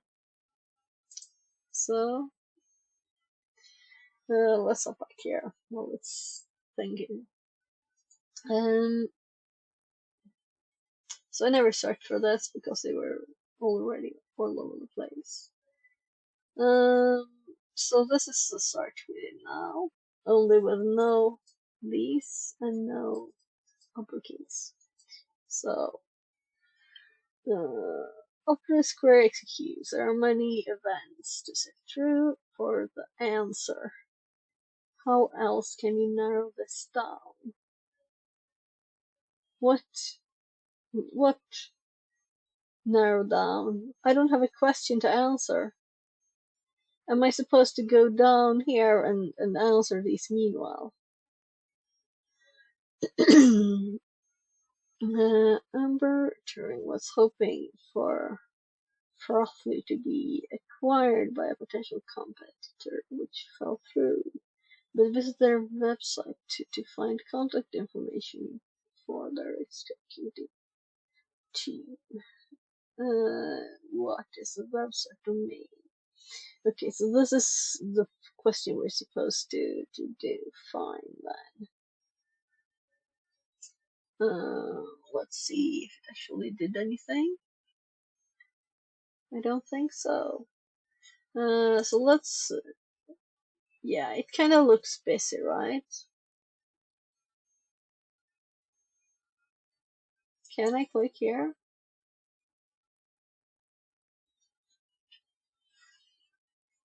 Is it alive?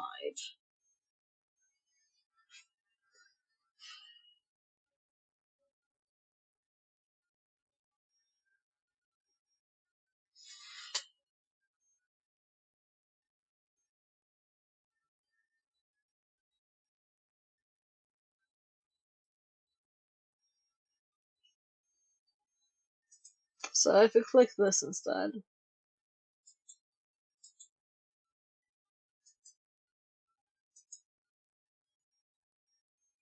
I would assume this would add this to the search. That's my purpose of clicking.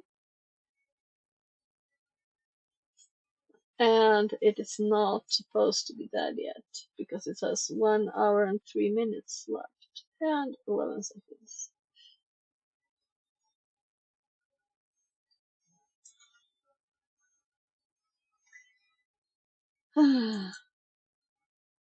So it might just be dead.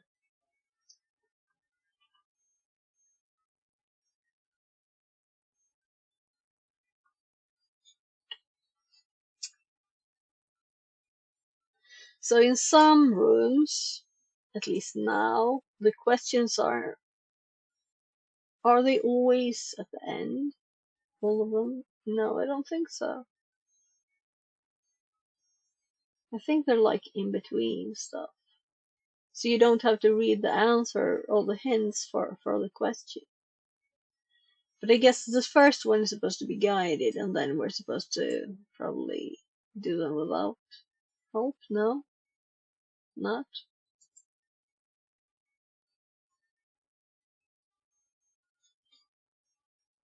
So it's the same style. So I want to learn about Splunk. I don't care much about answering questions. But if they will teach me, that is good. But if it just hangs and nothing happens, it seems very dead. Let's just terminate this one. We didn't actually do anything really. Let's just grab the. Can I even copy this search? Let's see. As it is in my browser? Yes. So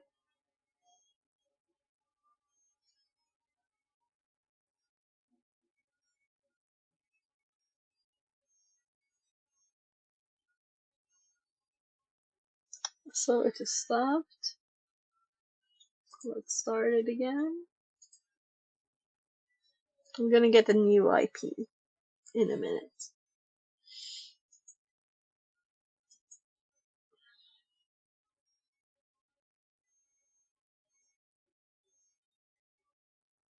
Right, 40,000.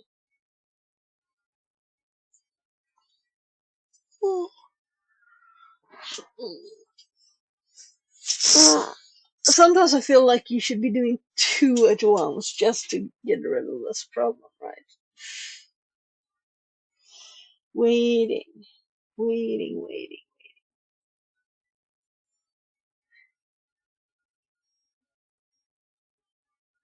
So we will see this even if we hop back to where we were. So let's stop there.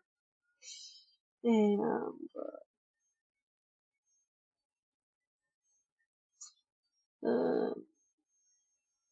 so to be able to search for this, first of all, I had to change the time to all time.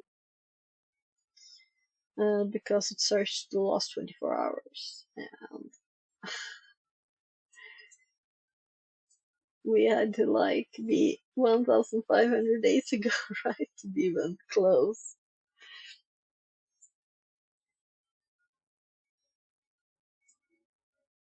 Do we have an IP? Yes. So 9,596.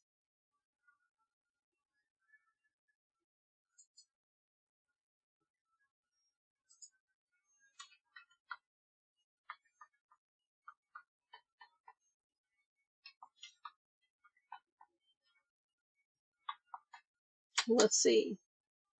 So this is what's supposed to happen. We're actually supposed to get data back.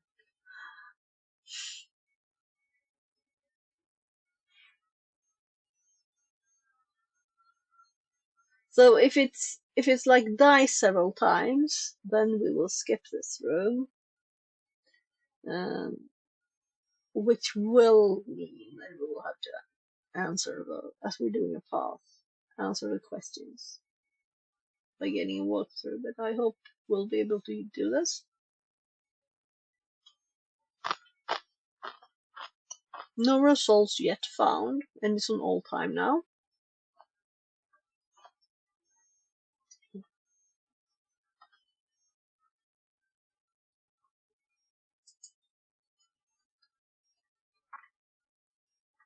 So let's delete this bit.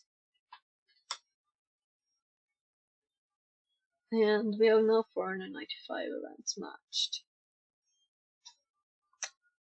No, much more. 0 off. That's what it was.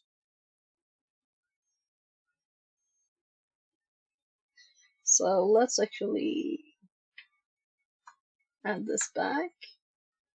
But I'm going to be like careful with the formatting.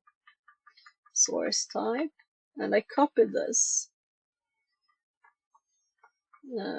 from in there. Let's see if we get answers only slowly. Yeah.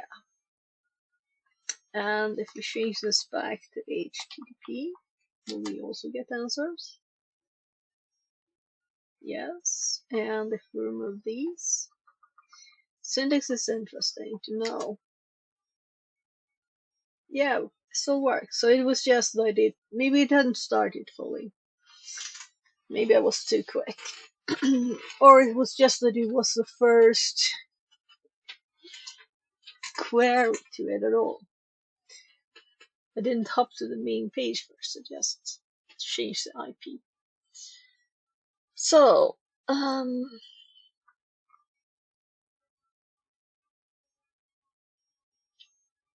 so we're supposed to look for a web page, Vinedale.com, but we want a 3 letters dot domain dot 3 letters. So Vinedale sounds like something.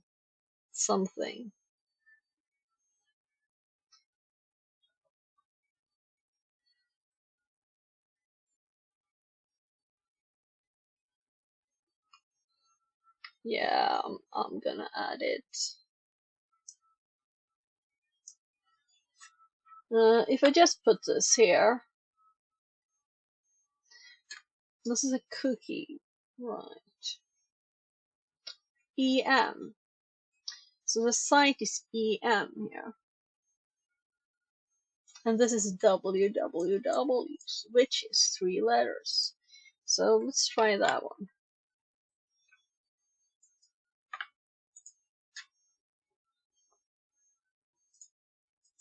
Oh, do you see it as dot dot?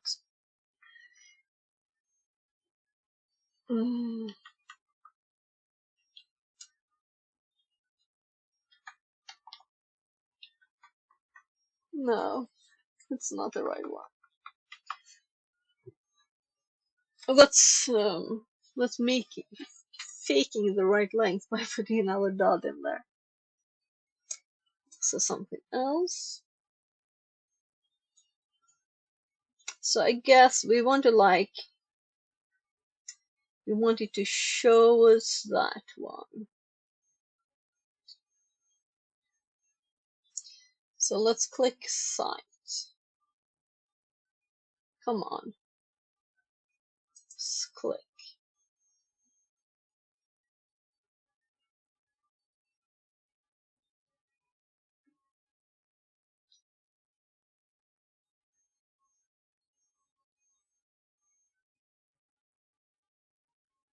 Count is going down quite a lot. This is 86%. I'll try this one.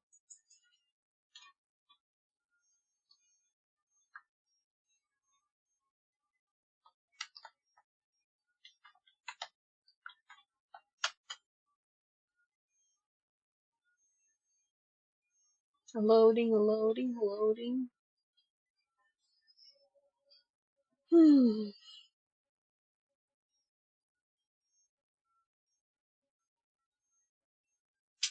Let's see, is there anything else? Microsoft is not the right kind of company. It stopped now, right? So I'm like just F5ing the page. So maybe they were just there once. Oh she. So next time we enter something, it will actually look. So I want to say events with this field. Yes, sure. So site equals star. Now let's add like star.com.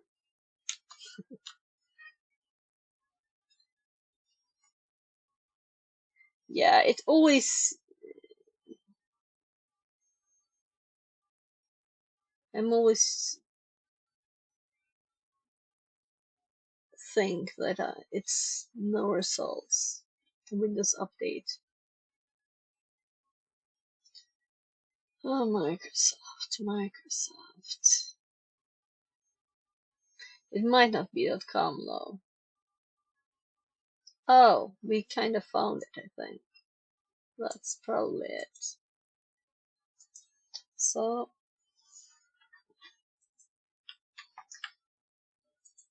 it was Bear. Amber found the executive contact information to send him an email. What image file displayed the executive contact information? So, we are looking for beartbeer.com. And I guess I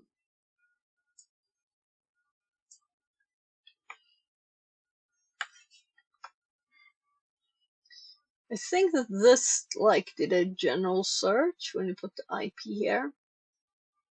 And we want that for this too, but now we don't want this anymore.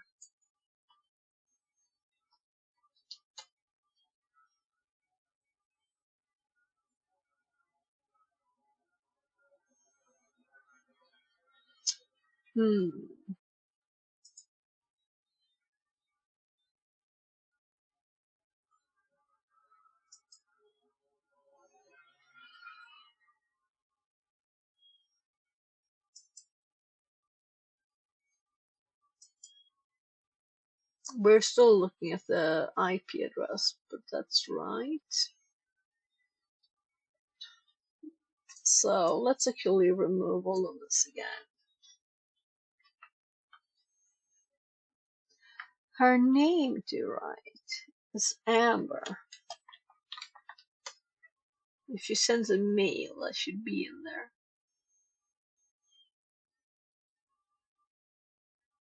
I'm not being illogical at all, I'm just testing stuff. See if this works to search like this. Doesn't seem to anything happening.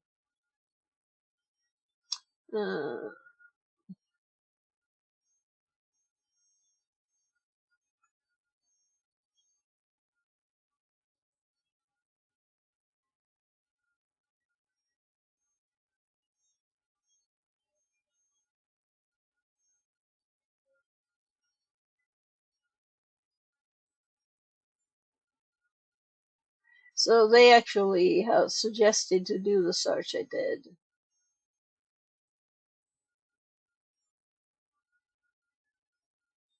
Okay, let's go back. Dylan Kaiser says, "Hi, fixed it." Hi, welcome in. How are you?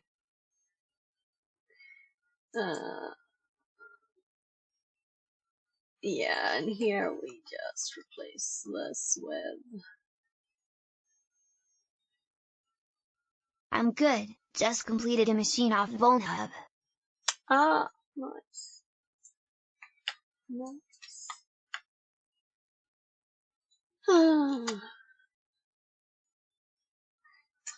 So, maybe there were not that many. Did we have Yeah, like I still use pages? Vulnhub, it's how I got started. Okay, cool. Oops, what did I do? What did I click? Let's just go back. Click something here.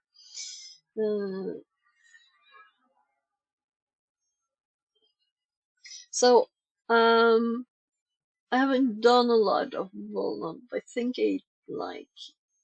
you have to spin the machines up yourself, right? Am I thinking of the right place?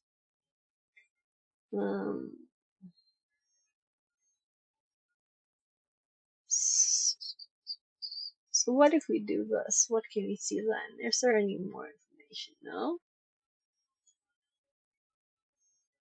So let's see what they were thinking here, right? So where did we stop reading? somewhere here. Okay, so they're like adding stuff like this. Expand the search query only to return the site field. Okay, but they put keyword site twice? You can remove duplicate entries and display the search nicely in a table. Okay, so that's why they have twice. Okay, so we can pipe. Okay, so it is actually a pipe to pipe. So let's actually try this one. So let's copy this again. There. So yeah, I should. The thing is, there's so many places to learn from, you know, and so missing or malformed messages. This is what we copied. Oh, they didn't put the IP address. Okay.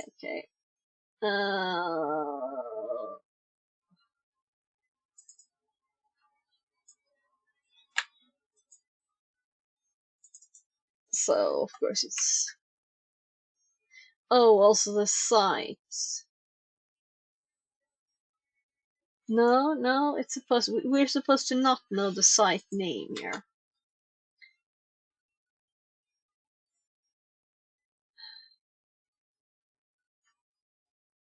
So what is wrong with this thing?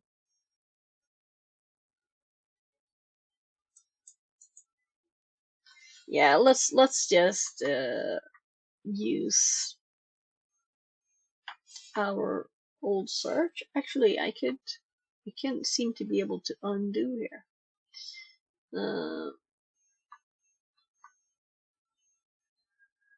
This is how I searched for site.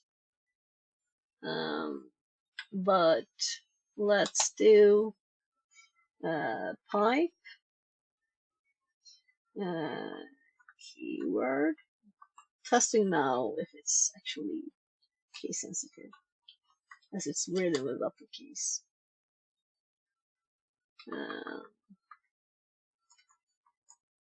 Now we use uppercase.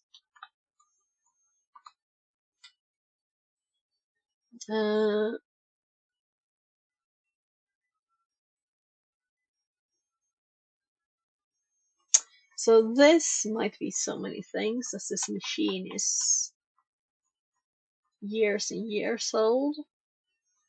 So let's just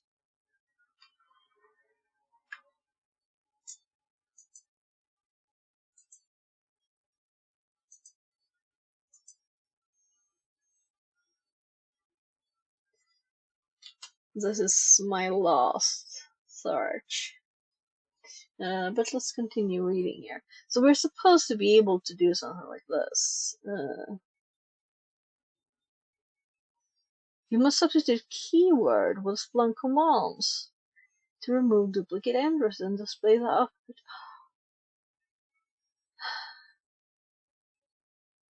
So I'm so annoyed now. The first keyword is to remove duplicate entries, and the second is to display the output in table format. The results returned show the URI is visited, but which website is the one that you're looking for? To help answer the question, does it work for what industry? Bear. The computer in the same industry, and they're called Bear too. Bear. The computer website should be clear, visible, and output. Let's see if we can actually do this. I'm just annoyed at this. Why don't they show these? Are we not supposed to learn? So, do we have to look at their, like, help?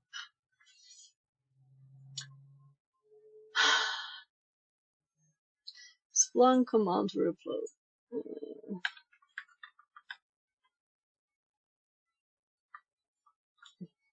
So, we Google this.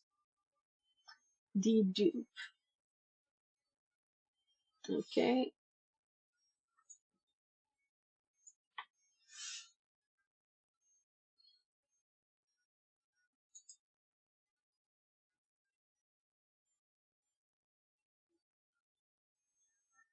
Now I kind of want to do it anyway.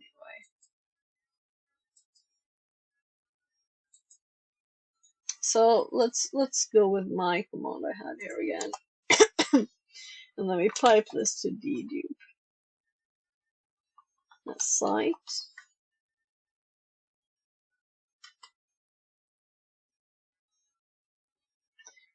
And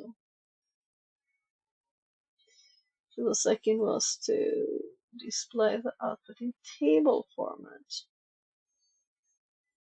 Why would I want that?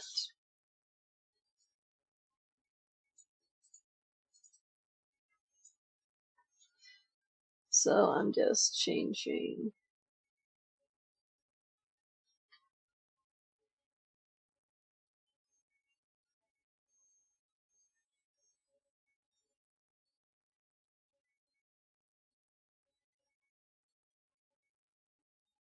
format output table for an object.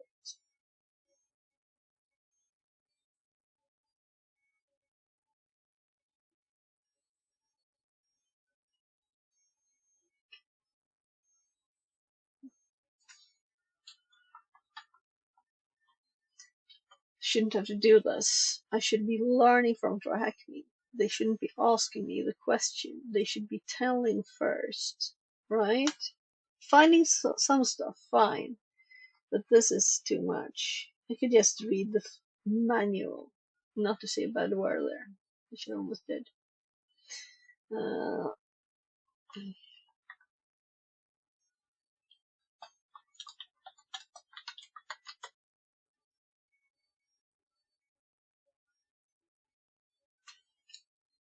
just table. Yeah, can I sort that from the other one, but I wanted to get a little more information. So table site. And then we're going to remove site and see what happens.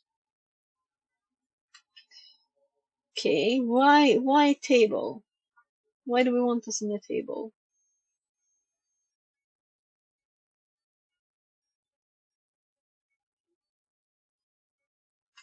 I wouldn't call this a table as it only has one.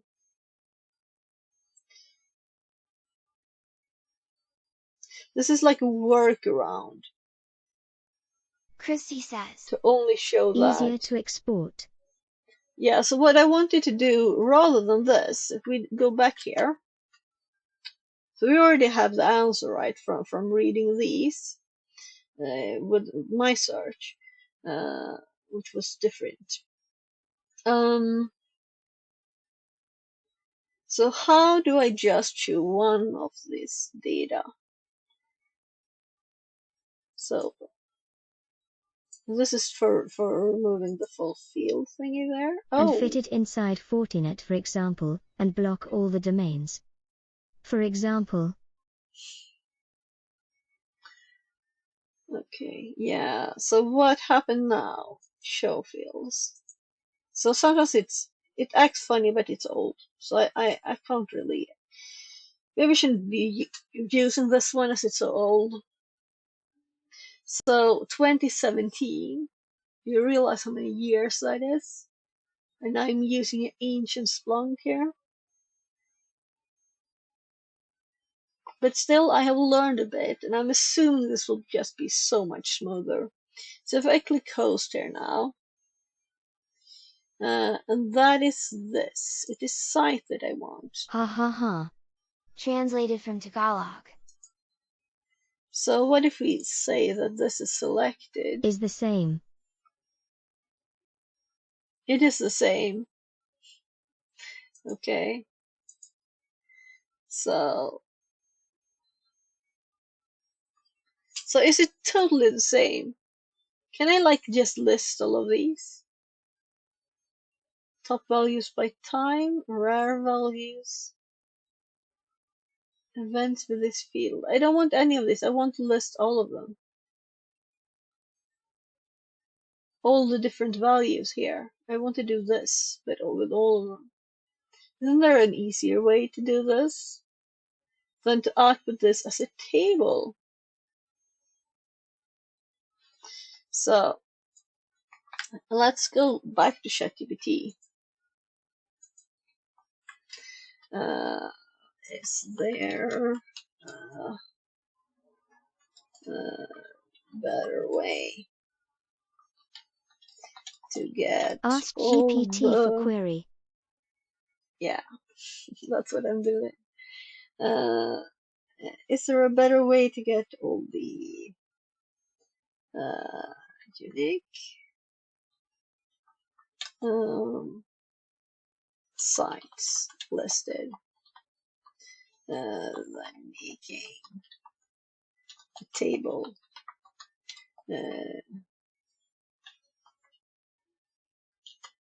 Let's just ask that without, using stats or values function instead of the duplicate table. This is cleaner, faster, especially if you don't care about listing unique sites. For example, stats value site as unique sites.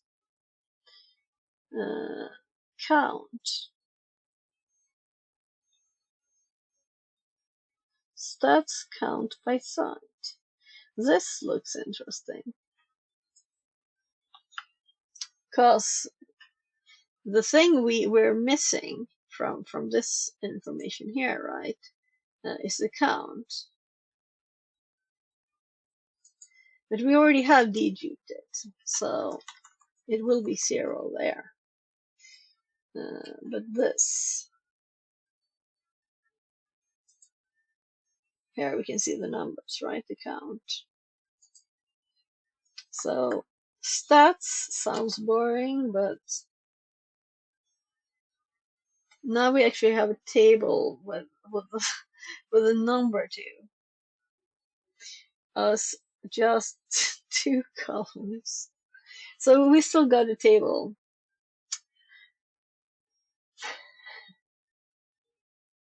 I just want it as a list, or even in a line, or whatever format I want to tell it to be in.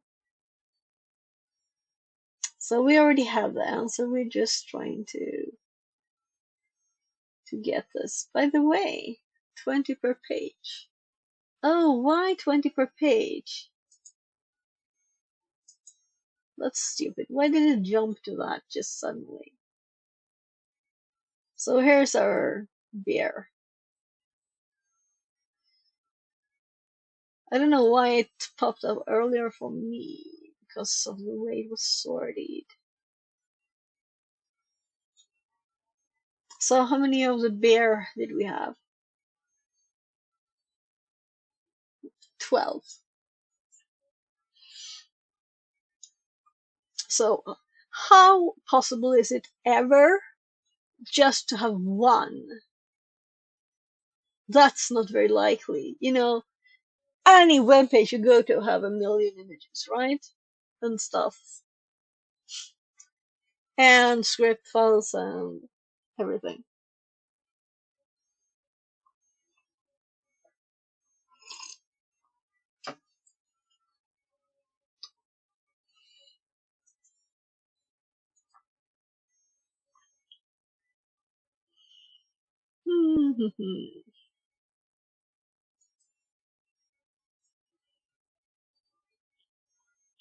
I'm just checking that everything seems good with stream. And somehow it already was 5 hours. So, let's continue. Yeah, right. I was thinking I might want to read that later. So,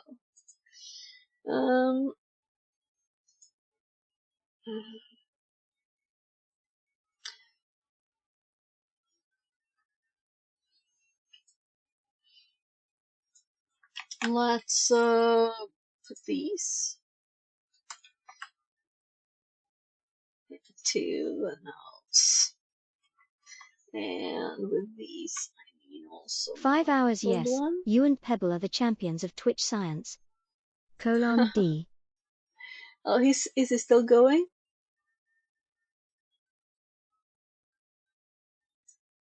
Is he still going? So I was planning like 8 hours. We'll see. I don't want to be up too late either. It's 22 now, so. Yeah, I just peeked inside. Nice. How is it going with it? He also made a like vote or what it's called. I don't remember about um. Let's just make that one line. Oh, the star. Yeah, I definitely need to do this. Oh. Um. Like, will he get user txt this stream? So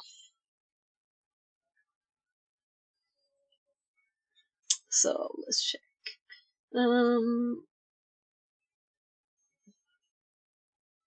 So I don't like that they wrote keyword like this, and then they say just what it is. So we have to find it ourselves. I just want to list like from here. This is where I'm learning from. I could have read the manual for Splunk, but this is what I'm reading. Then I want knowledge in here. I don't want just questions. I want knowledge and then questions. Or rather, knowledge and then tests.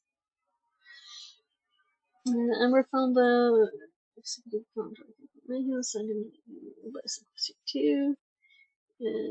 Yeah, we didn't find this yet. Since you know the competitor website, you can start more specific search query. And this is what I did before I started looking here. So I was just going back to that, and that's when I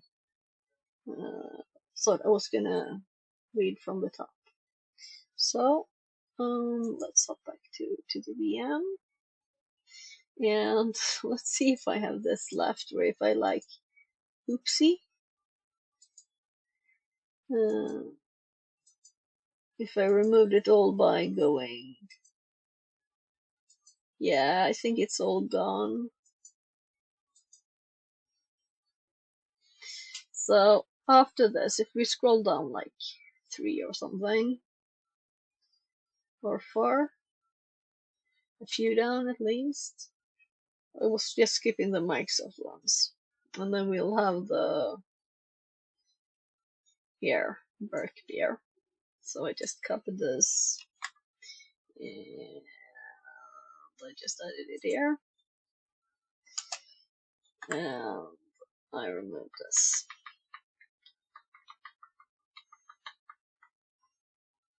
So then we have index equals IP address, source stream, HP, competitor website.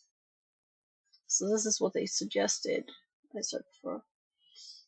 You can expand on your search query to output a specific field you want to table format based on the image. You have the CEO's last name, but not his first name. Yeah, what image? PNG.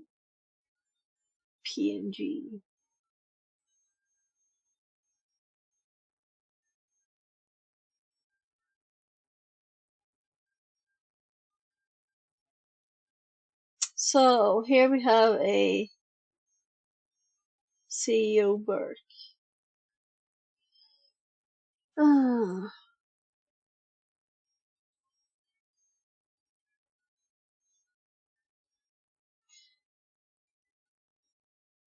But I guess that's not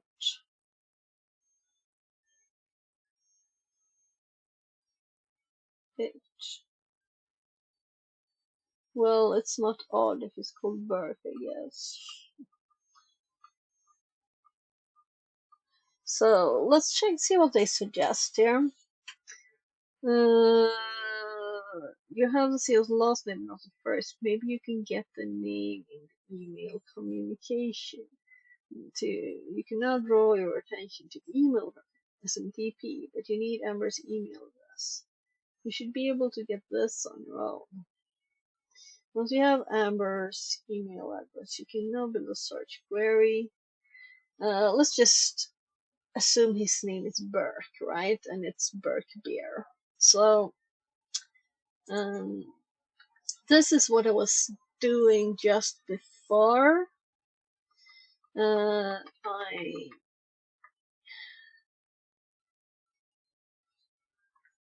Let's remove this and let's put amber instead.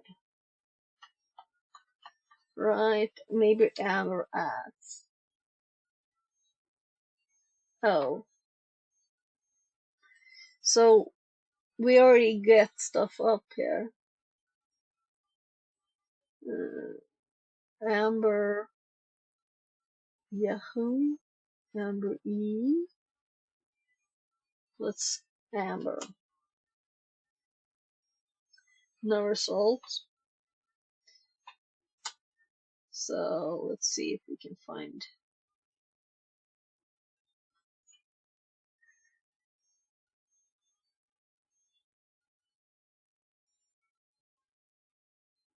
anything with our name. And it is again 20. Why? Why can't it go 100 even now?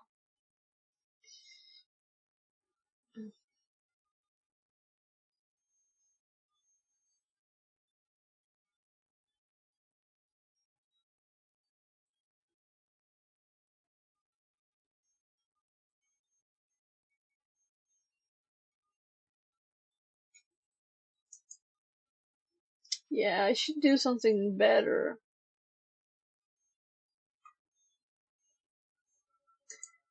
Let's just try. No? What's my keyboard? I can't type at.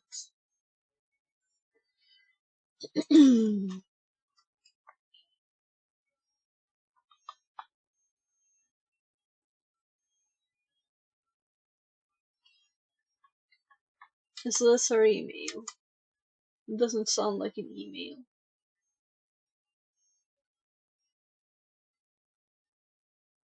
Yeah, it's our account name.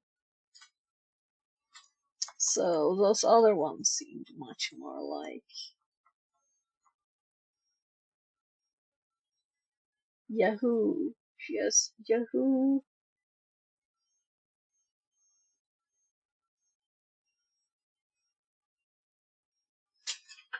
My God, I can't see. It's too tiny. I should have like zoomed in again. .h.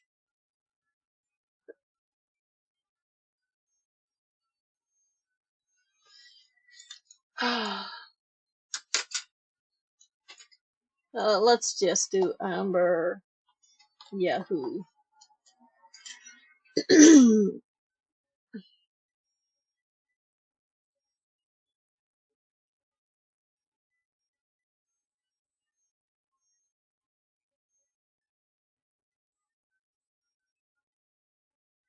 So, nothing? Why did it hop up there before?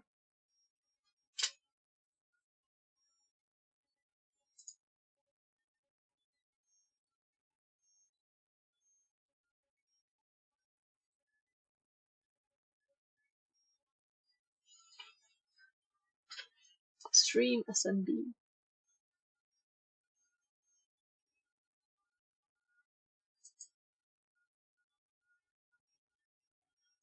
This is interesting. So all the things we clicked also before are disappeared because I went back.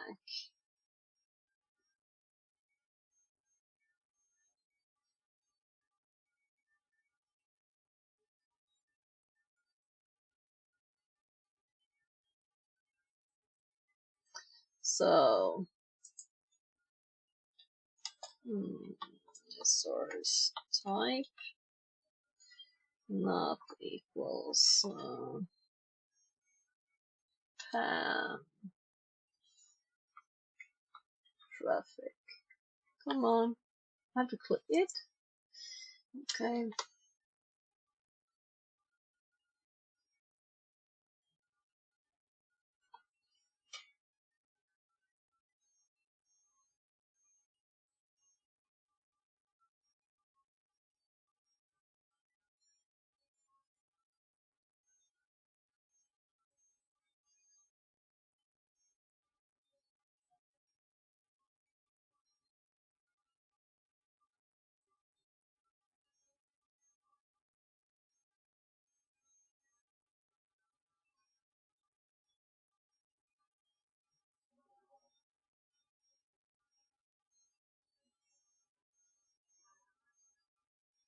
So I'm feeling this takes too much time, right?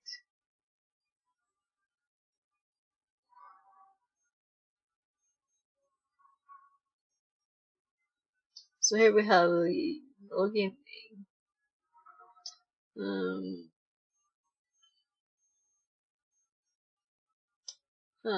Let's remove an event log too.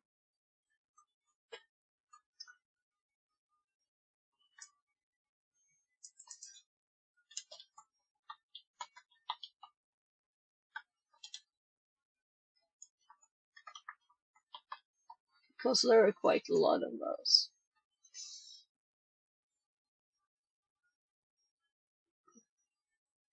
Okay. Oh.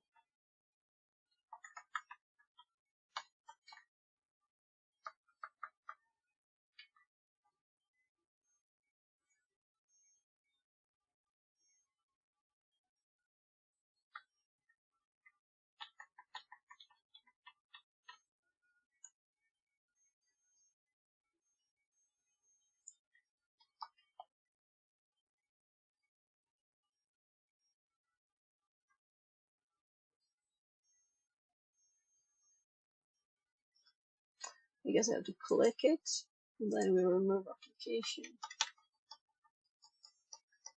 And then we do exclamation.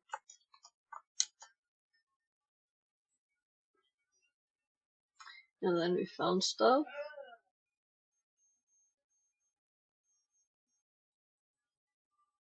If they mean that's our email address, I'm annoyed.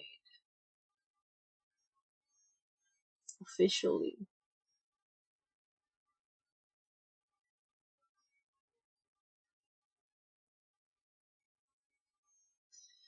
Well, here's her username at least, right?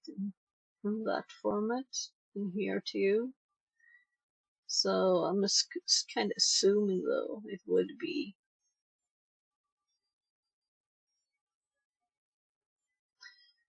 So I should actually drink this yogurt.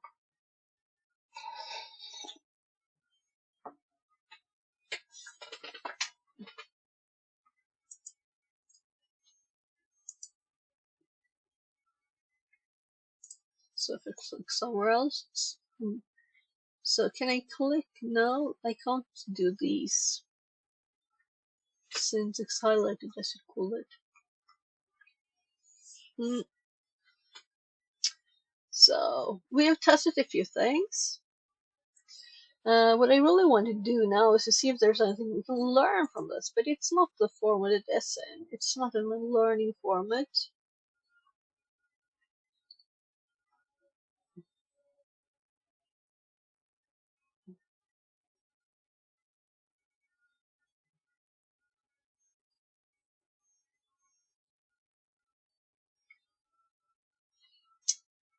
So I'm thinking if we have Amber should be in there maybe, right?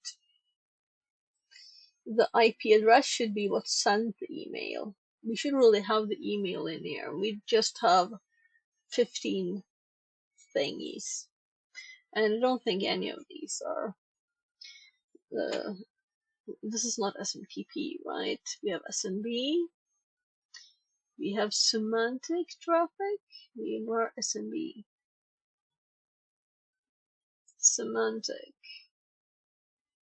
All of the rest. And SMB. So it's not here, right?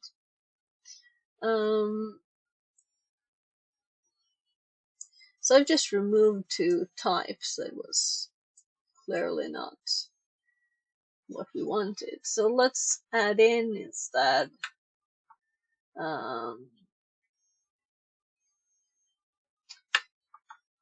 let's plus this and stream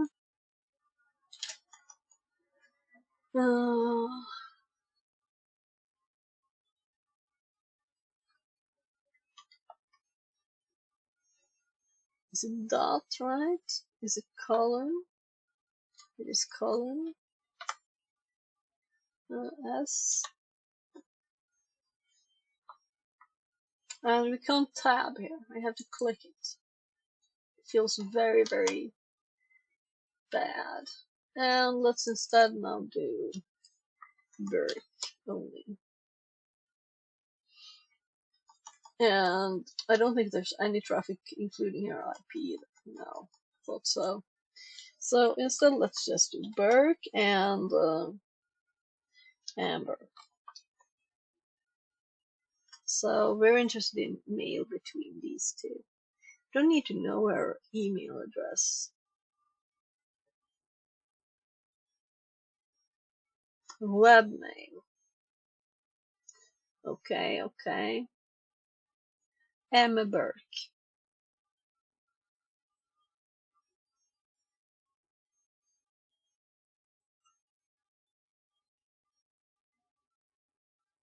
Multi-part.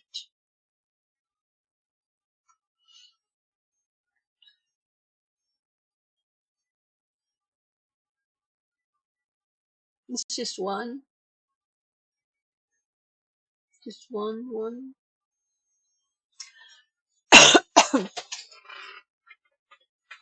Subject. From Frost.lee.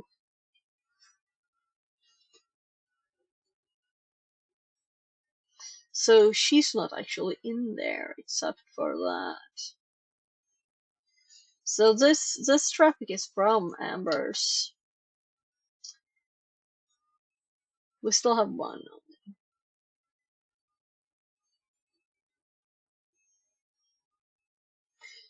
So what was the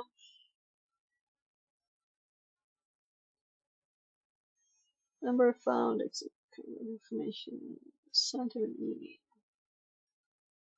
What image file displays it? Oh, I should have saved that. First and last name.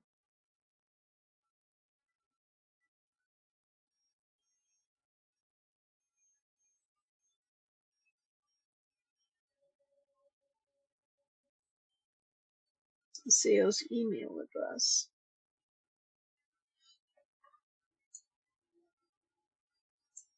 So you should always look at all the questions. I think I will fill the rest in.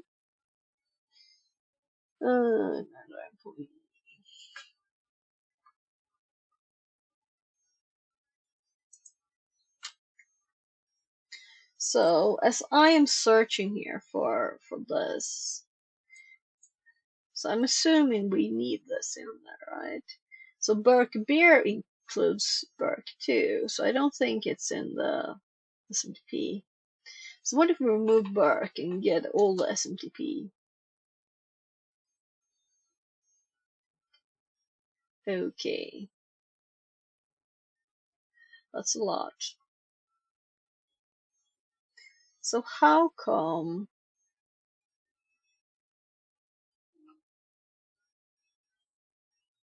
here we have her mail address, which is one of the questions.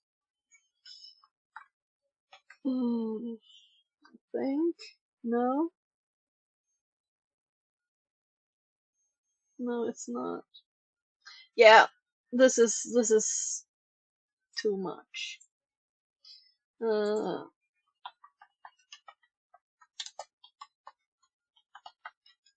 So I feel I'm wasting my time when I spend this much time on an older machine, which is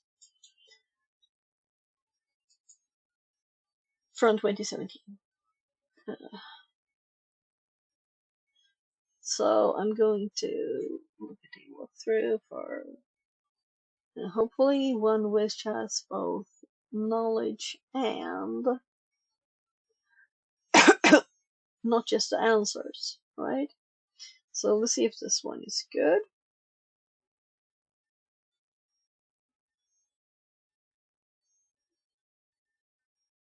Yeah, they're like, I do this, I do that.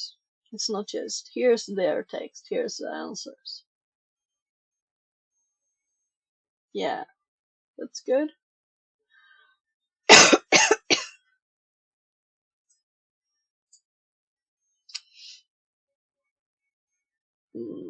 So probably that one is good. We've got an AI overview too.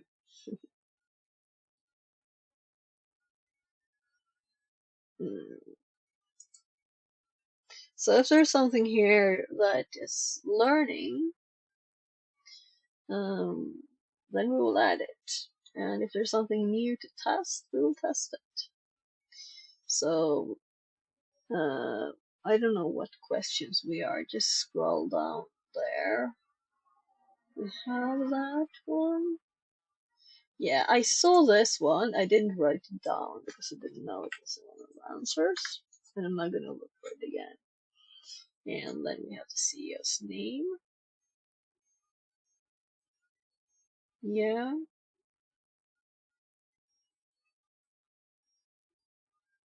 Show us raw text. Oh gosh, there's more information in the raw text. I thought everything was in there. That is not nice. Do you know how much I looked at that? I was like, there's just one mail. I can't do anything with this one mail. There's no more information in here. Then we can just click show with raw text. Oh my god. Here we have Martin Burke. So that's a good learning. It is not showing all the information. After the initial contact with CEO, I'm another employee. I'm just gonna open that up again.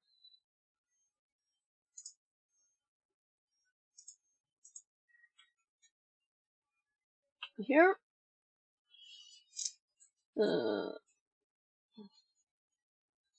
Yeah, they're just checking.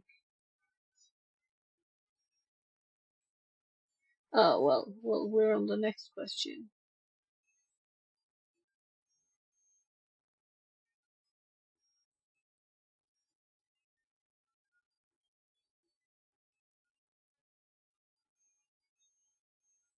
Looking for email.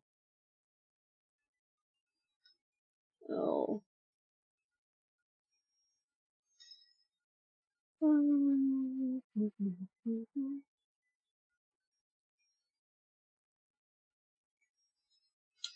Well, we don't need that to that. There was a name of the file attachment. Yeah, but that. Oh, okay.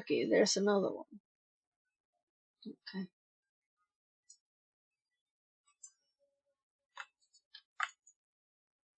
So we want to fly through this retired path and go on to modern stuff.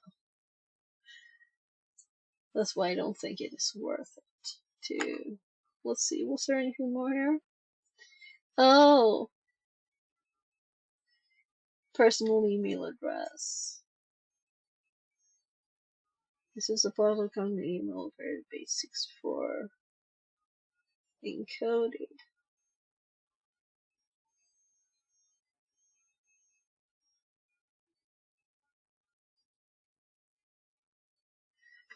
Ah.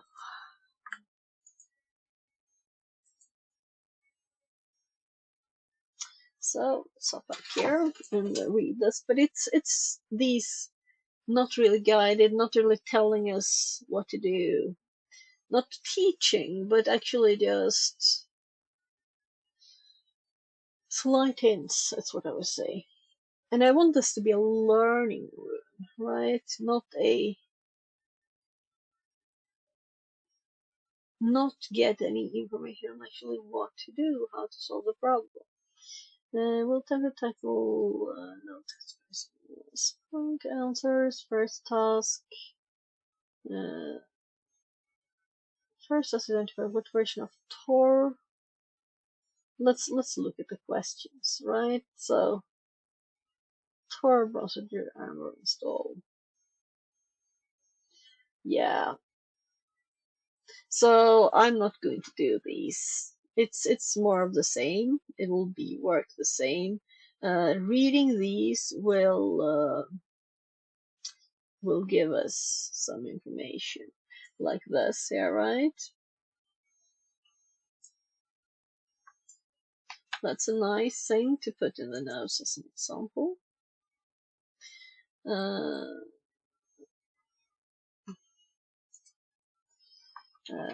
Example searches.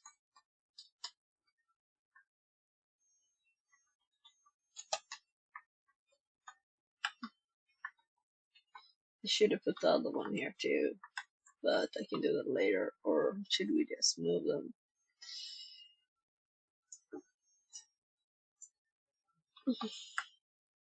We never did really the metadata. Why did they talk about metadata and then not use it? I was thinking that's where they were going then. As they sent us 2 links on it. Maybe it's in later questions. I don't know. I don't know. So it is just table in dedupe again. Stream DNS. So we know how stream works now, right? But this is another nice example, right? We can add it to the notes. So we'll have to fix it though again. There.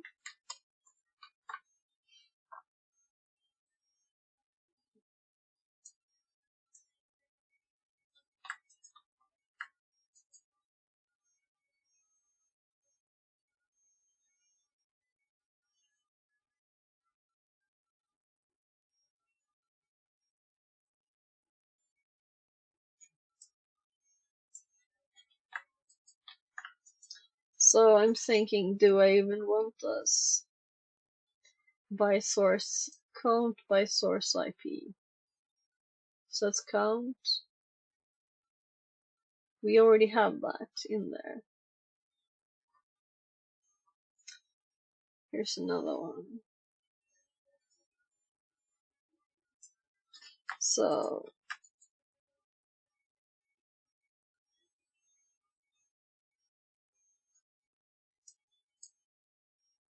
select. Yeah.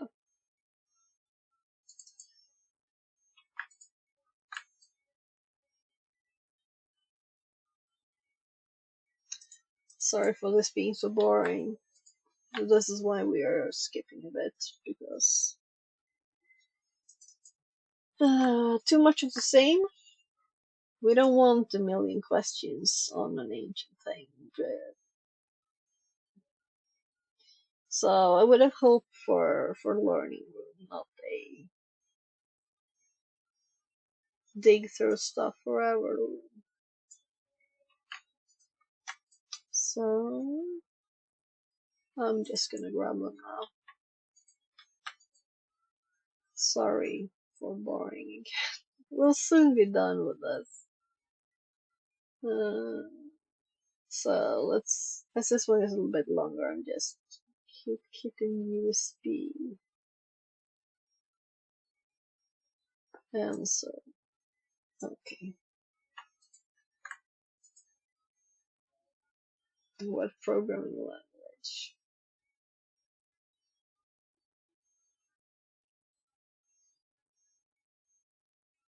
Find events. Yeah, these are crazy many steps. Oh my god, I'm so glad I didn't do this. This is worse than the event log stuff.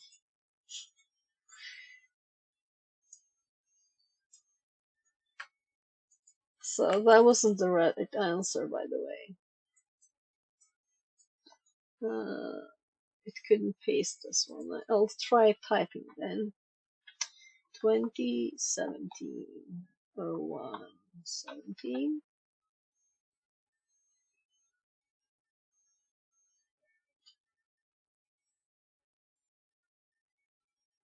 Yeah, it's not even all the letters.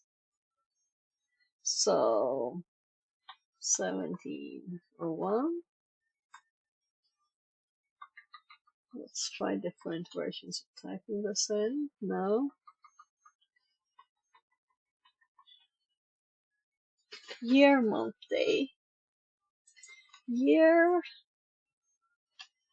2017 dash and month is 01 and day is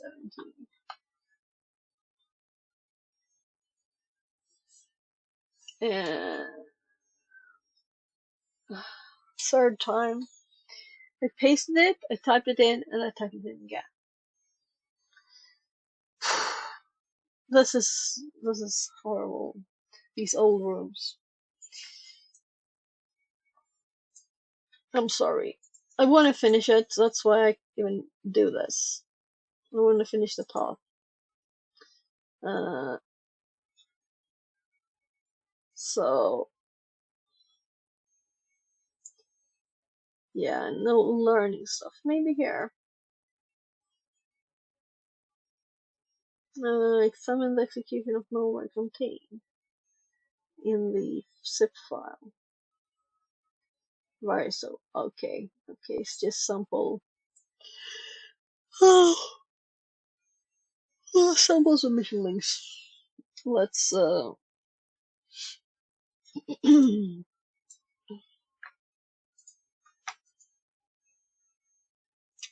we're going to do Elder Splunk stuff instead later. We're going to install Splunk and actually run it instead of doing these stupid questions. I'm sorry for the room creator. Well, they didn't make these, right? They just copied them. So let's see if that works. Whoa, I'm so happy that worked. It's not like I could have typed that in myself. Within the document. Also, I can't copy from. Yeah, it's on my machine. Right. So I can actually cyber Easter egg. It's almost done. It's these. This is probably the last question.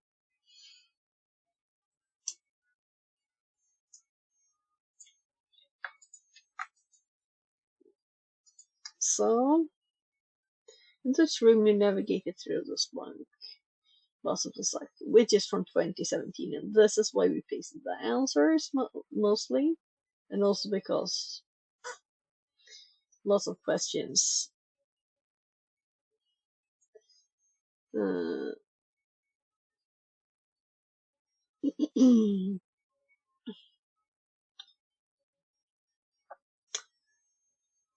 Well, I didn't like that one. So if it had a mark, it would get a big minus. And I don't care enough. Let's go to Active Directory stuff now. So I really hope this is good. Let's see how old it is to start with. So this is almost 2,000 days old. 2,000 days old. So why is it not auto joining? Let's go to the dashboard. This one is not finished.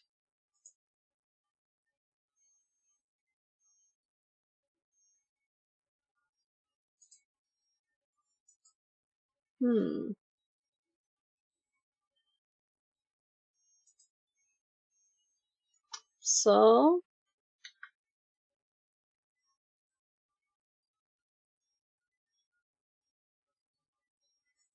yeah, so now it updated.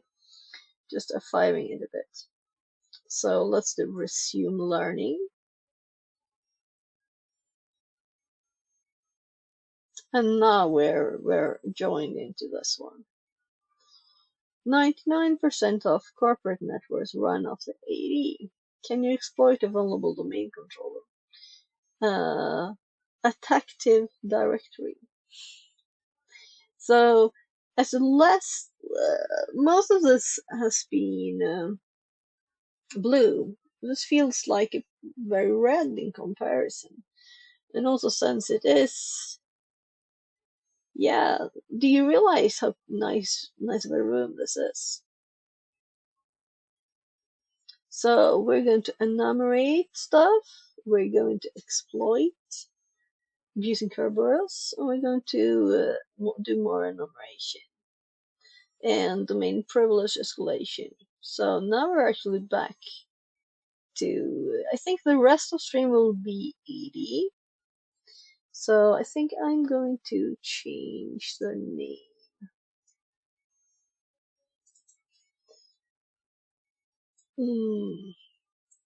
To this room's name. Because this I'm going to do very carefully. And don't want to miss anything. I might know it all. I hope I don't know it all. And I'll be making a lot of great notes. So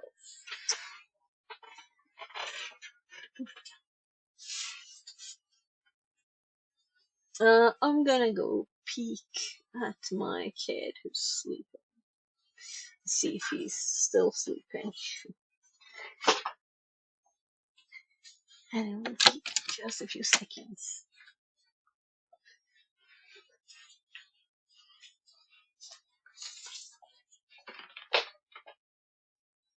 Go.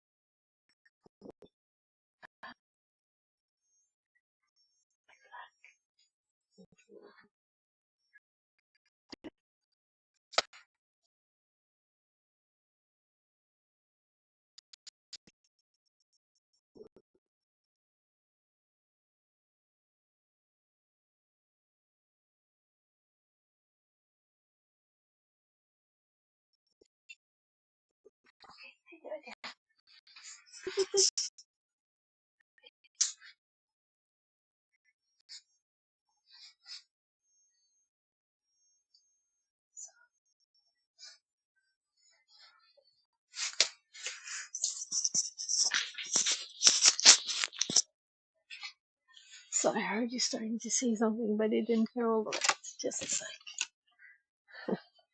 So he was actually awake. Hopefully he falls asleep again. So he hasn't been sleeping properly for like 3 nights. And he fell asleep a few hours back, like after I started streaming, I think. So, Attactive Directory. Old room, but 80 is 80, right? 118,000 people did this room. Oh, good is sleeping. Yeah. And the rest of the family, meaning my hubby and my 50-year-old there in the country house. So, yeah, I told you right. But no, I didn't. Maybe just a dime though, right? Let's close Splunk and let's hop to 80 here. And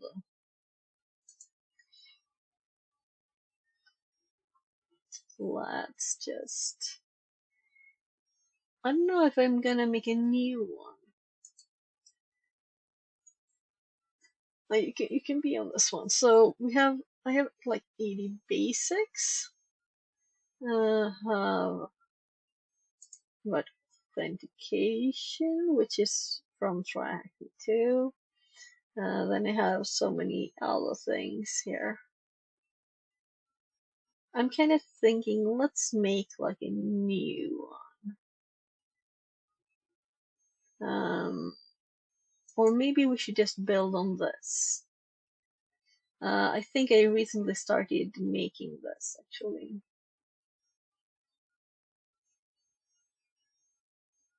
Let's make a new 80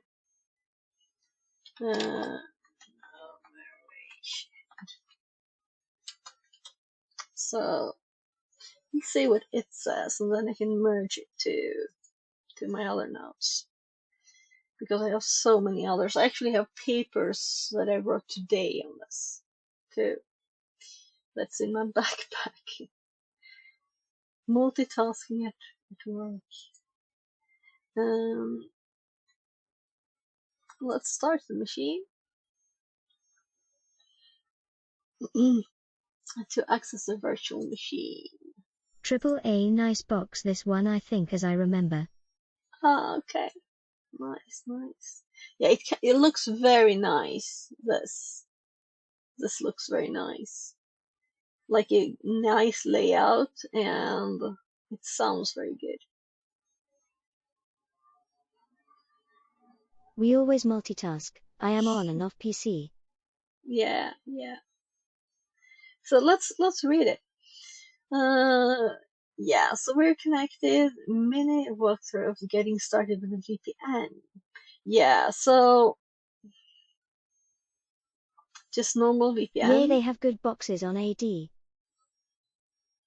Yes.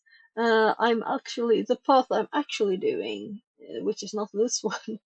I don't dare to go back there. That's with AD networks. So then you click networks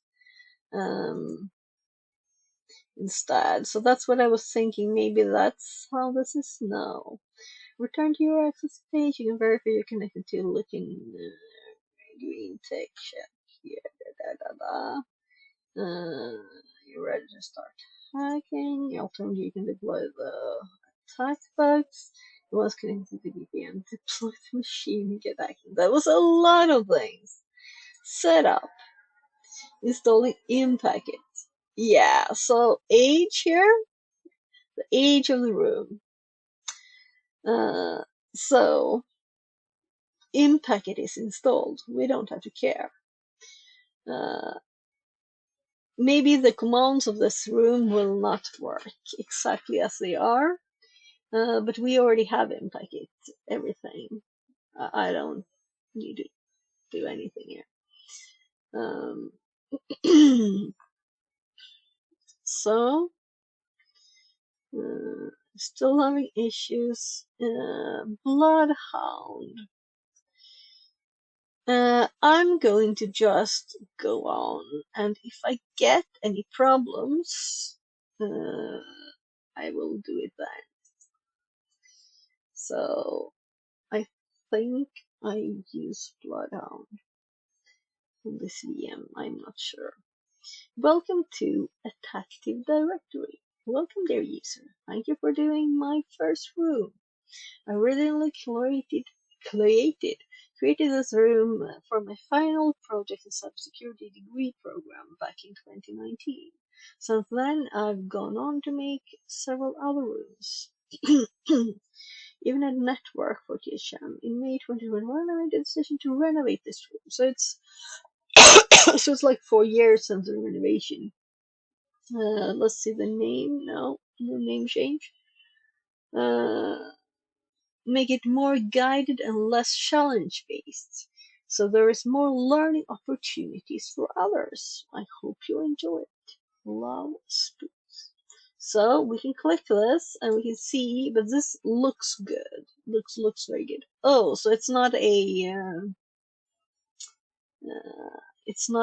create on here, which was what I was thinking. Let's look here. This is probably the same person.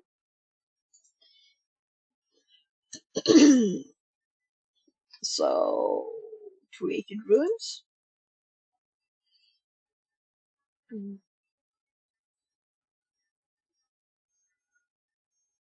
So, several interesting things here. Custom tooling using burp. So, making burp, that's one of the things I've been searching a bit about. GraphQL hacking? Yeah. So this kind of looks like someone who knows what they're doing, right? The tutorials and stuff. But this room is not on there. Yeah, there's pages, 4 pages of them. So someone who does a lot of them.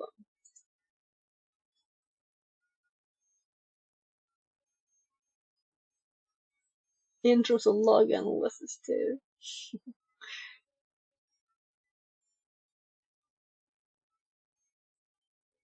LDAP injection.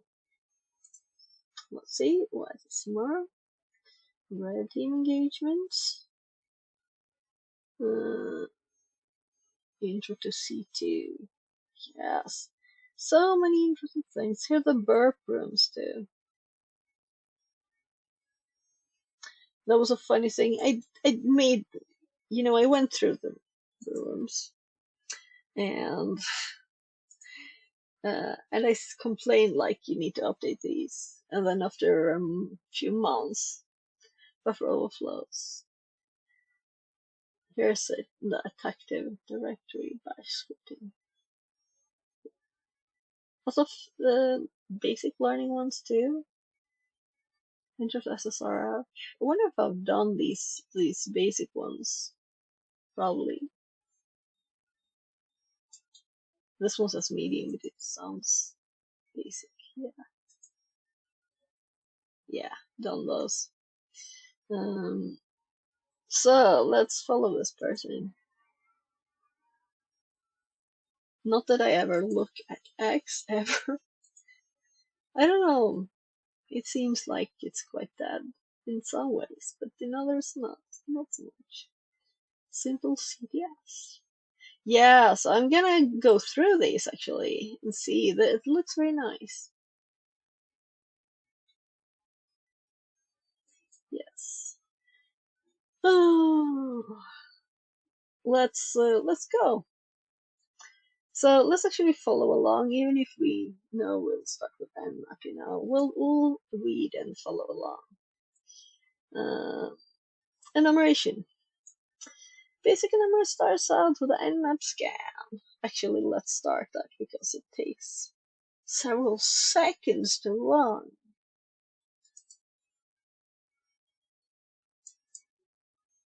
So let's actually close that one too. Start a new cute one.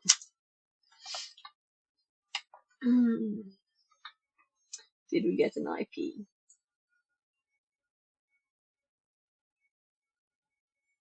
Yes.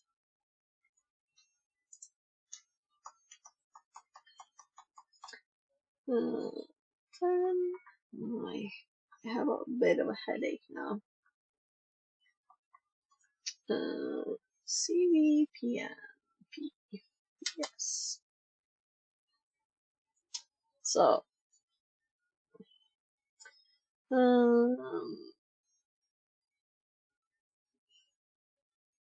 to enumerate,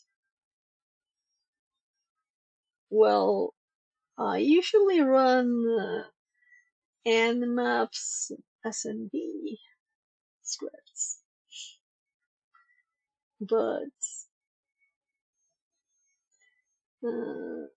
so now I'm hoping for learnings, not just questions like your last room, right?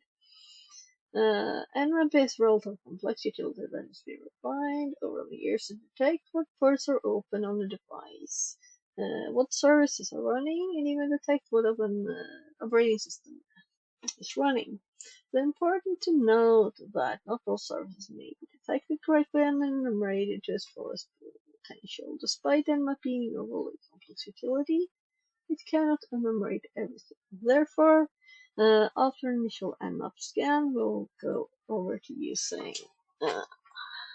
So I've learned that every time my phone says can't charge, I have to unplug and plug it in, or it will just die. You cannot enumerate everything. Therefore, after an initial nmap scan, we will start using utilities to enumerate. Notes for each flags for each user accounts are available for submission. You can retrieve the flags for user accounts via RDP. Note the logon format is spookysec.local /user at the Windows login prompt, and administrator he will win around. The tool will allow us to enumerate. What tool? So I'm interested in here, where it's telling us what to do, because that's what I'm assuming from a learning room, right? But it's not a learning room. It was not a learning room. So it hopped up now, by the way. So what I usually don't use what he uses, I think. He's using something else. Let's see what the hint is. Try using a noun for Linux. What? I'm not gonna use a noun for Linux. What? It is a noun for Linux that's supposed to say here.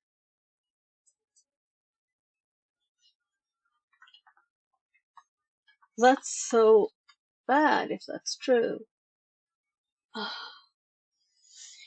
don't want to use that kind of thing. That's not fun. So let's look at the ports. Let's run this as a box with box notes too.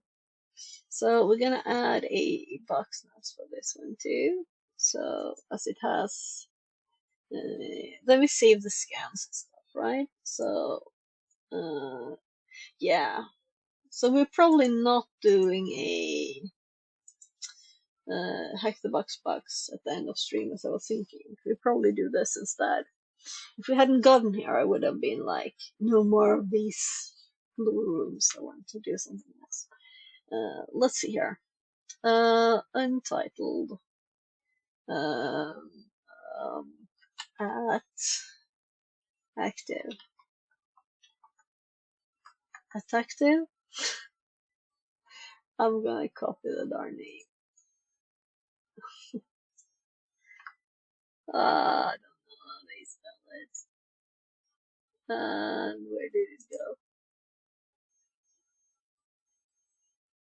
Yeah, I'm kind of thinking I did spell it right? But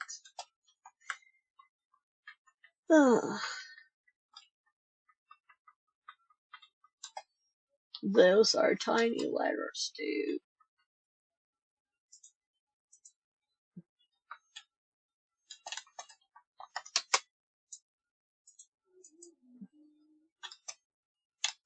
One and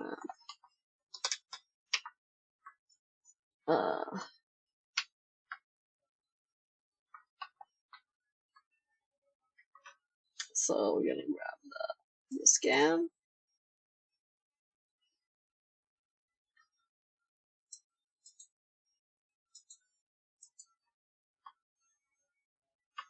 So as it does sometimes, it tabbed out here. So this is among the longest nmap scans I've ever seen. And here we see the SpokySec local. So let's start at the top. DNS. We have an HTTP here, which is IS. Potentially risky methods trace. 88. Kerberos. RPC. Well, SMB. LDAP. SMB again. K password 5. And CACN HTTP. You see, alright, it's 593. TCP wrapped. LBAP. Domain is PokeSec local. Default first site name. TCP wrapped. Terminal services. And I usually put a list of the interesting ones, but this is just too much to do that with. Let's just check stuff out. So MCNM.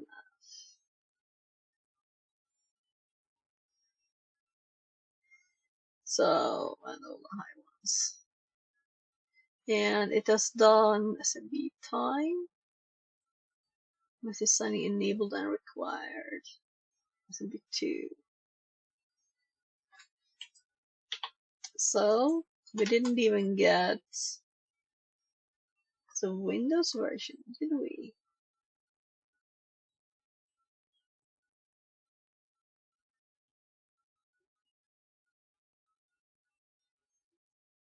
So let's see. This is just too much stuff. But I guess I'm assuming they will do a bit of guided stuff there, right? It's 6-hour stream now too. So, what is the NetBIOS domain name of the machine? Okay, so we have some questions here, which is nice. It's like a guided mode then. So let's go back here. I thought it said.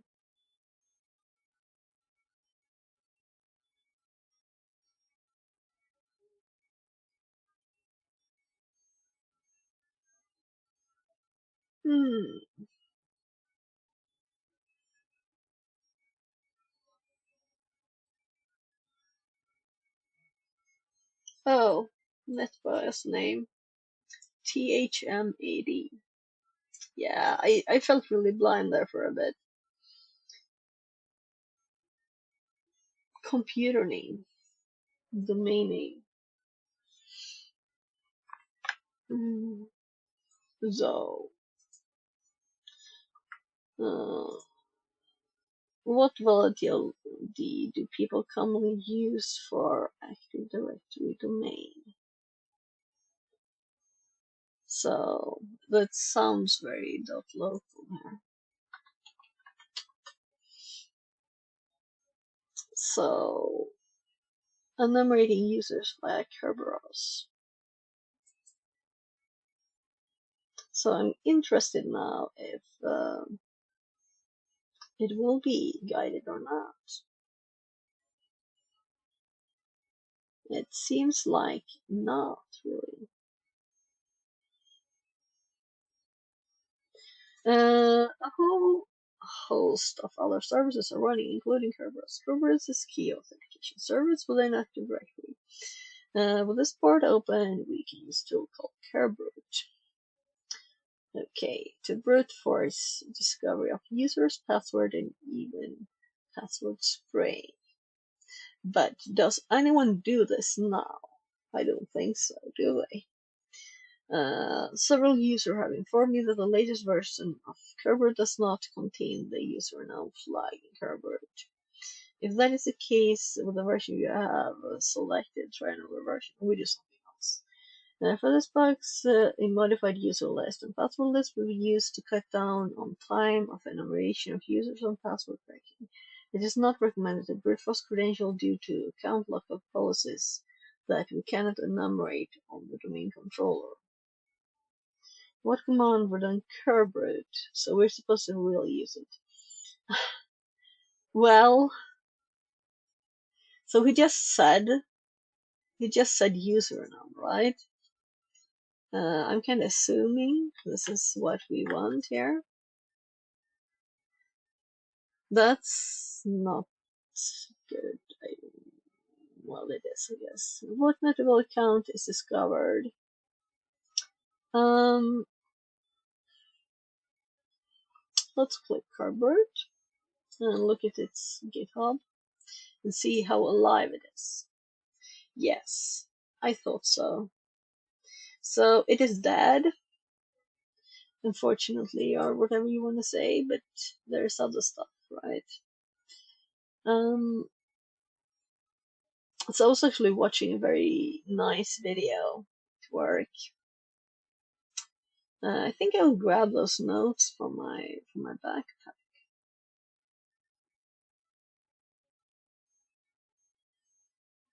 So it is not updated for 5 years. So we're going to abandon Carbroad and use something else.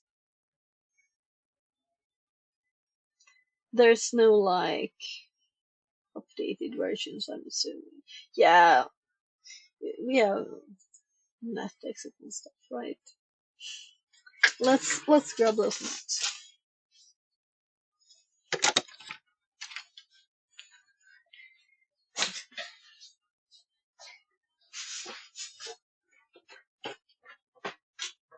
I actually don't know what the hands say.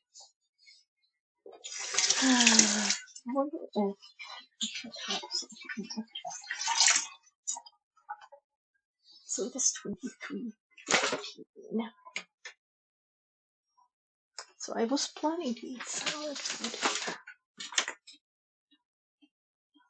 I did buy some ice creams. Maybe I'll just grab a cookie.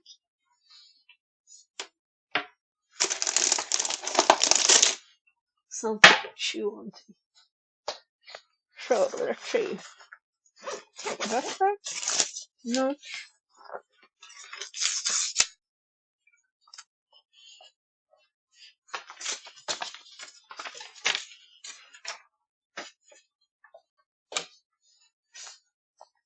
I'm actually gonna check out the doctor.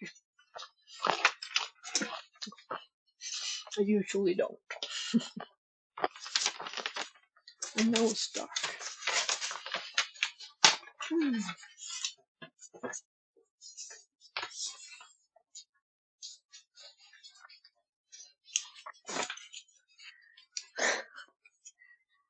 So I need to make an invoice of this postage. Oh my. Not the best way of doing it, right?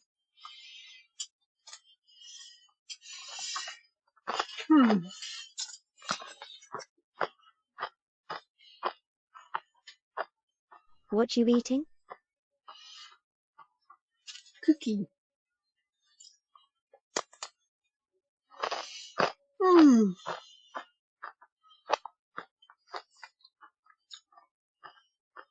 Yeah, I don't really. That wasn't really anything for this. Triple A enjoy. Thanks. I also have yogurt, and I have. I think it's called rose nipso or something. Lemon yogurt, actually.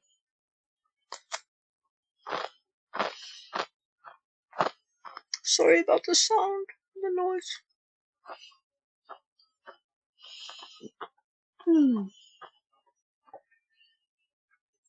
So, I think that in the video,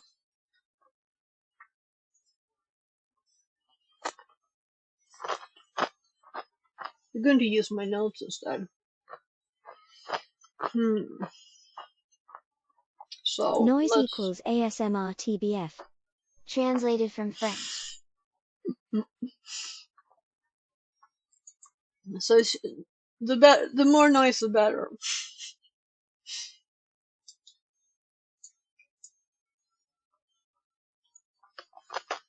Oh, I have one not finished there.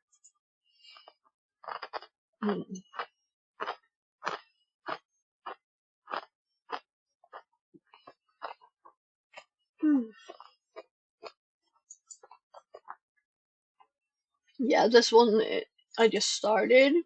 This one too. And this one doesn't have anything like that. This one is not hacking, it's just basics. That's a tool.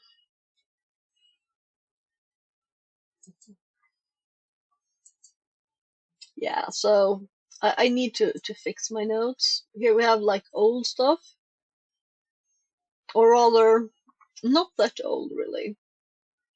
But this is not my latest new notes. So here we have some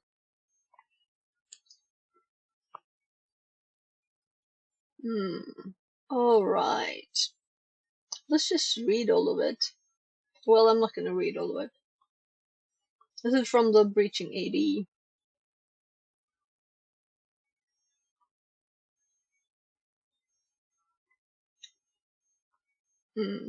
These are different attacks, anyway.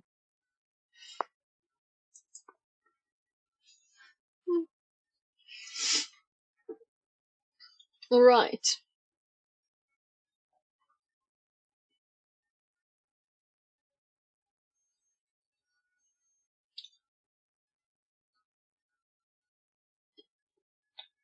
Yeah. And here I have some other stuff. Oh, right. This is just setting up my AD, I think. Yeah.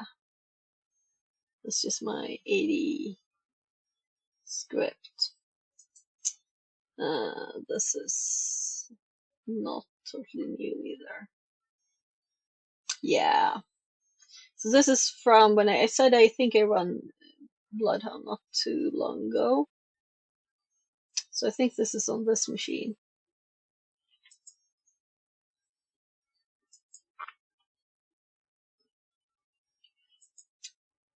So all of these things. The hard stuff when you're not on Linux. And GPP decrypt. Bloodhound? Yeah. Oh gosh, my nose. Oh. Oh. I think it's allergies time. I wonder if I forgot allergy medicine this morning. I think so. Possibly. Oh right, that reminds me. I should send a message that I need more allergy medicine.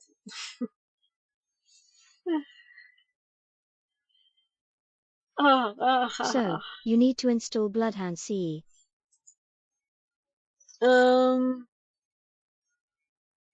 Equals pain in the ass. No, I don't think so. I think I did it already. I don't know. I don't remember. I'm just checking through all the notes because I don't even know if it's all in here.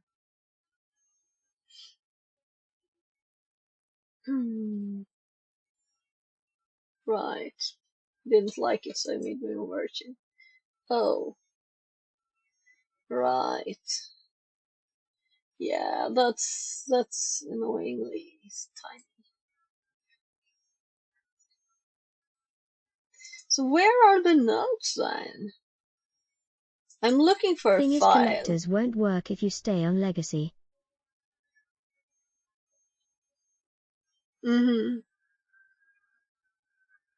Yeah. But what has Kali got now?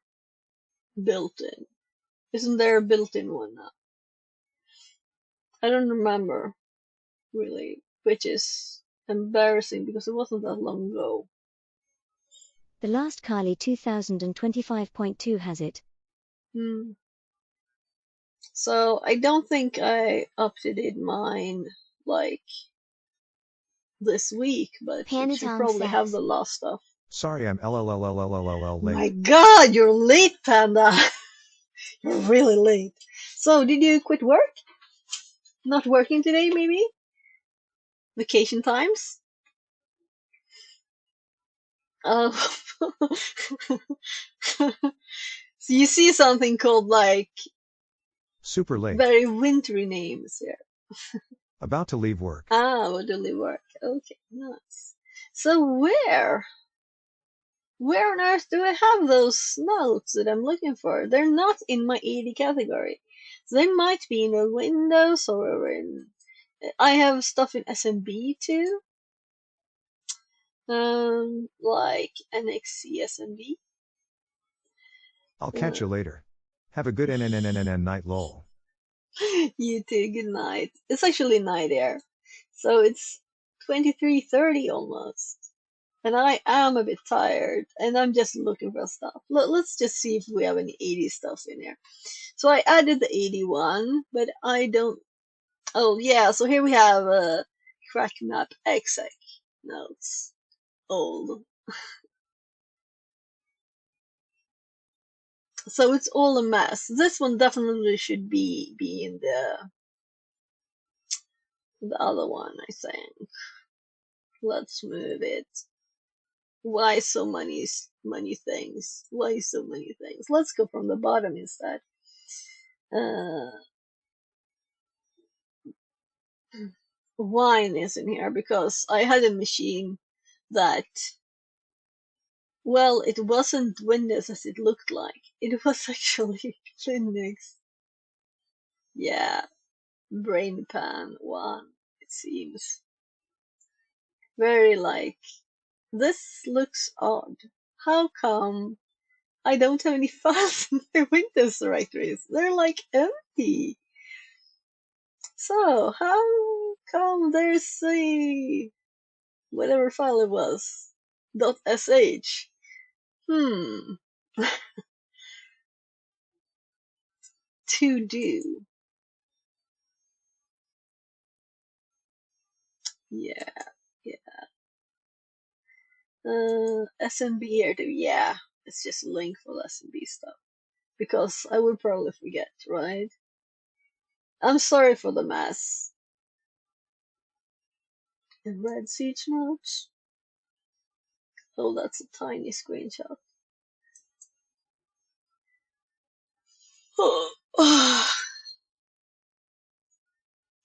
Previous Windows. Let's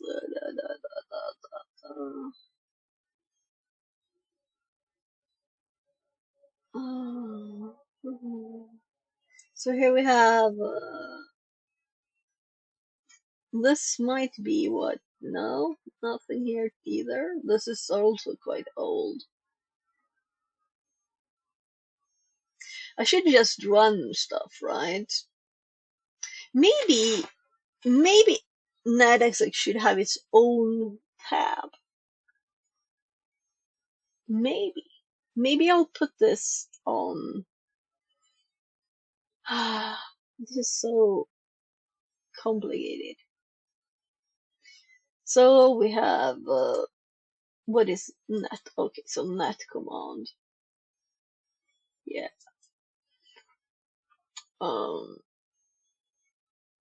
Secret stomp. Yeah, right. PSX second package generally.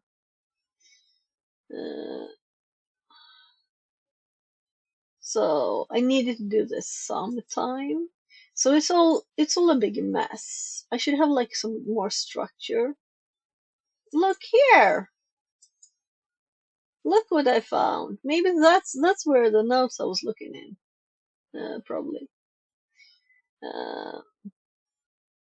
But we still have it here too. So let's actually put this one into that one just to make everything more messed up. And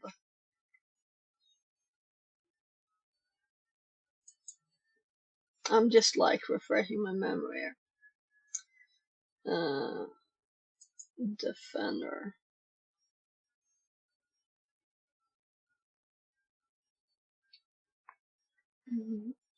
And what is this? This is also crack map exec. That's long ago.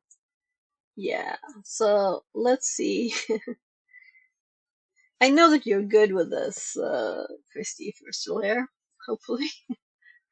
And I should just do it, but I'd like to untangle some things. So I'm kind of thinking that this one, maybe I should make a top level one for all the crack map exit stuff. Let's make Christy says, a new folder. From ET. translated from Portuguese. Do ET. ET. Let's do like, what number did we have? Windows in 80? 9 and 10? So let's do like SMB is somewhere there too. Can I type? No. Do IT, D. IT.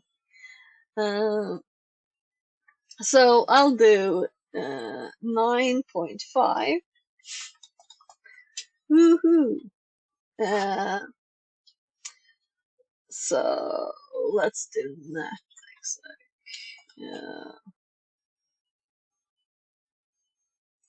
And then we're gonna move all those things in there. So what did I have on the 81 too? I think that this was like only NetEx, right? Probably. Maybe not. But it starts there.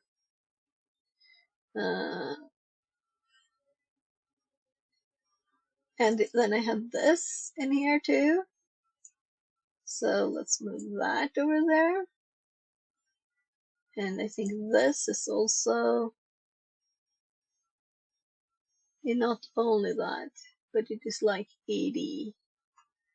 Yeah. This is also old.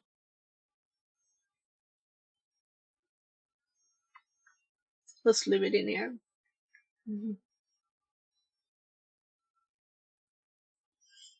Craft map exit. So it feels not that long ago they changed the name, but it was long ago, right? So it's just me being confused about time. So then we move this into there too, and hopefully we have like this. So it needs to be separated, like SMB is, then we have this with a help for SMB specific. So here's an map. What's in here? Looky. And this is called SMB because it is CME SMB. And here I have links to the others that we moved. To sort, there's another one. So, oh gosh. So this one I'm moving to. Let's minimize that one. I can pull it over here at once. And did I move the right one now? Because this is also NXC. And we will need a shortcut, which is NXC SMB.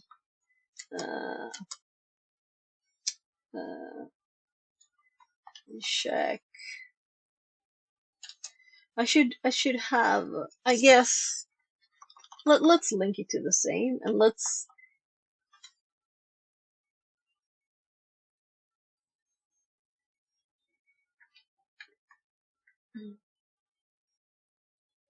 there. So we have a link to that one in there. And nothing more in here. This is Impact SMB server. This is SMB client. Then we have get and upload a file like that. I should have that in the same Oh, we have SMB client connect to SMB share. We should have SMB client upload a file, right?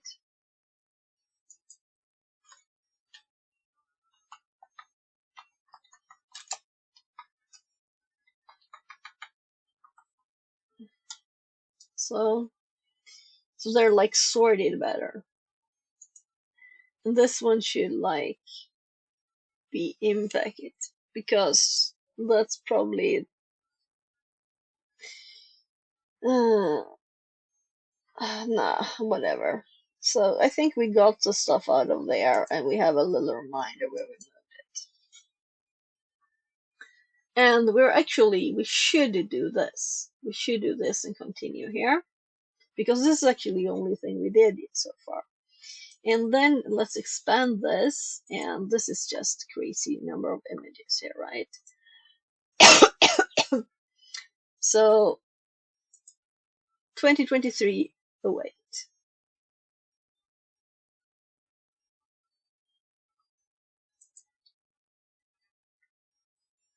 And this was an older version of some of the other notes.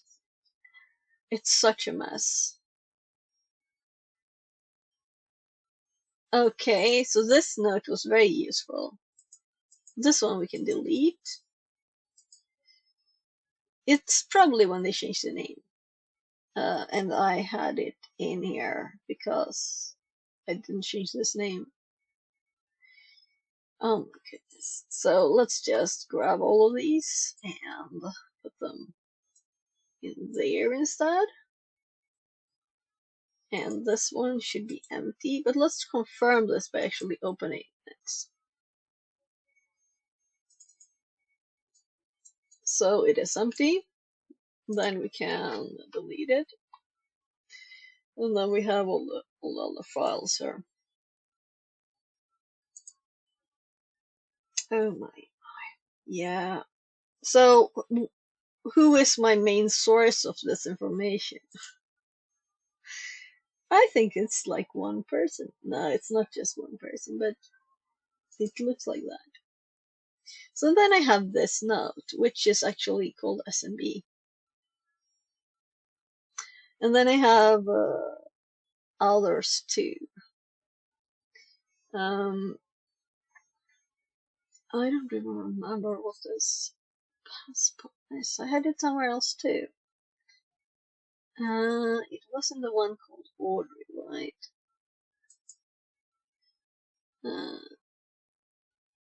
So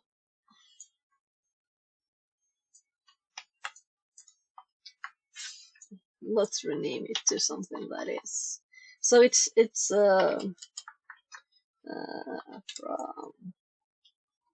That's why it was called that. Oh no! What happened?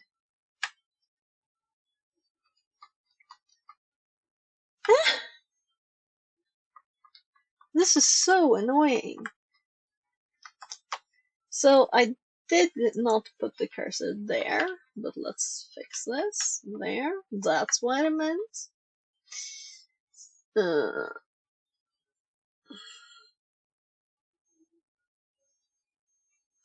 These are GG. quite old too. Translated from Latvian. I'm sorry for being so slow. I felt like I did something good with my notes now at least. So instead of having these spread around in 3 different categories, right? They're in one 35 raiders place. from Pebble 3 have joined. Fixerbot says. Welcome Raiders. Pebble 3 brought 35 friends to the party. Oh, Go thank drop you them so a follow. much. New for the follower raid. L1ZRD404. Welcome in, Less than everybody. 3. Christy says. Petpit, 7TV, steer. Fixerbot says. New follower 8BitBoy100.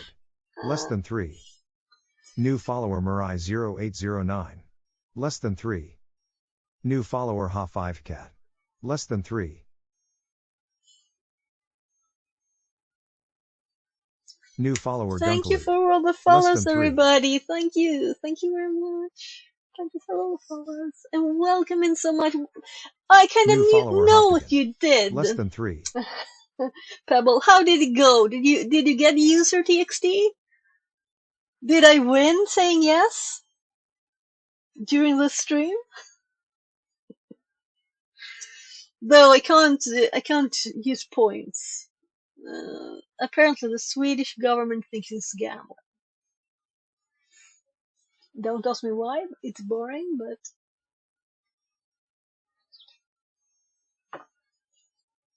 so we're going through a New old follower D4 TryHackMe Octo path. 0TH.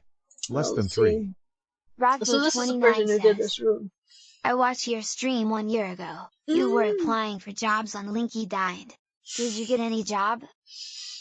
I haven't really applied yet. I haven't applied to more than one job really. Maybe, well, I've applied to like 2 more jobs that people asked me about, like recruiters, or 3. So I should really get started applying to jobs. So this stream might have been that, but this is what happened with this stream. So I have this path um, that is called cyber defense, and I'm like mostly interested in red team, but we need to know all the things, right? And the cyber defense path did actually expire April 2nd. So I think that if I stop this path and do something else, then I probably won't be able to hop on here again. So we're gonna finish it, and there's some cool stuff in here. So I need to know more about volatility and forensics and stuff. If nothing else, we need to know this for CTFs, right? And then there's some really interesting stuff here. So malware analysis, reverse engineering. This is interesting. So I just hope that these rooms are more up to date than our current one.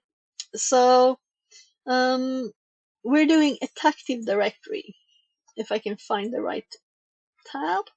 So it's suggesting to us that we run. Yeah, I was probably in the right spot already. Here, we run Kerberos, and I was like, nobody uses that, right? And I checked the repo, and 2019, yeah. So this room is from 1912 days ago. So yeah, it's not totally updated. So actually, let's switch. Instead of me fixing my notes, I was just renaming my crackmap exec thing to netexec. And trying to gather up all the things in one place and sorting notes. Tell me instead, what would you use to get the answers of my questions? Let's do it this way instead. Now, when we have a lot of knowledgeable people in here. So what did you replace Kerberos with? Is it an XE that you run now, or is it something else? And I know that Chrissy that was already in here, could have probably answered that faster too, but let's make my notes the best notes. Let's make a new, or rather, I just made a new 80 thing. 80 enumeration. Yeah, this is the one I just added. But I already have like a million different files here with different stuff. So, look, yeah, yeah. So, tips. What would you do?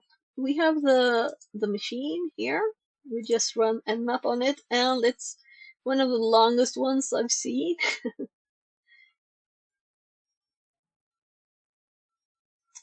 Of course, all of these 80 ones are like long, maybe not like this.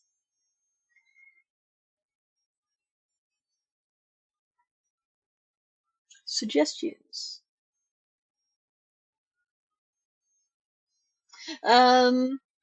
We can just start otherwise. So we have some hints here, right? yeah, Kerber, this it said here that this doesn't exist anymore. And I was like, yeah, that's the answer to the first question. I don't need to use the tool or look. And now we're supposed to find accounts. So let's actually hop my notes over to the other screen because I also started making box notes for it.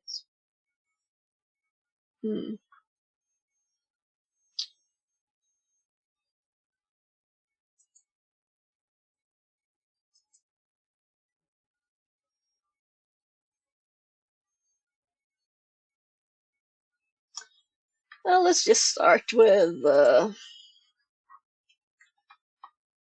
gosh, caps.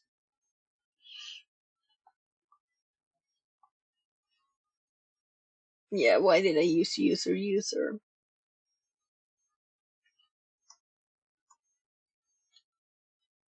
I'm just curious what my history said. So this IP is what? 106, 240.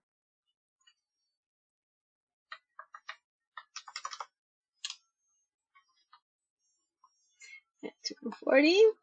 And let's just do nothing.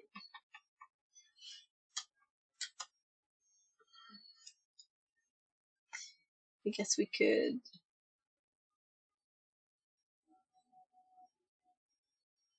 create a missing folder.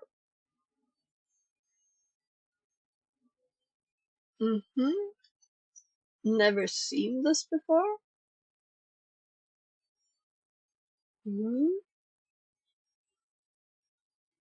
Okay, maybe I have seen this before. Let's just remove the old stuff.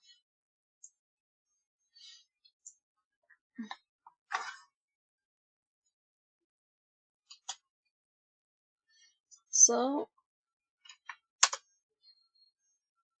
yeah, actually gonna turn off my fans that are adding cold air in here because it's starting to get cold outside.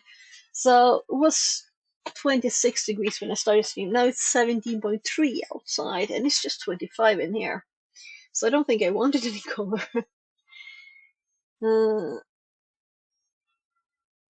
So initializing S&P protocol database. So let's just do like shares and see if we get any shares. Oh gosh, you see what I see? I didn't make an actual IP here. That's why. It's like thinking this is a name.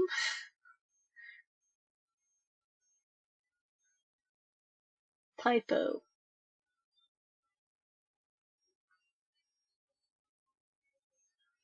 So that's nicer. So we already knew that this was the name. I kind of usually do the SMB scripts.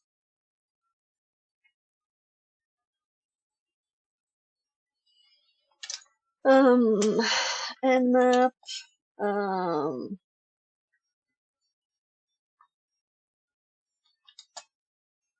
yeah. Oh, why did I remove 106.240? Always nice to run this.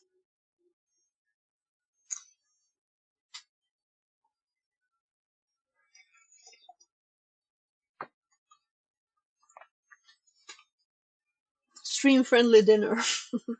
Don't have time to go away from here and make something. So let's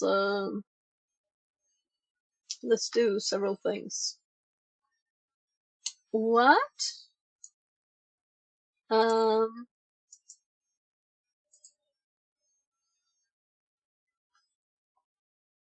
don't know why it suddenly made a new window instead of just a tab. So, right, we got the answer to that.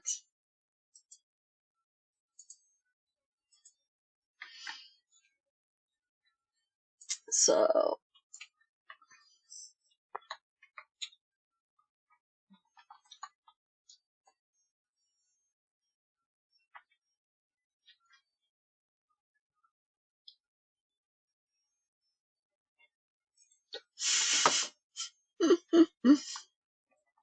I copied the one with the wrong IP address.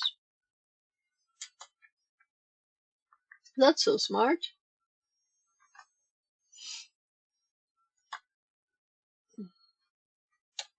So, did we get anything?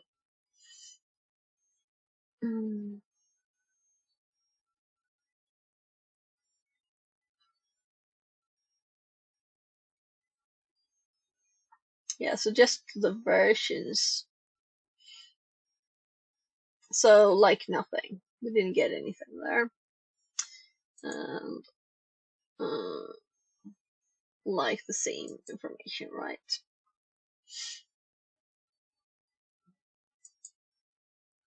So, nothing. So, let's actually check. I think it had a web. Let's check that out.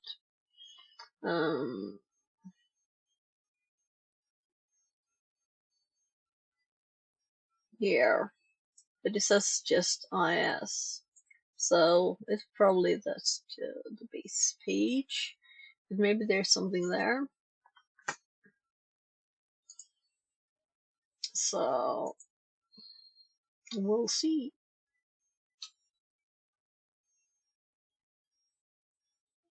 Yeah, we did the Splunk rooms just for her. So it will probably try to go there forever. Let's just copy the IP again.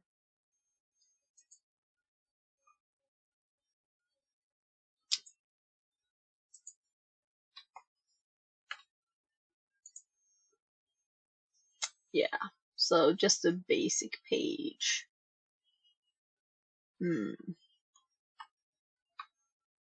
Or anything else HTTP here.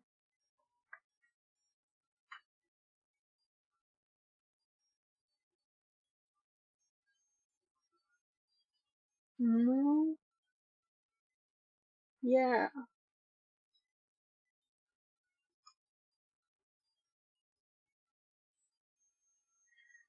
Is this something specific? Let's just Google it. It kinda looks port. Kinda looks a bit familiar. Yeah. Why did we get it up now then? So because I don't remember. So why? Let's click this. Again, obviously.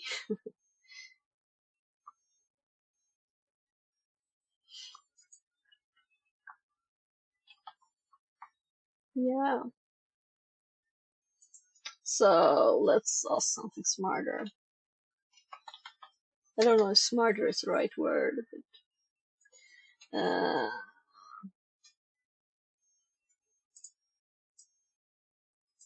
let's just give it this.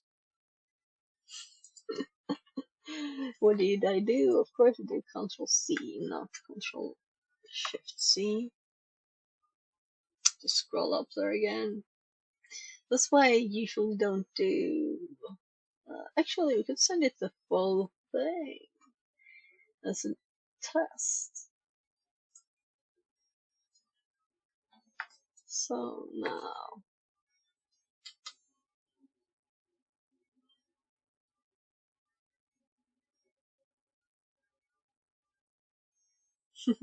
Well, yeah, usually associated with Winora. Yeah.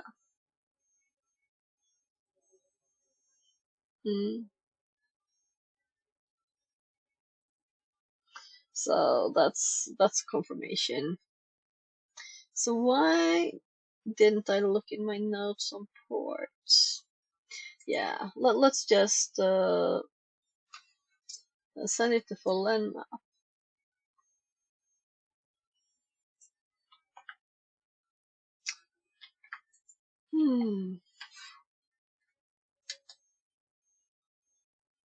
Oh no, we got 2.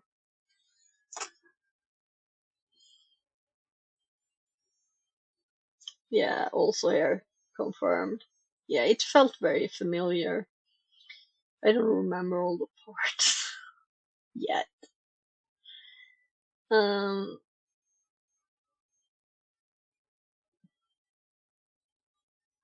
Trace could allow XST attacks, usually lowering risk.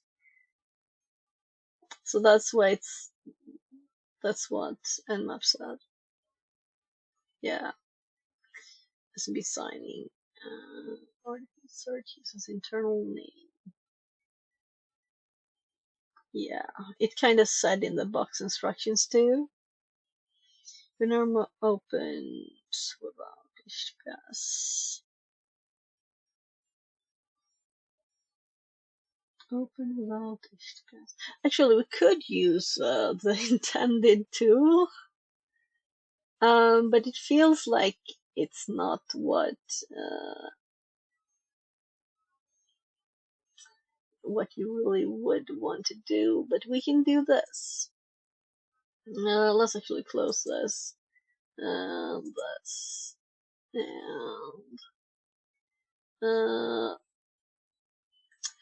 and gosh, I did tab, and it tabbed in the box here instead. I didn't read this one. Let's check back. Yeah. University. Yeah, we know. We read it. Yeah, so it actually suggests stuff here. RPC client and known for Linux. Yeah, it's suggesting a known for Linux. I don't want to use that. So we need some. So.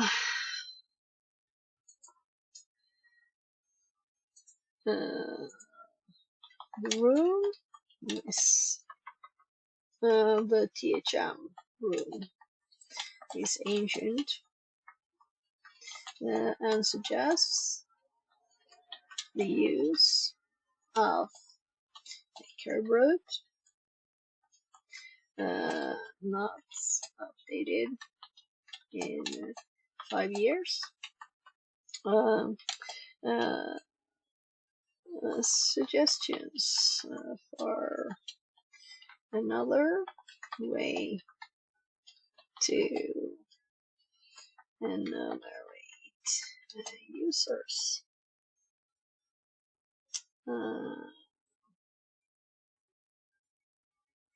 No, for other ways to enumerate users, right?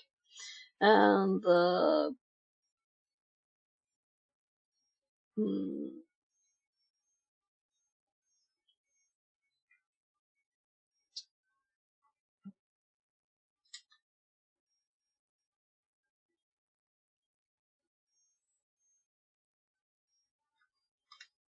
in packets, yeah, of course, and it's already installed.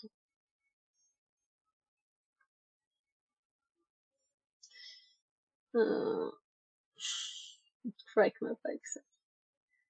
Yeah. So Kerberos only. Yeah, and it mentioned files. Limited files. Yeah, I missed downloading these, right? So there's files to download for this box, user and passwords. Because we're supposed to brute force. So let's actually grab these.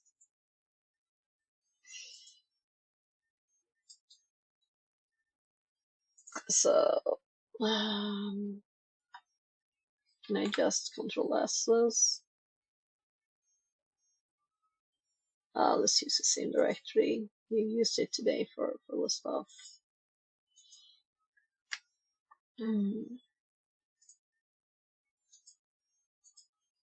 So, right. Let's check out. We want to use all the ways actually to get some better notes than the ones I have.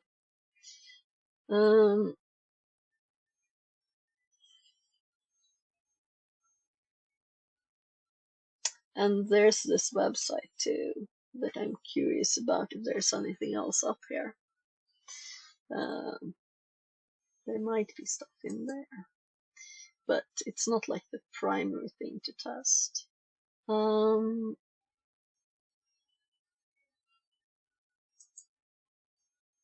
Let's, I don't know, cap, let's do a packet.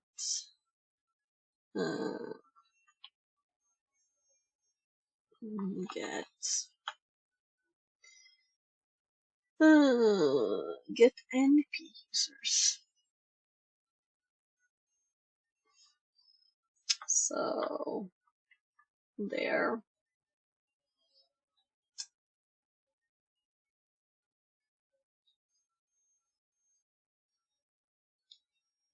So it is suggesting this command.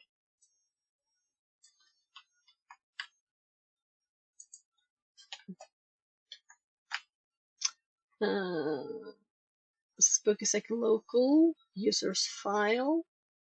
No pass. Yeah, so we need to add the users file there first.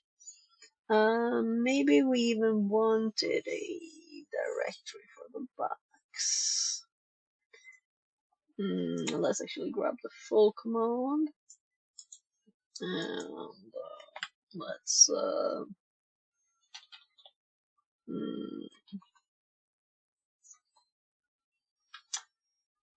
boxes, and we're on TryHackMe. And let's make their what on earth is it called? Active directory. Active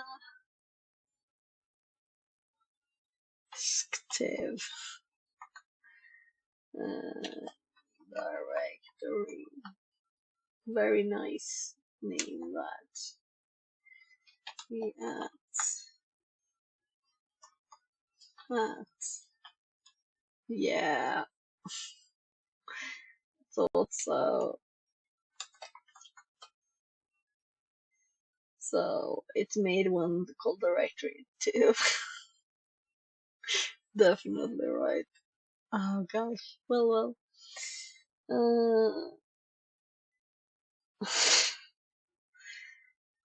Yeah, I think I'm getting a bit tired. I'm like, that was so fun.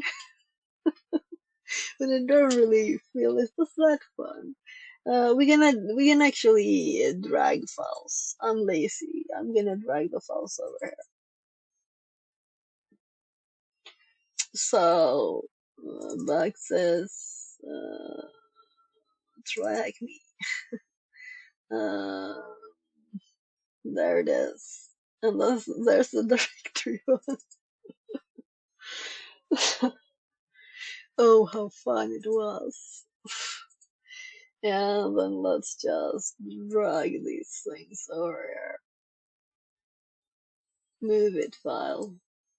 Okay, it hopped over there, not there. And let me pull those over there. So now we can get rid of the GUI. And we have little files here. And we can paste our little command and call it user list instead.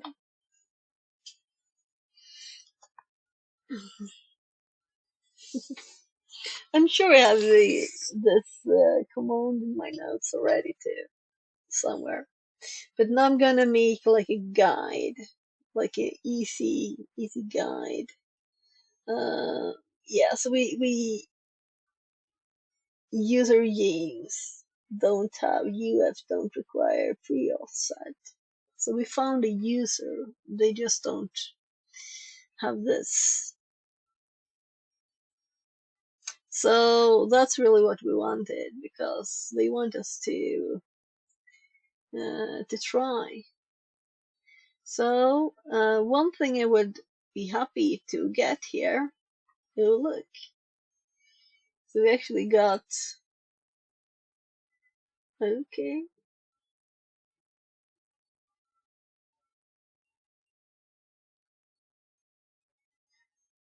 So let's go back down. So line numbers would be nice here, so we can see it moving when there's so many not found. Or maybe you can filter out the not founds. There's another one, James. Wasn't that what the first one was called? Let's go through here. Yeah, James with lowercase first letter, and James with uppercase J. So let's actually hop to the notes and start. We're going to make everything double.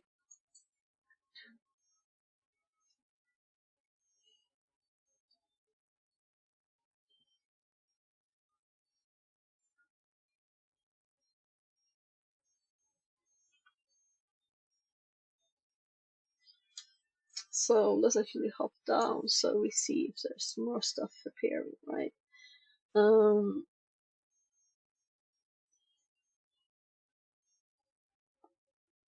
So we're gonna make good notes now.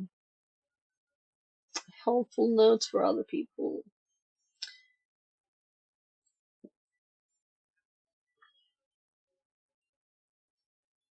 And maybe I should add them to my, rather than 80 enumeration, maybe I should do it in my start here 80. And maybe even add some ports here. So it's just, I just started this like the other day to try and like gather stuff. And this is like, I have this file for different stuff, like for Linux. Here's my Linux. Not there. So lots of stuff to test when you're on a Linux machine, right? So at the very end, I have these things that I want to avoid, right? So first we do all the manual things we can think of.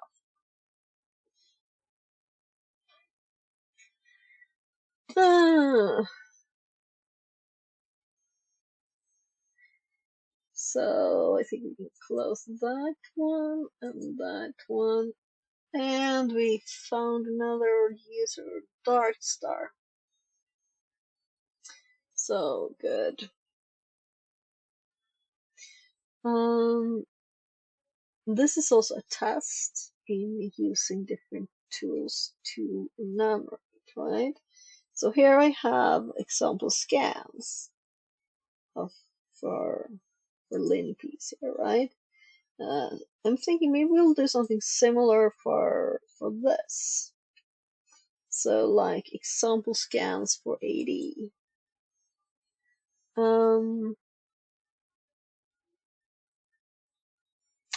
But I don't think that's a good thing. More like doing notes for tools. I hopped on there.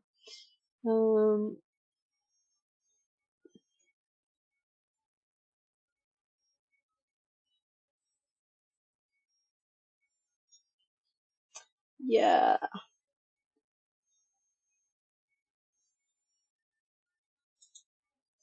So let's make a new note first.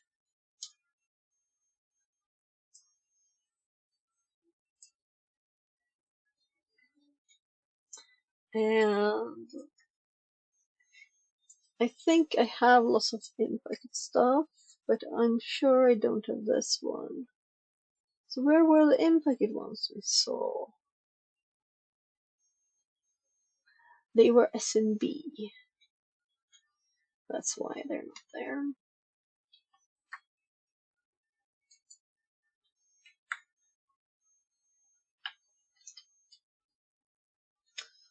And we're going to do an example there. And then I'm going to also check for possible help here. So this was useful, but we can possibly get a better one. So opening a new tab, and initially let's just do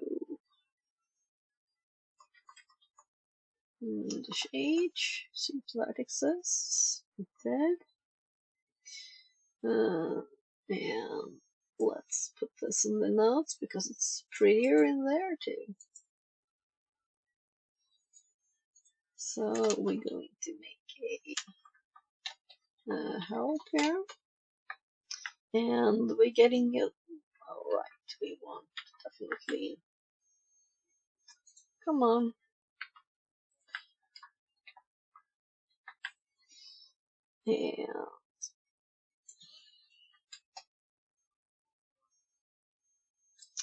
And let's read it. Each request output file format hashcat John. Oh, what's the default? Users file.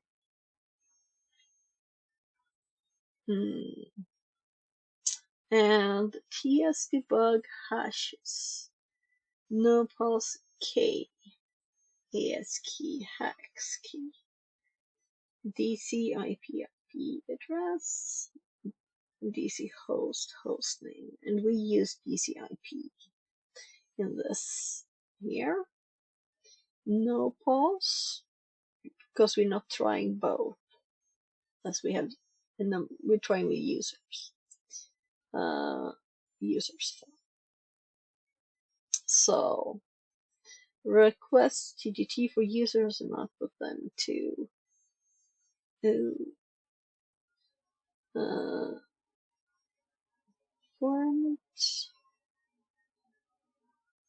for me to save the ASREC of users without, yeah. So we got something there, but what's the default? Default is hashcat. Thank you.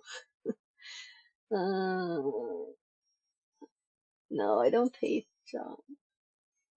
users file, user TS. It's timestamp.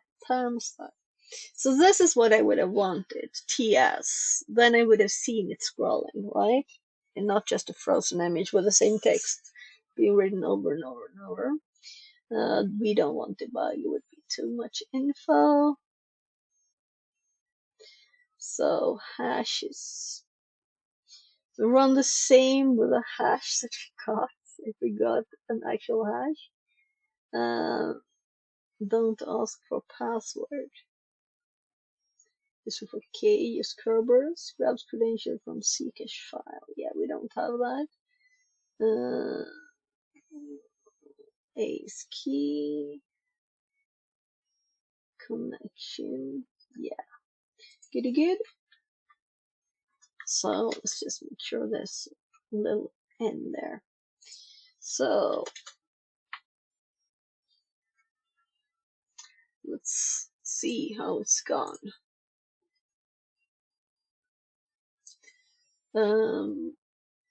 It's still going. I thought it was a short file. Obviously, it wasn't very short. Let's grab the ones we have so far. Also, it's not saying what it's testing, right? I always like that. Maybe that's where we do the debug. So now we're going with the sample data output here. And we go in dot because there will be stuff in between. And this will also be what we put in the other notes.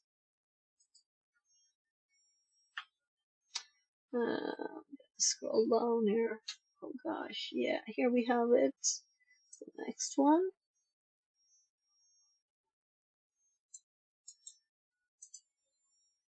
So this is, actually we have several of these in between there. So let's actually put one there so it doesn't look so odd. Ah, and then there's more of those.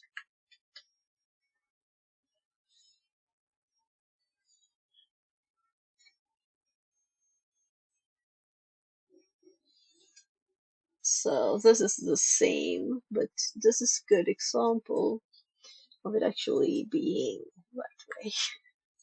So I'm going to shift page down instead. So we got a Robin too.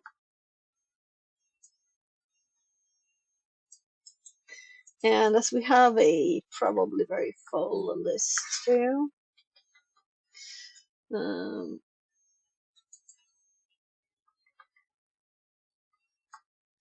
so this is interesting. We want all the versions, right? All the variations so that we can remember. Let's actually click copy so I don't Ctrl-C by mistake.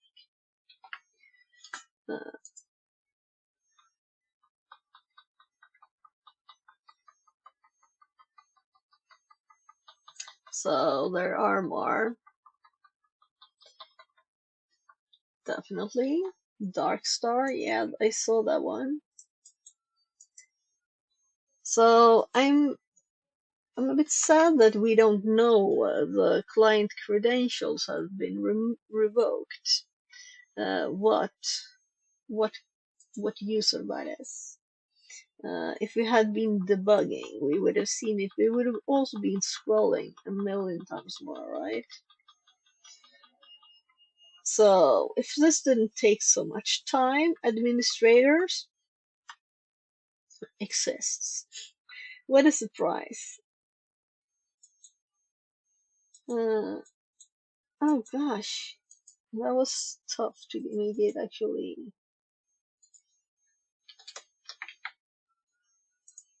right click.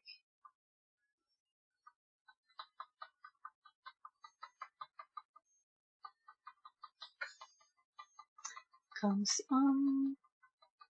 So the way the text was in the box, it was quite obvious that we're supposed to use several different users. So that's why I care about them all.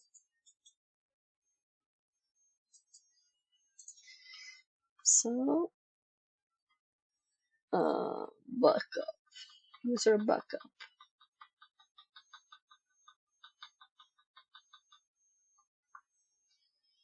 paradox.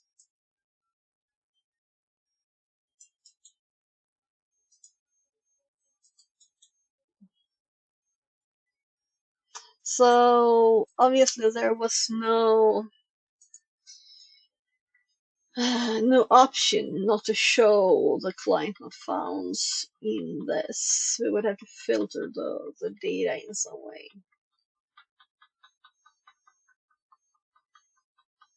And as some of the responses didn't actually have any special character first.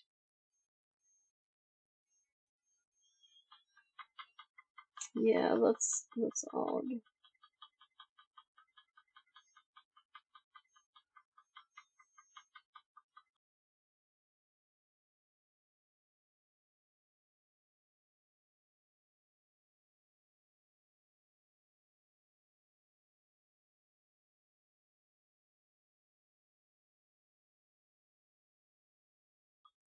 There it is. So we could have made the list a bit shorter, right? So how long do we want to click? We could just copy it all, and sort it. User James with all uppercase now. It's the same user again, but it's also the only user that we've had 3 times. Is that a hint? Is that a hint? So that's what we got so far.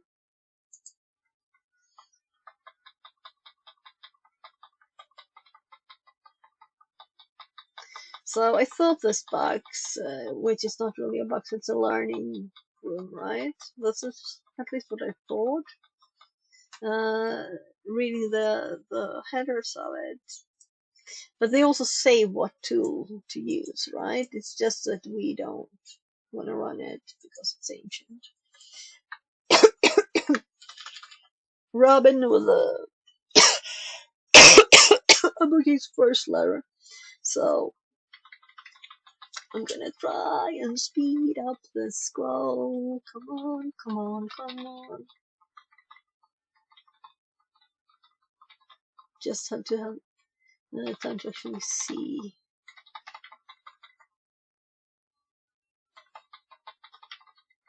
Maybe it's better just to hold there down.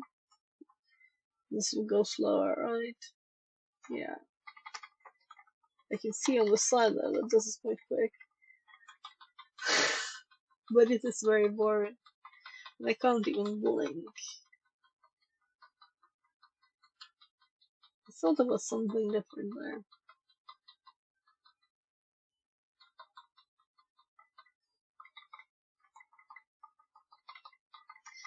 So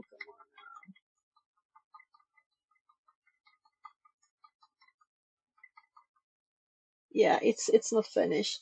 So now let's try and like keep track of this one. I don't want to redo this, so maybe I should have just grabbed the data afterwards and sorted it all. Copied it to file and sorted it, and look at that.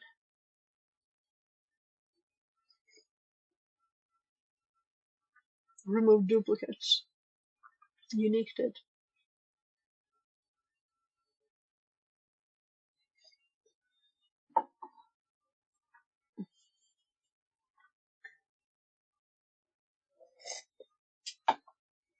Let's actually do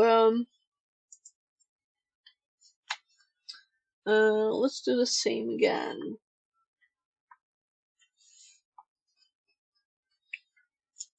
I'm not gonna scroll up there.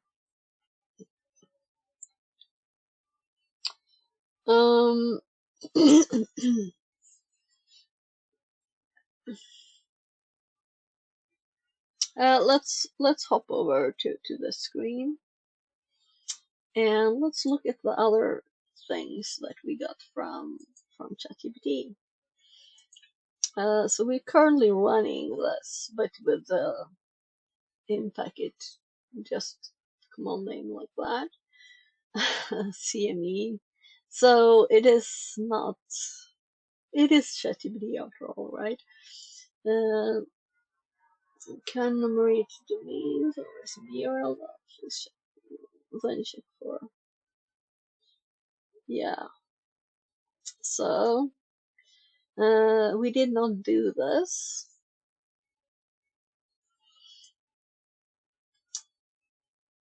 Of course, we didn't. I mean, with NX instead. Then there's RPC clients. Okay. Guest username by querying forward something if your guest's nominal in the session. Dom users. Yeah, we don't. Oopie doopie. I saw something scroll by. Oh, it's just another client revoked.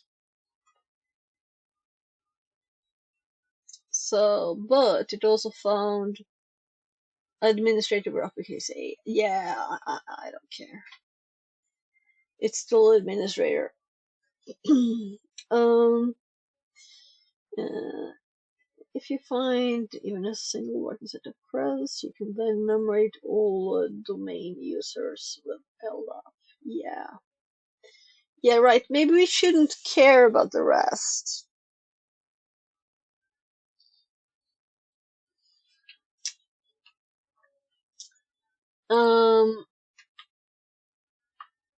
Oh, I want to tab to the notes. So let's send it this.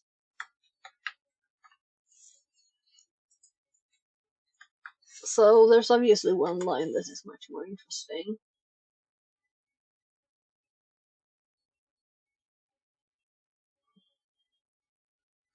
Yeah, admin. You grab the TG hash for CBT admin. Show format. You can now crack offline using something like hashcat. So we do have a yeah. We don't need to use RockU. We have a little file.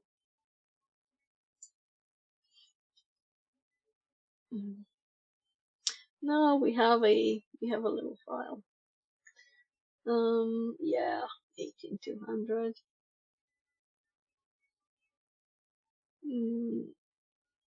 So you shouldn't ask this to actually perform this because I tried some time ago.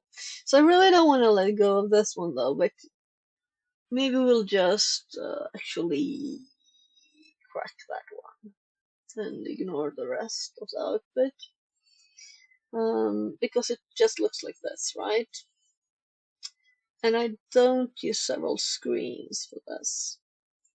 This is on my Praxmax server. So let's do hashcat. Hashcat. Right.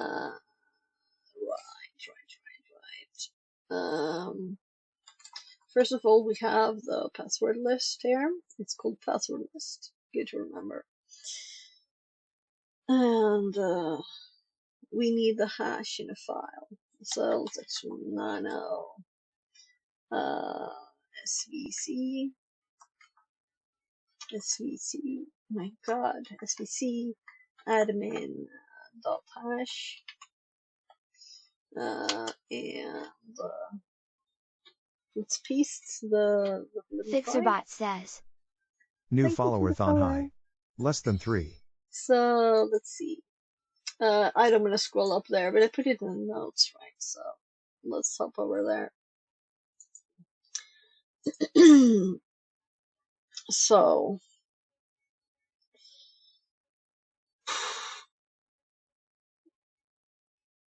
it is long, and I'm not sure if I just grab it all.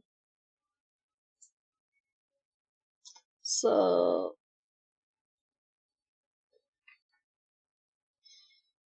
it didn't look really like this, right? Where is it? Like this, right?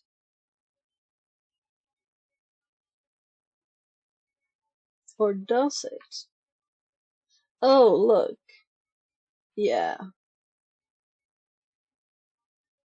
Curve fine. That's right. Okay.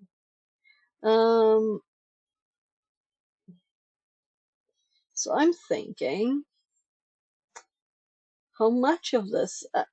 Maybe this is already in hashcat format, totally as it's supposed to be, because that's what it said, right? The default output format is in hashcat format already.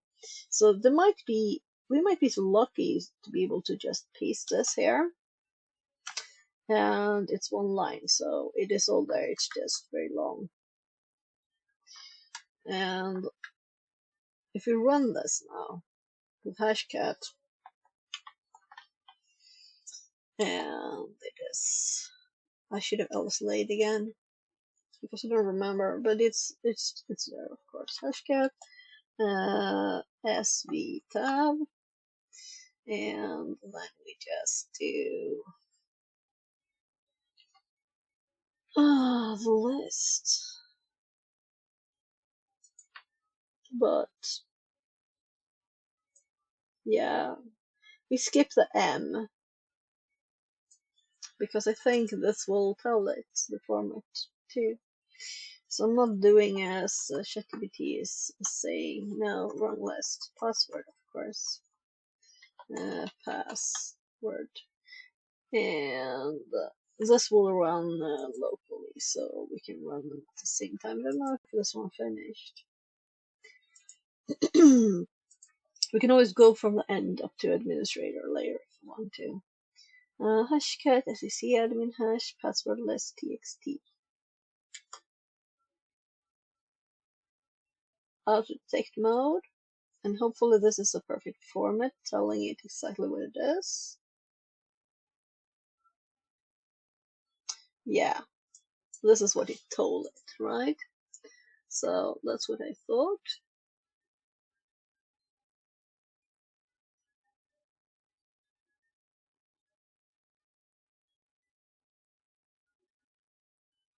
So as we had here,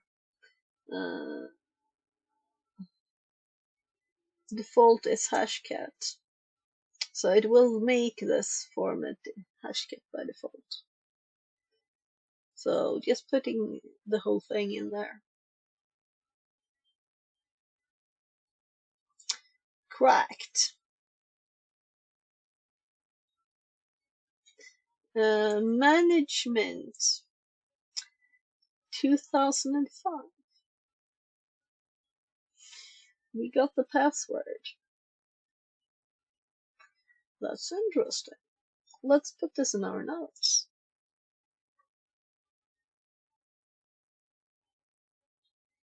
So, this is quite interesting too for the box, right? In the box notes. So, I know this takes time to run, so let's leave that going in the background. So box notes is up here. So we're going to make a new note called in packets.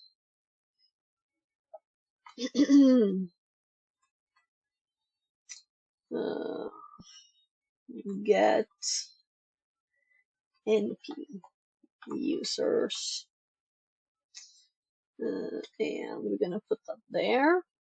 Actually, this one should be like 2.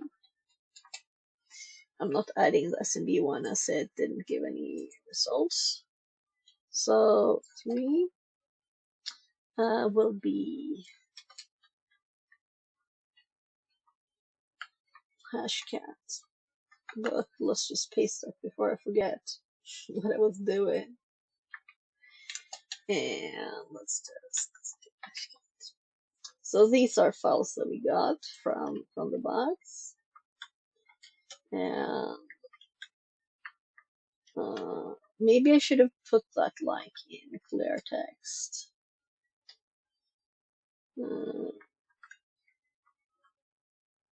Oh, that's not pretty.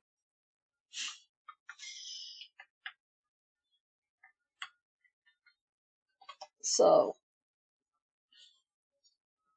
there.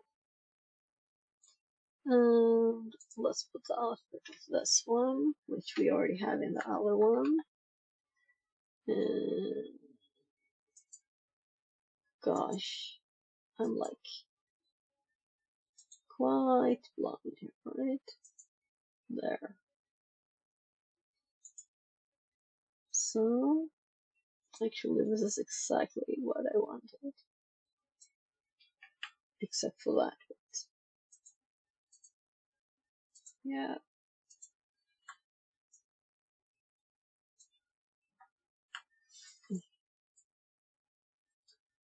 is actually going on, but this is hopefully good enough because we have a user, right? So now we can use the other stuff. Let's hop back to this one and oopsie. Oh, it's scrolled. So manage.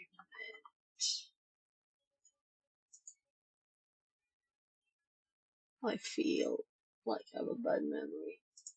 Management, yeah, 2005. It was like, it can't be 2005 because it's so long ago. 2005, and this one is SVC admin. SVC admin, right? And now we'll know if this is the correct account.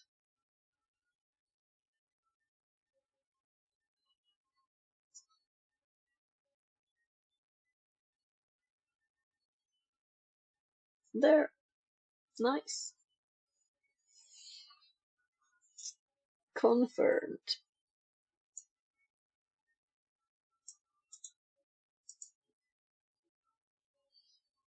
So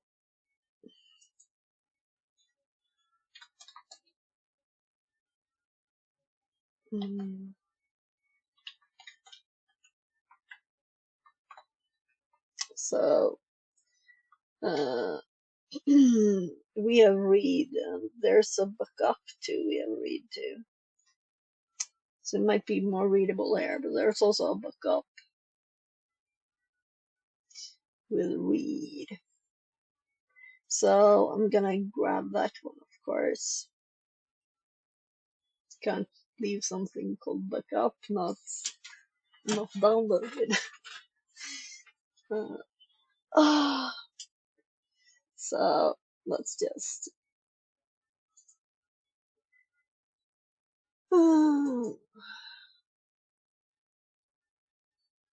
let's do a SMB gets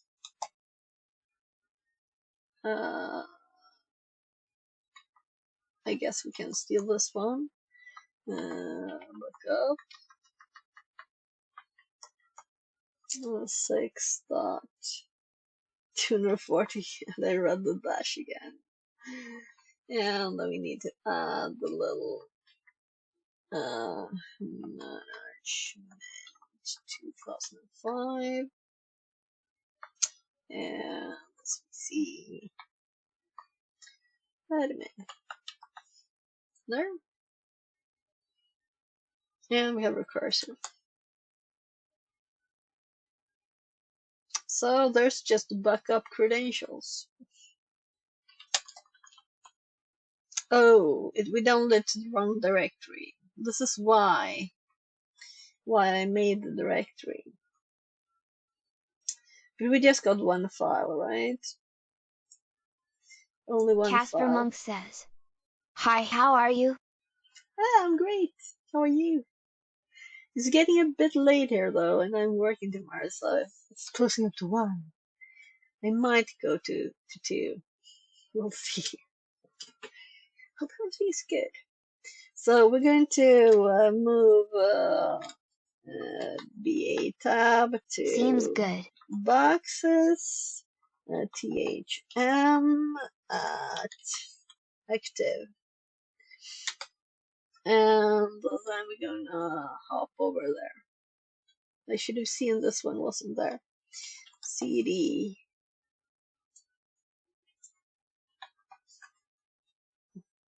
So let's cap the thing. Okay.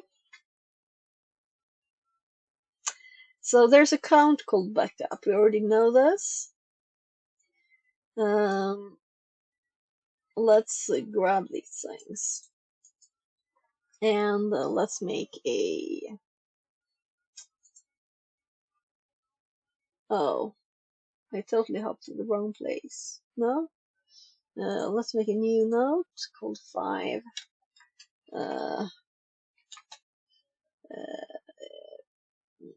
in the backup.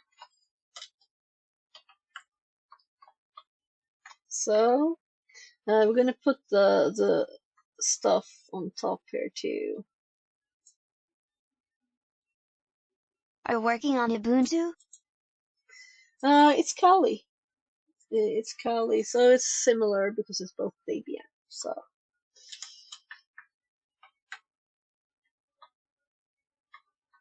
very similar. Though I haven't used Ubuntu for some time. I like Kali.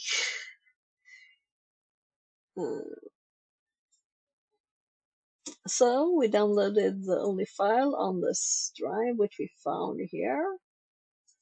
We might do more stuff there too, of course. So new creds.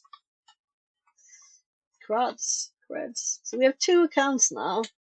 So this will be backup Colin and this one.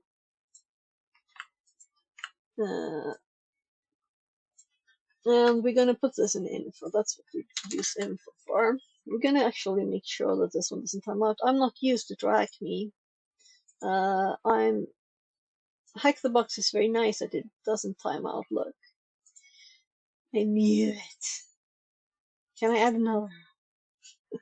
I wish. Alright. Notable account discovered. So this will be SEC admin. Backup. So there. Let's not actually open this one as we're already going ourselves, right? So if we need some hints, we'll do that. So the IP is the first thing I usually put in info. Oh, good thing it wasn't an important tab there because I can't proceed. Nah, I did actually do the right thing too. Let's see here. See if we can actually copy the IP there. So we already have one set of creds. So let's put that one here.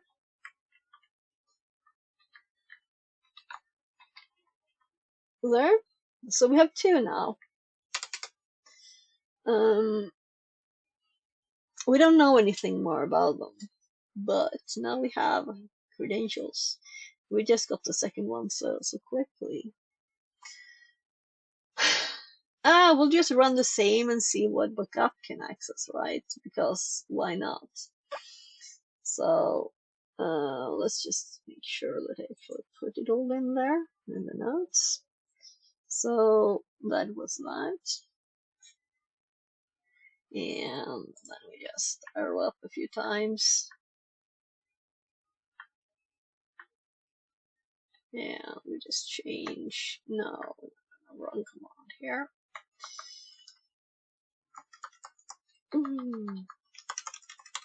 So, backup. So backup sounds like something that might have a little share, a little love across.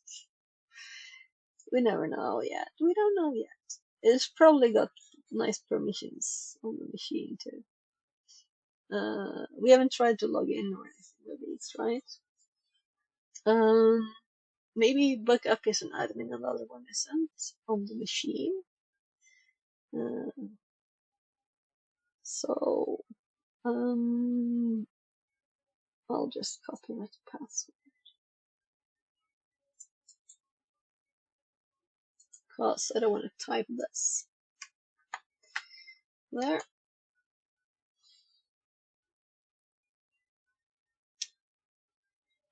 This is half to confirm that this is an account and a password. We got it in a text file, right? And it's not. So we got a failure there.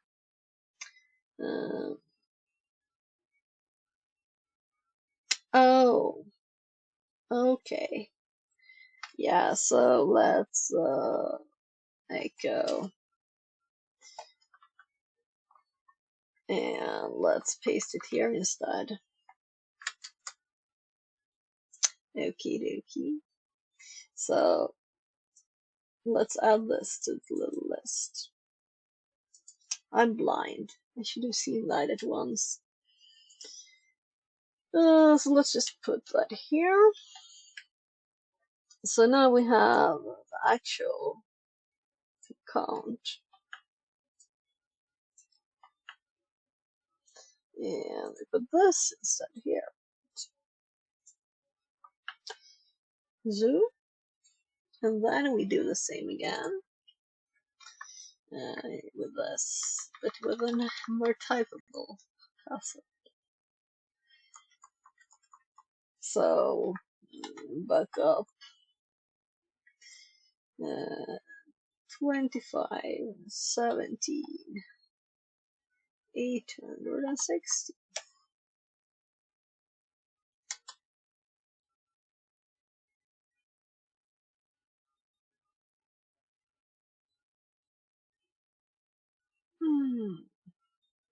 We can also connect with these. And the difference here is that the backup is not read. Otherwise it's the same, but we got confirmation now that we have a correct account that actually works to log in with. So that's nice. This is like confirmed that it exists now.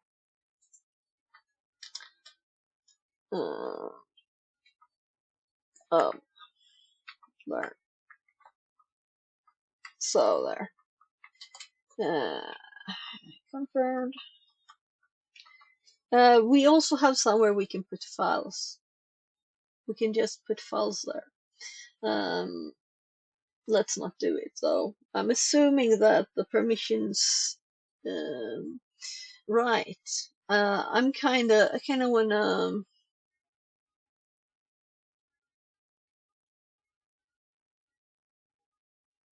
Nah, let's not go there. Let's not go there. So, let's check back with this one. Is it still going? I mean, how long was this list?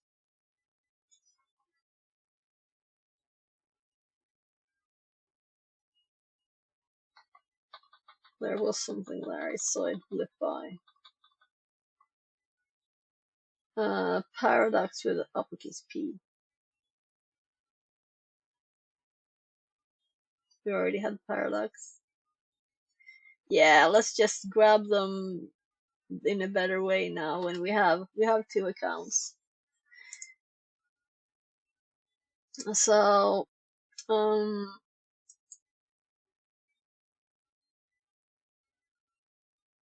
I'm gonna close that. We got all the things we wanted from this one too, maybe. Let's actually continue on this one. So these two, we have different creds entered, right? No? It's just this one. Okay, so we use the same window. Well,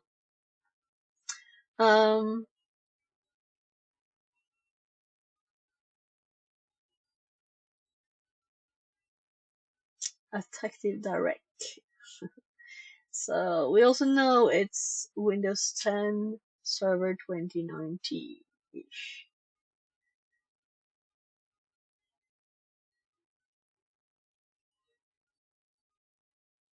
Let's not do shares.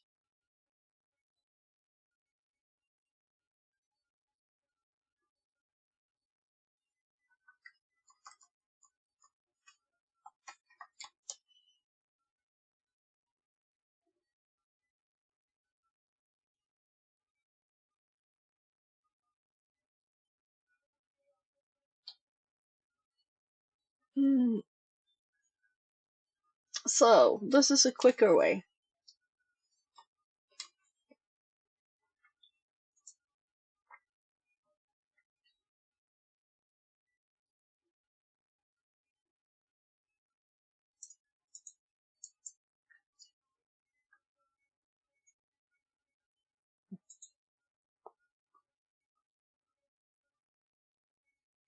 Yeah, we'll do them as separate because it's much easier.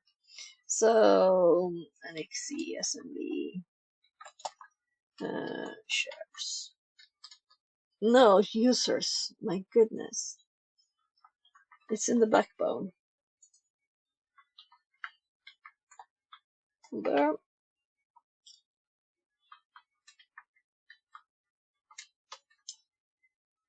So now we have a nice little list here, though it's not very nicely formatted, is it? Oh, I grabbed the shares one too. We don't need that. So I think it's more readable here, really. That's it. So administrator, guest, KRBTGT, Skitty, breaker of things, James, optional, Sherlock Sec, Darkstar, Bowie, Robin, Paradox, Merland, Horde Shark, SVC admin, backup. So these two we have, and the Ace Books.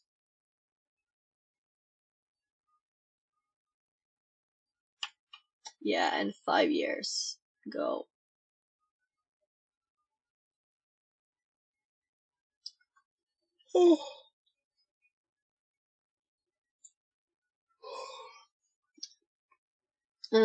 Built-in guest. Yeah, the comments there.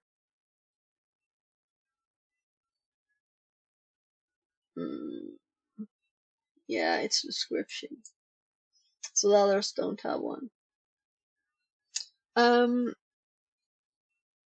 The question is what we do next. I kind of want to look at the other direction in this that ChatGPT suggested, just to see if these were quicker, right?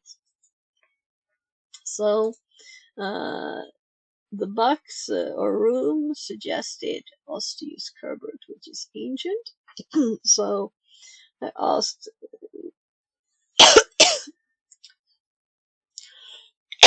for suggested, and it said correct methods here. So we haven't run this Kerberos, right? With our users txt, of course with the NXC instead there. So we have to test this. I'm actually going to abort the other one. This is taking a lot of time, obviously, right? So NXC SMB user list. Do you have projects on GitHub? Or maybe sometimes you are working freelance on different projects? So there's a GitHub there. So that's my GitHub page, and these notes are available there too. Yeah. So just ask if there's anything. I also have the notes up on the web, by the way. So they're going to be updated soon again. But fixit42.com /notes. Sorry.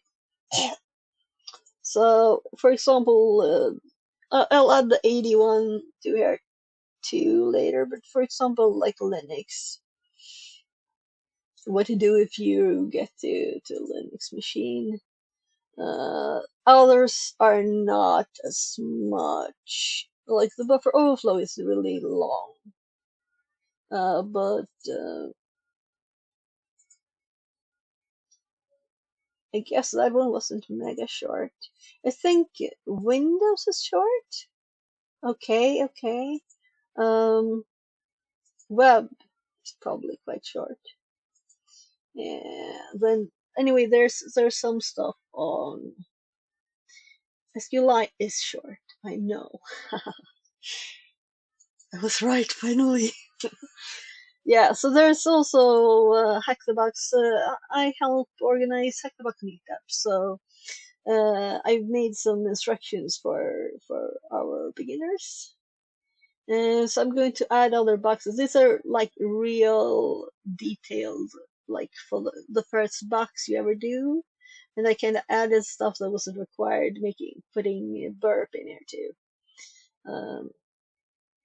So if you haven't done any boxes, this is also a free machine. This is free and retired, so everybody can do it, but it is retired. I didn't even know this existed before, so they do.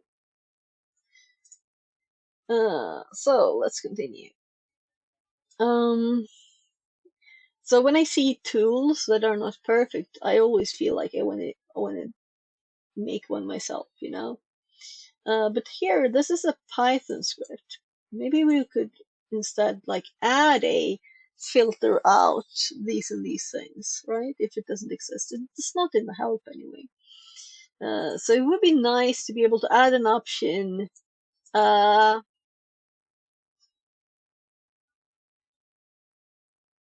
Like no not founds, no whatever it would be, right? Because the list we got is just client not found. So we can't actually, without scrolling so many lines, thousands of lines of this. And I paged down through it, right? So then you want a, this didn't actually work, removal filter thingy. Let's see if this works better. As in test.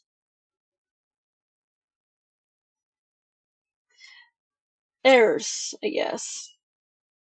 I'm assuming this is all normal output. You couldn't filter away. So now we're doing normal anything SMB. So it has a normal output. We're using a list. Yeah.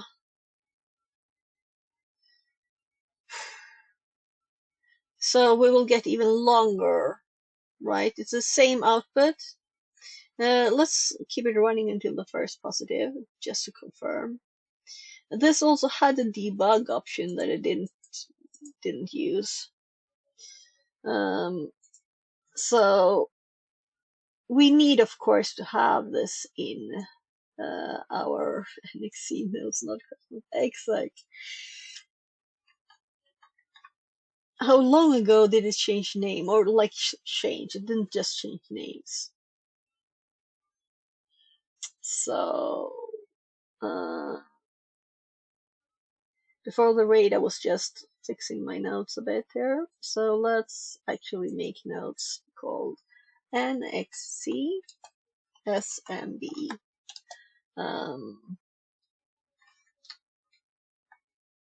Oh gosh, that's not, I did click enter, but it won't allow me.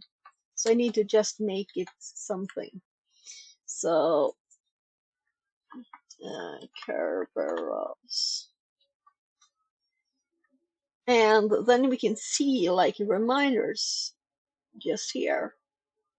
And we can add like examples we have used with the syntax. So we can see easier than like stupid screenshots.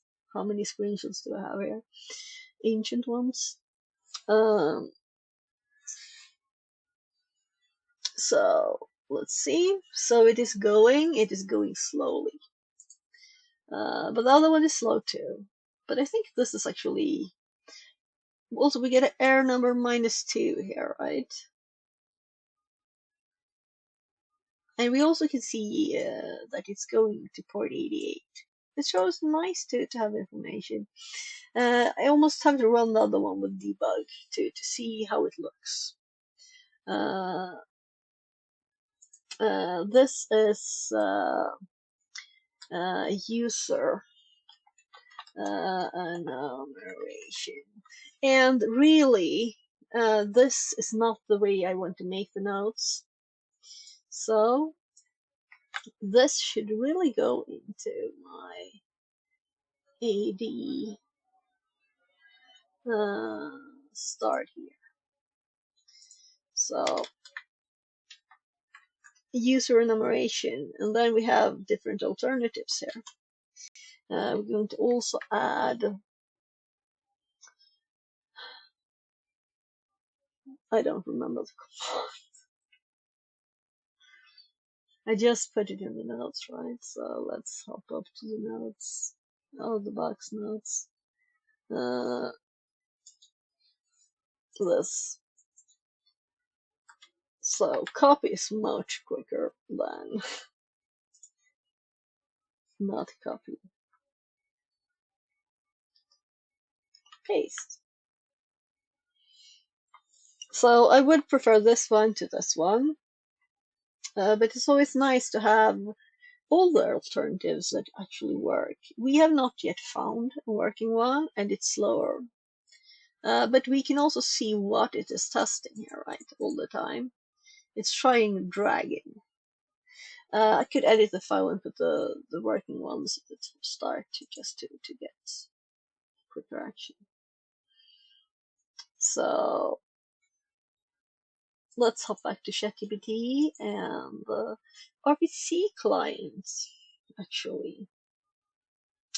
And num-dom users. So we need, of course, to try this, but this will not work because we don't have this. Yeah. So I don't think this is even needed to put in the notes. LDAP domain dump. You find even a single working set of permission. You can then enumerate all domain using LDAP. Yeah, we did that with NXESMB. So, but let's try this command too, and we copy because it adds a new line always. So, let's try this one too. I still want this to actually show me a working one. It still has nothing. It is much slower. I'm gonna add a new tab, not in my browser, it did. So over here, come on, click, and then we're gonna paste this line, and oh, this doesn't work. Oh, username password. Yeah, P password. Okay, so let's use which one is easiest to type. Going back to my info here. I can just copy SVC admin.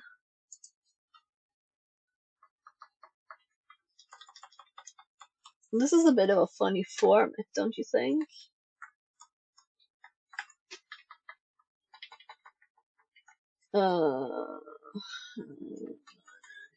Management 2005. Domain DOM finished. Oh gosh. Okay, so this gave us a bit more. We got JSON. I want text files, but JSON is good. iOS, HTML. Guess we open this one in the GUI.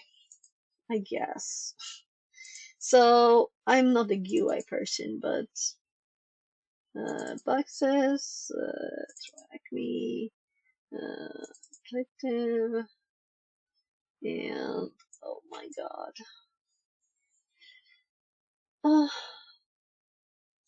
Can I change the view here? Of course I can, but arrange item, size type. No, I want like list view. Ah, and by type. And let's do computers by OS. It is one computer. And we got a OS here on it now. So that's like nicer. So we didn't even look for this information, we just got it. by running this command. I was a bit like, ooh. So the groups, yeah, so I don't like this. You know what I like? I like this on the command line, right? So I don't really like this at all. But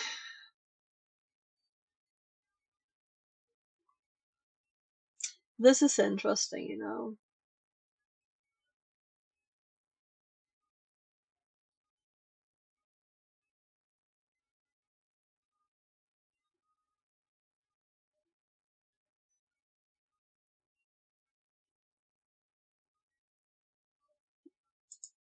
I should like close the whole thing.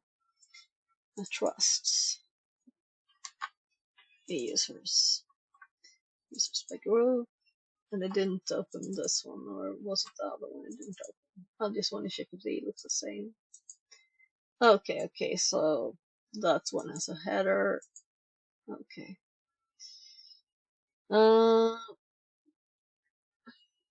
This was very interesting.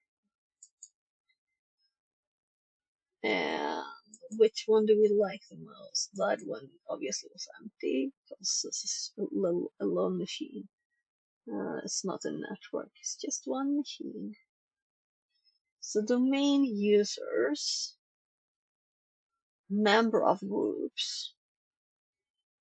And in this one we have a, yeah, I think this command is useful, but why can't we get a text file too? Users, administrators.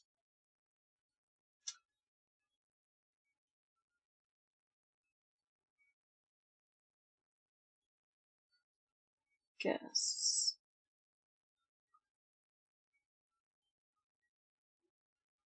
Yeah, let's just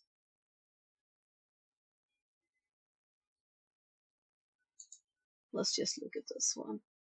So the admin spooks is domain admin, enterprise admin, remote desktop users, right? Then we have backup, no groups, SVC admin.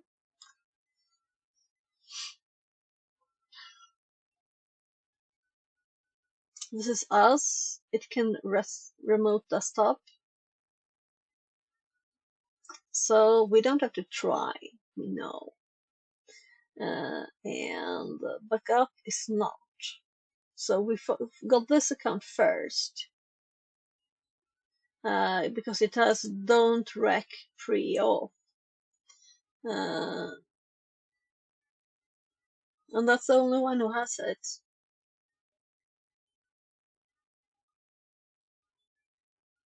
Description. So this was what gave us the first one, and then we got this one from the backup share on SMB, which this one had read to.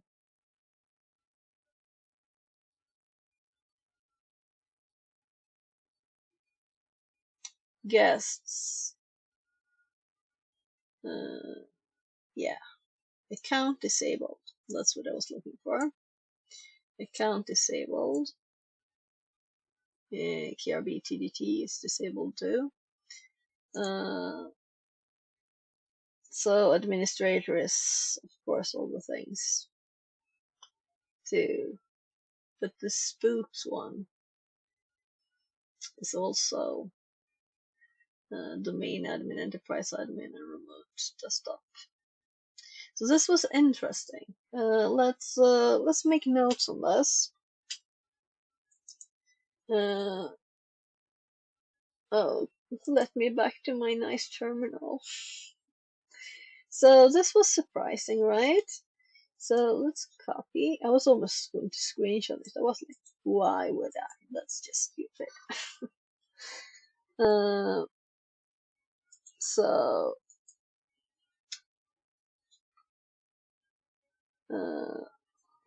hold up, dump. domain. So of course we should do Bloodhound stuff, but I want to like not miss anything. And I think we would have if we just run on. We will miss stuff that is good to have. And this is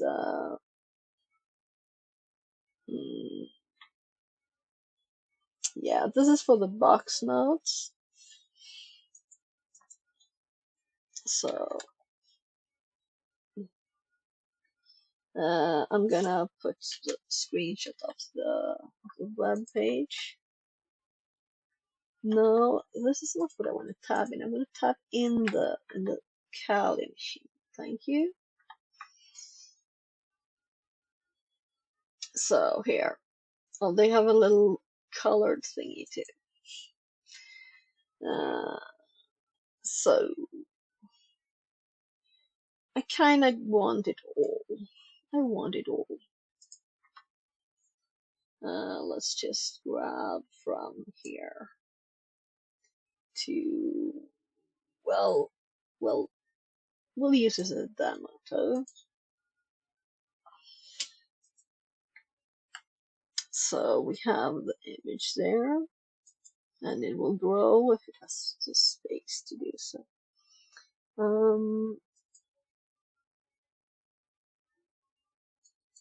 This. Come on, little thing.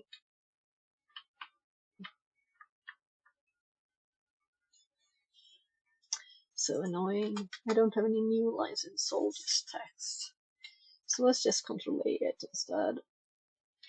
And we're gonna make a domain dump in AD too.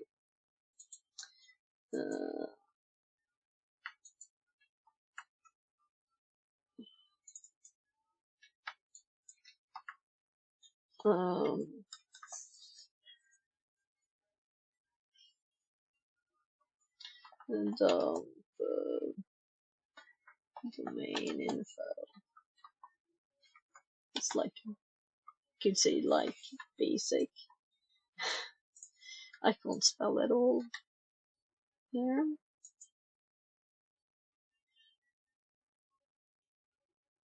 This is a file with the most interesting stuff. Domain users.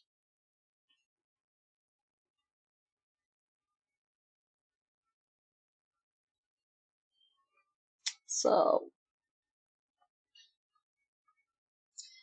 yeah, I could have squished it before I took the screenshot, but now it's done. I don't care. If we look at the path of the image now, we will see that it is just one copy.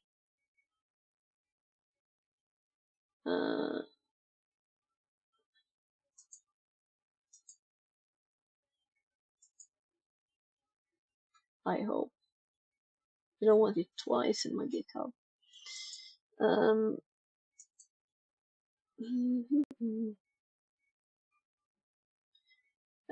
Let's check if I did all the things here.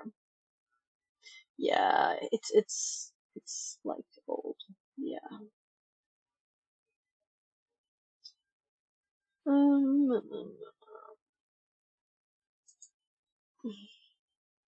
Oh, Splunk.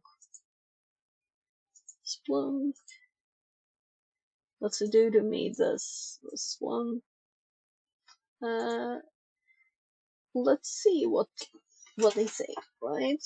Because we probably have a few more questions we can answer already. After the enumeration of user account is finished, we can attempt to abuse a feature within Kerberos with an attack method called as request. Occurs when a user account has privilege does not require pre-authentication set. As this means that account does not need to provide valid identification before requesting a Kerberos ticket on the specified account. And I think this is a nice nice explanation, right? So we're gonna like steal that. Nah, I'm gonna rewrite it, of course. But I'm thinking this is where I kind of want it. Let's see if the SMB one is gone further, by the way. Unable to charge it on my phone.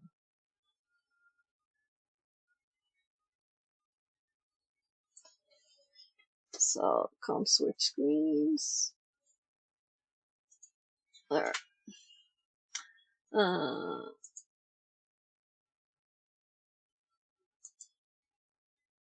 Yeah, did I put this in the notes? I did, right? We have the box notes, users, yeah. So where is it?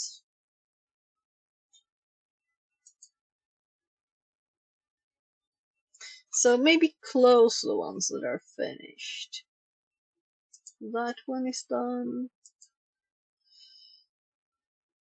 This one we will continue doing stuff with.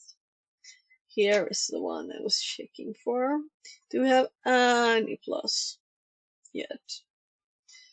No, and this is extremely much slower, right? So this is not recommended. If for some reason Impact it didn't work, right? Possibly. So let's just go slow.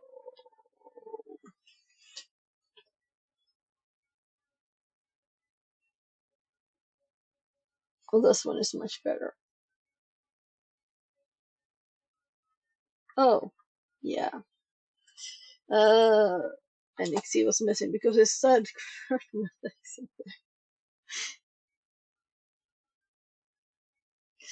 so I'm gonna modify the file because I'm going crazy here.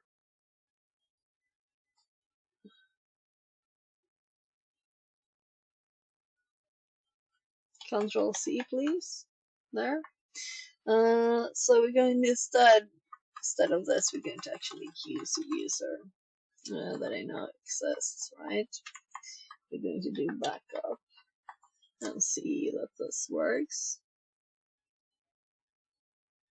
It shouldn't work with this one. It should say that it doesn't have permissions or that it doesn't work.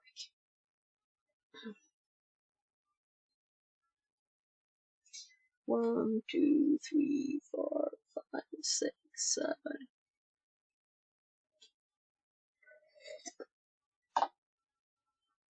Yes. Oh, error, no connection error.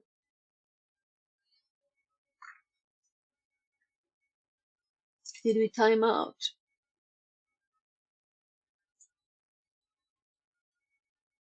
No, we didn't. We have 37 minutes. So let's use the account that's supposed to work, because we need to know, before we even add this to the notes, we need to know that it actually works, right? If this Kerberos functionality of NetExec SMB doesn't work, then we're not adding it to the note. So SVC admin is the one which it should work.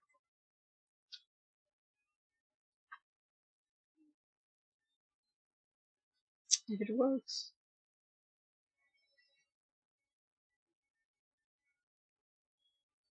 Mm-hmm.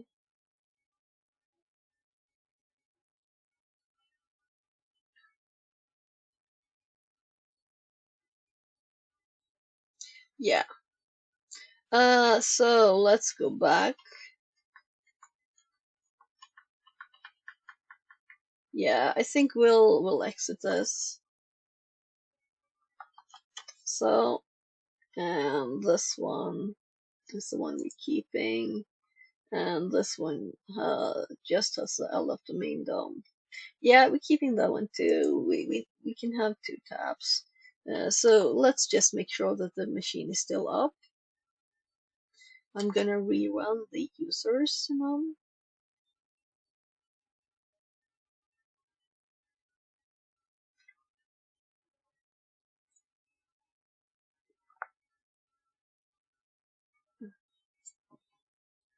Yeah, so it will just continue now. So, guess never had a password set. Good. So it's still there. It's just that the command didn't actually work. So let's actually tell ChatGPT that, right? Um, um, CME is NXE.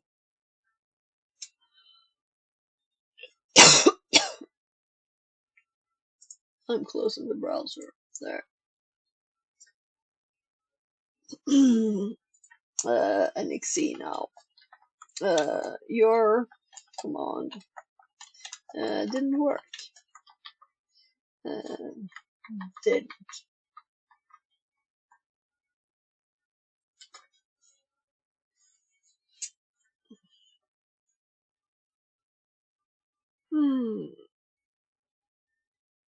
so yeah, it's installed. I use Kali. It's pre-installed and works fine. But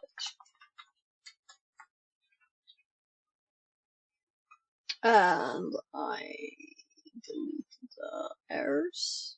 Did I? That was very smart of me. Well. Let's open a new tab.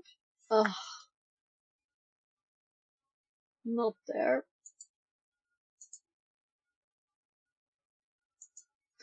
In the journal. And now we should have the latest history here. And we can rerun this. I didn't give it the password. It said password is nothing. But I think that's how we did it. Yeah.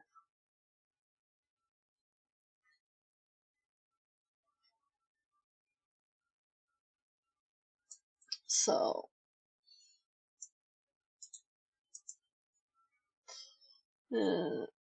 but I tested with the file and got no hits. Then tested with work one. So yeah. Kerber's name resolution. So yeah, of course it doesn't. That's why it had. So we can add it to host, but yeah. Did I seriously not notice that? No. Retry.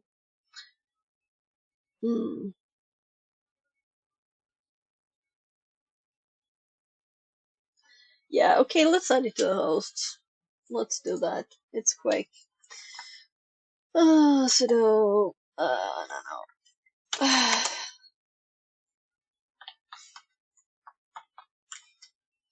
So let's.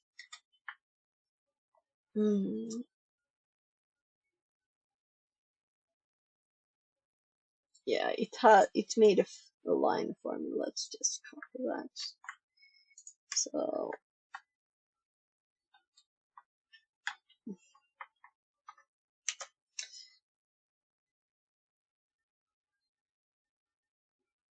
So now it works. So then let's run it with a file user list and see if it actually works. So I'm happy I did this because I didn't realize, right? And now it's quick because last time I didn't actually read the error message. I'm ashamed, but it's true. And this will do the same time as the other one. And we can also see it, right? Which is nice. It's nice to see the names without having to use debug.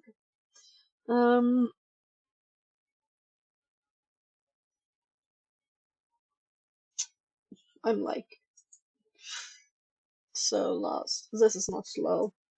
I was buggy. Rec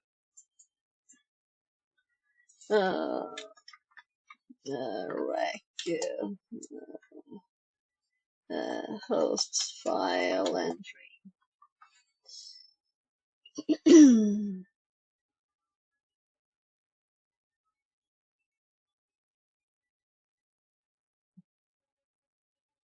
Entries, actually.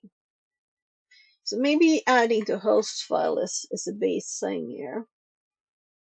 So this is just an example. Maybe we'll add the ports from this machine. This was just from one machine. That's. Did I even do the machine? Anyway, it's quite quick. It's quicker than the other one, I think. Here we have the vulnerable account, but the other one, it gave us the hash it ones immediately, which this one doesn't do.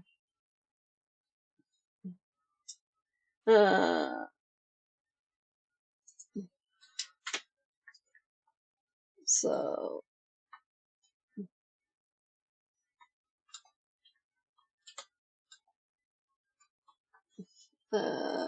gives hashcats hash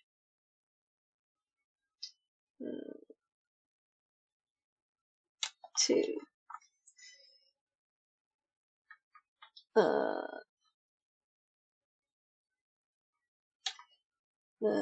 let's actually do that. So 1 dash down, maybe not. So finds accounts world counts, right? And let's scroll up and see if we can find any not unknowns here. Only this.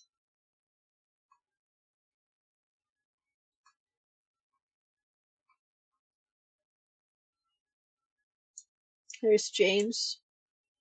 So it's harder to see them, but there's a different color on the minus.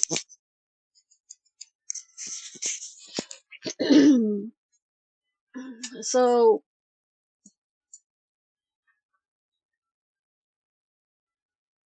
yeah. So what are the tools? Anyone in chat has any suggestions on what? What are the tools to use? User enumeration.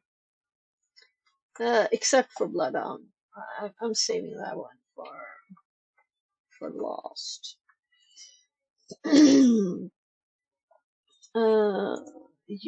Ports. Let's say common ports instead.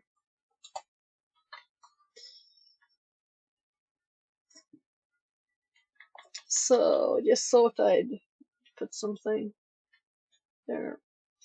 If you're on a Linux box and 80 network port scan. Oh right, this was L stuff again.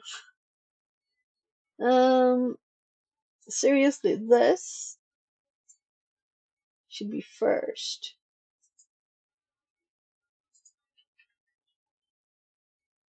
This is supposed to be one sentence.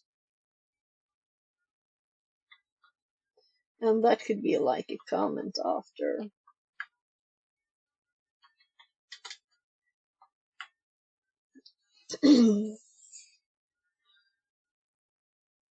Yeah.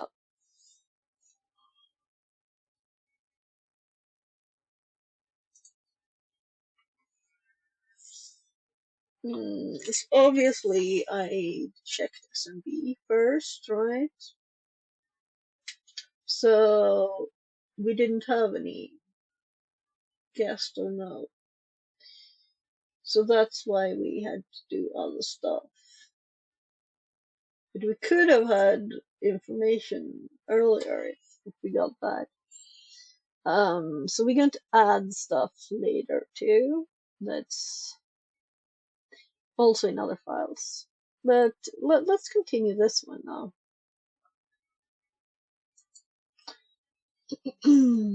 So what did it say? Yeah, right. Just add it to hosts.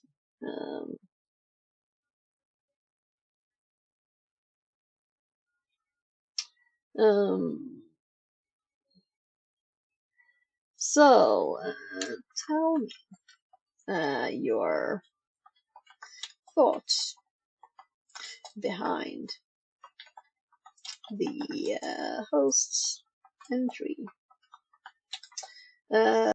Which names are usually required for a server? Yeah, I have to add an N there because a great question. You're thinking, there's the thinking behind that. So entries in a pentest. Kerberos relies on FQDN of the domain controller because tickets embed domain names and SPNs, service principal names. If your Calibox can't resolve a specific local, Kerberos will break, even if you still can reach port 45 by IP. SMB also prefers NetBIOS or DNS names for NTLM handshakes. You'll see these in Nmap output like NetBIOS name, DNS name, domain name. So make sure all tools, it did a little flash now. You'll run around, will observe, etc. works cleanly. You usually map these, at least these. So it didn't do this one in its list, I think. No.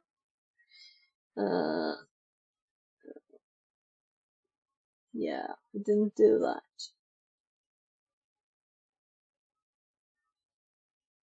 So maybe we should add the active directory, because that's really why I asked the question, because it hopped one, it skipped it. The current use of every tool, DNS, NetBIOS, or Kerberos will resolve the domain controller smoothly, and you don't need odd errors like ADC unknown, target name mismatch. If you want to have a template, can we conf to cleaner Kerberos handling? Tell me about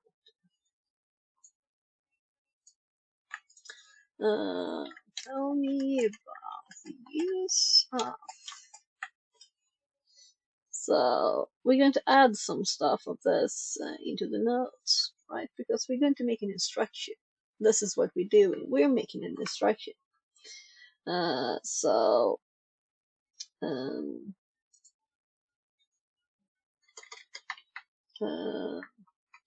add. So first of all, yeah, I have it. No, it's not the full one. P, we want P2. And then we have add.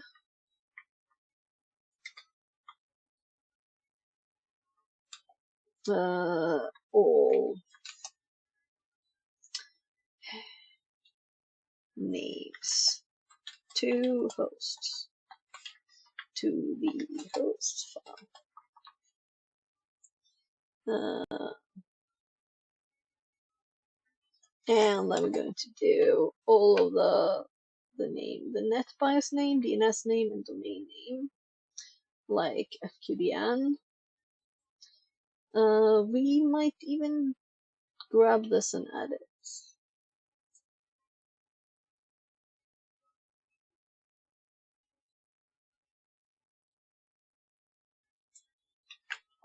So,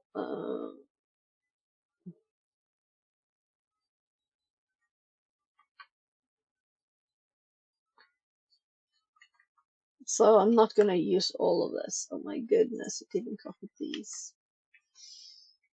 And it's called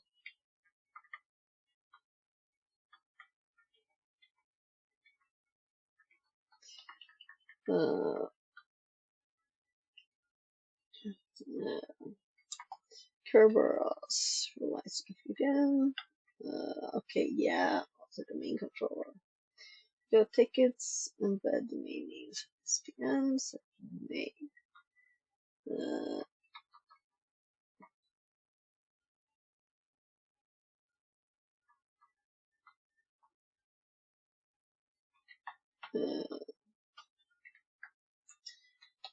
Needs. I don't know. Nah, I guess it's okay with a few extra words. This would be also first. Well, also prefers SMB. Let's just do it simpler.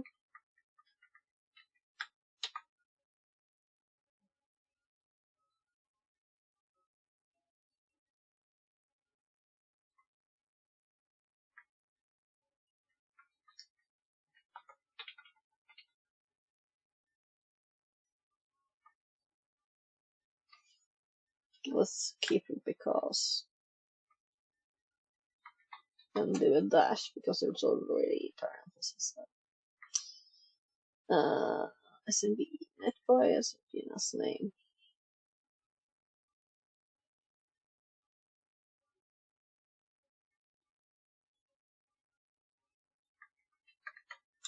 For until handshakes.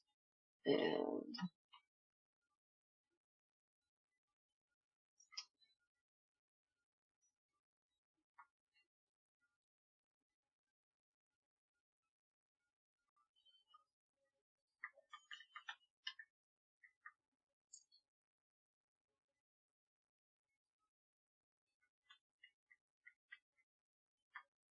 so I do next character and I get here. This is a bit confusing, but it's just the way it is.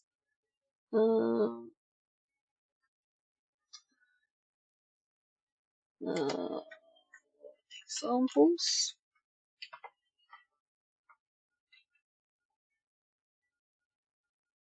Oh, so many deletes. I think I deleted 4 times. There.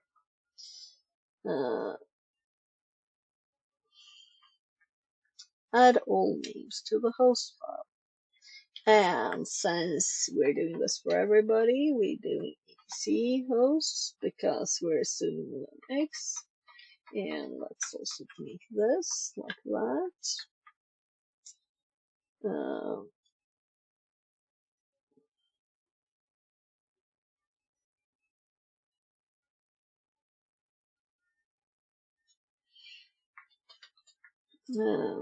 Actually making this a dot hosts file.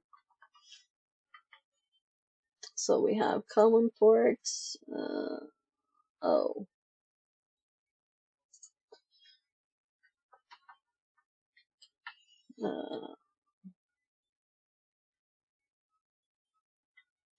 Port scan. Port scan. Common ports. Host file. This is so different from my other stuff.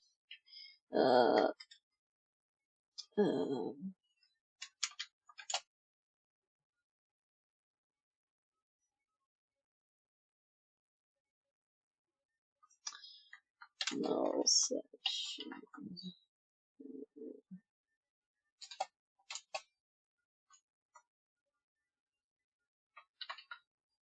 So that's what we're gonna add there later. That's why there's space. So everything I do becomes instructions, even when I wasn't planning to. Nah. That guarantees tool. Yeah. So let's see. Tell me about the use of ads. Kirby 5conf. Sure, let's break down why ads Kirby 5conf is so important in AD pen testing purpose of. The file controls how Kerberos on Linux, including how it behaves. Tools like Impact, NXC, CME, Knet, SMD client, etc. or rely on it under the hood when performing Kerberos-based authentication. If you don't configure it, they may try to reach the default realm or fail resolving the KDC. Typical structure. Here's a minimal practical config you'd put in your for a pen test. Spooky sack.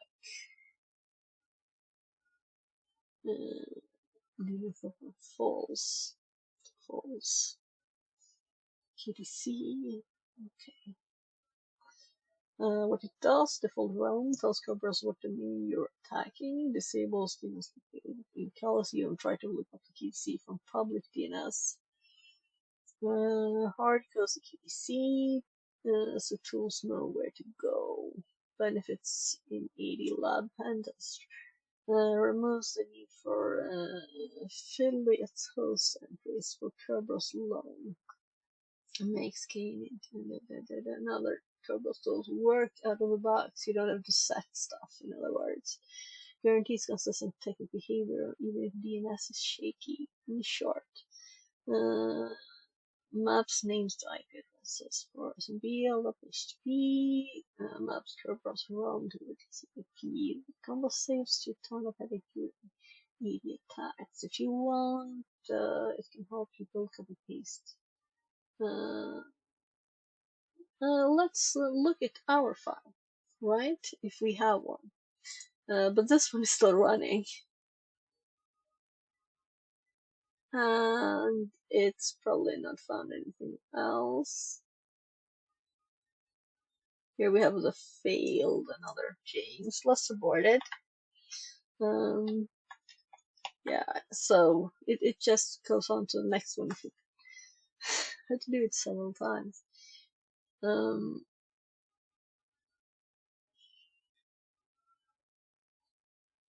So let's just cat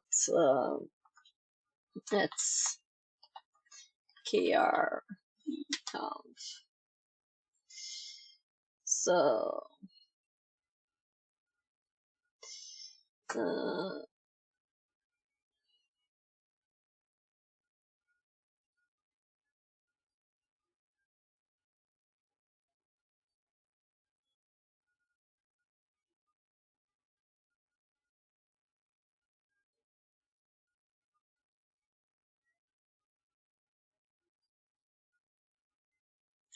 so it's not a lot in here, or you could say it's a lot, but it seems to be.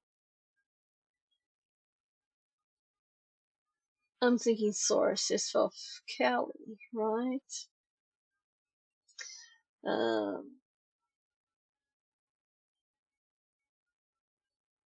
Let's ask it why, right?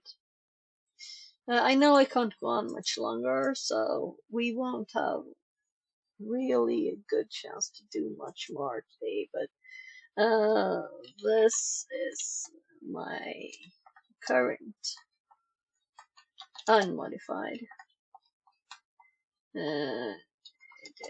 Kali one is this for the sources or what?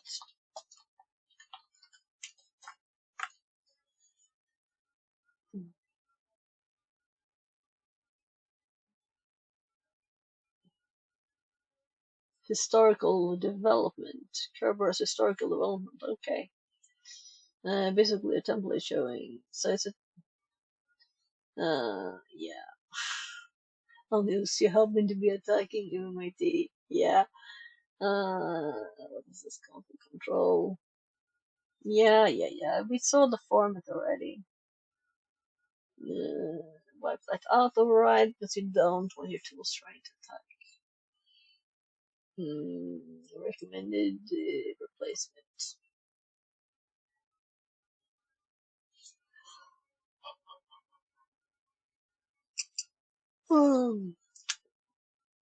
We'll talk only to this. So will people, are they doing this? So let's like search, Google it.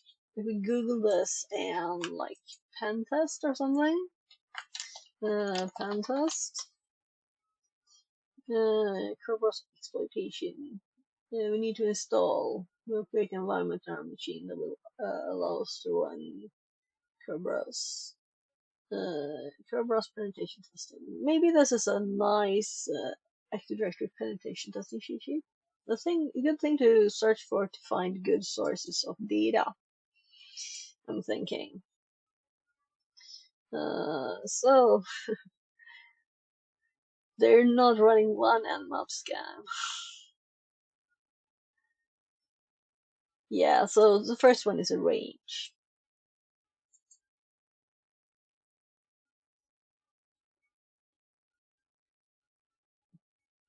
Specific parts. My god, how many machines? This is for one IP. So a full scan is very quick. Why so many scans?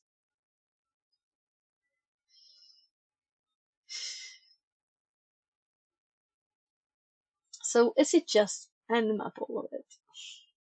Then it does CME SMB IP range again.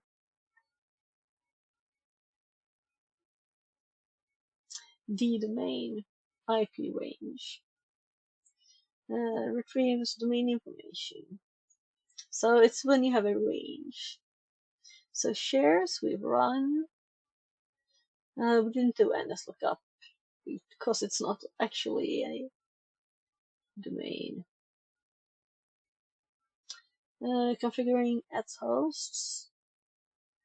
And then we have find use conf. And here we have an actual source of data that is not ChatGPT, which is nice. Also, date, half year, a bit more. SMB IP passport. I didn't do this because I don't know. I think we can get it but we probably, let's actually try without a password and see if we can get this without a password, because we got this in the HTML files. Okay, so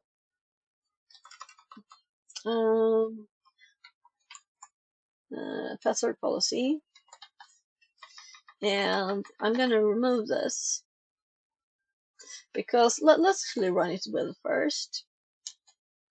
Existing working user, and we got this, and now we remove the user fully.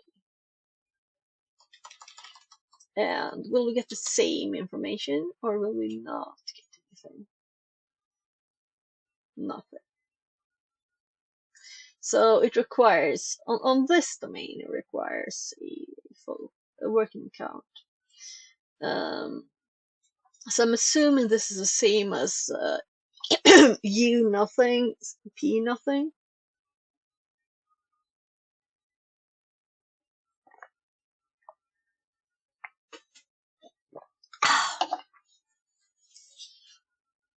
And it's closing up to time. So I don't really want to stop this, but I have stuff to do tomorrow. Let's check.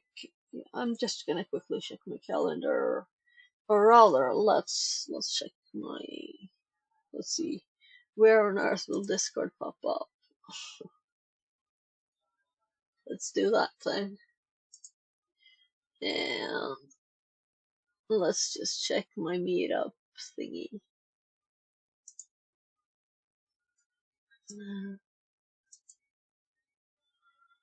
So, no one said anything more.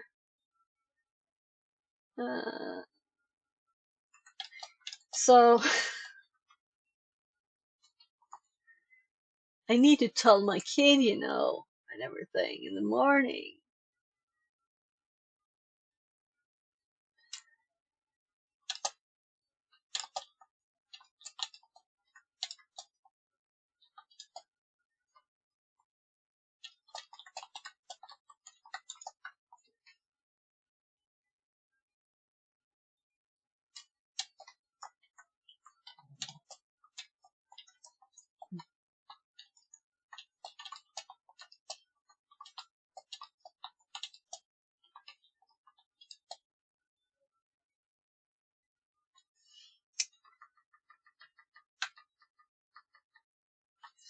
There.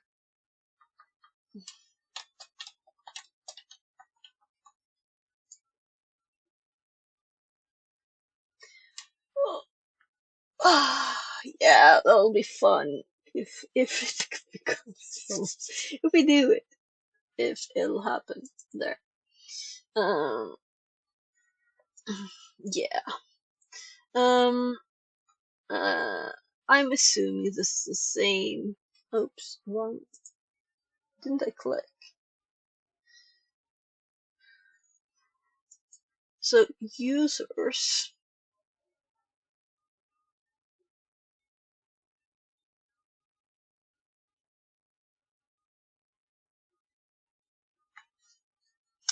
So how? What actually happens if I were to do the red root one with this? What data is? What is different from the things we already tried? Of course, it will not work with no data here now, right, on this machine, but just testing it. So we will get like the same data almost, but we will also get some other stuff, right? So different from users.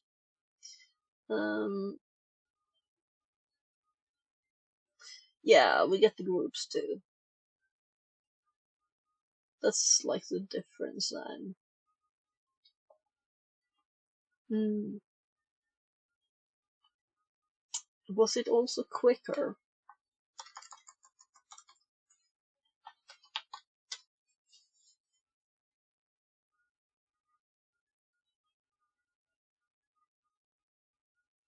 This is more like a bunch of data, poof. This one is going poof, poof, poof, poof. And it's just getting the users. Is there like groups too?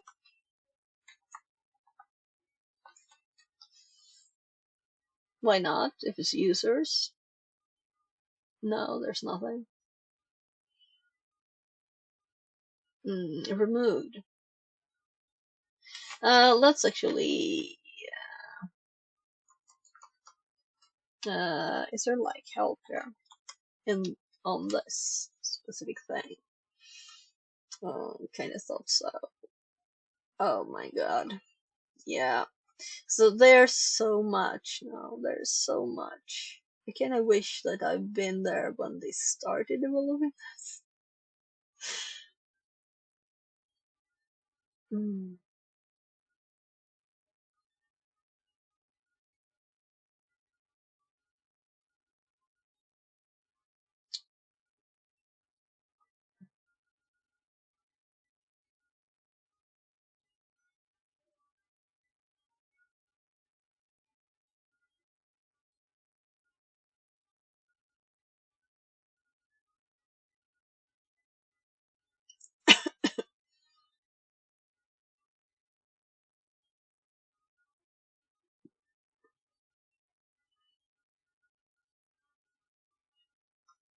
Oh, let's see here.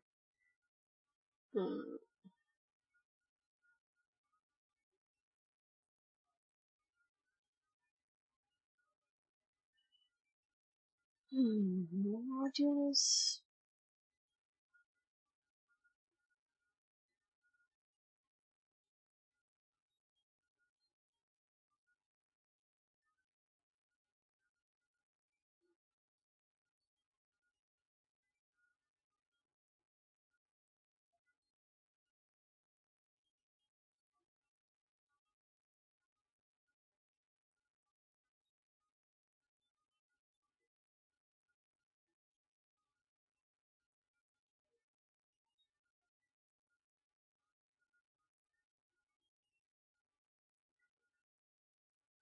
There's groups.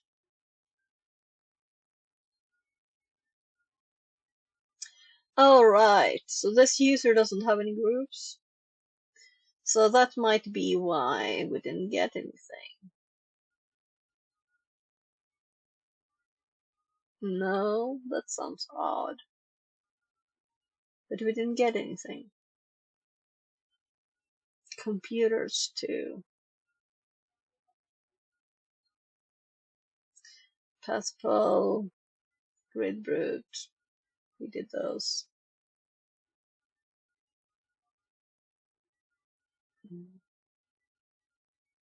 Yeah. It's time for me. Let's raid. So I need to get some sleep, work, be with my kid a bit, go to dinner with like the Vox people.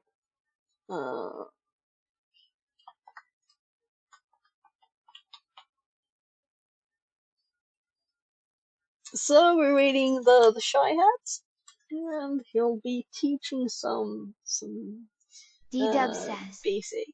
Have a good night, Fix It. Sorry I've been just lurking, but I'm glad I was able to catch a stream. Yeah, great to see you, Digdo.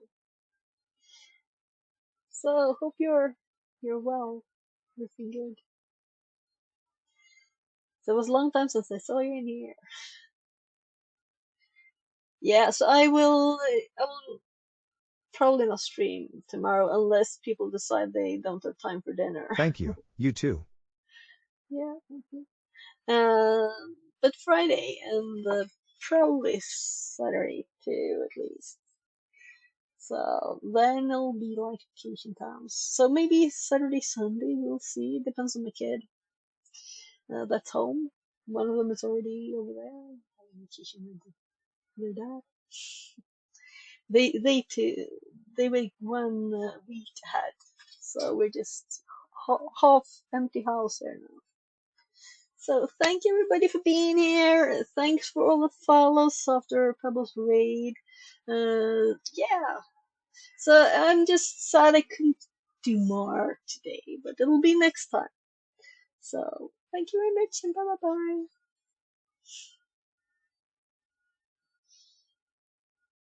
And of course I'm sending the link to YouTube too. And I'm not actually in the raid. See, do I have anywhere where I'm actually? Yeah, let's see it. I think I have it. Is raiding with a party of 9. Welcome, Fixit42 raiders. Thank you very much for the raid, Fixit42. Let's give you a fun video redeem. How about it's my a bot. Jurassic Park?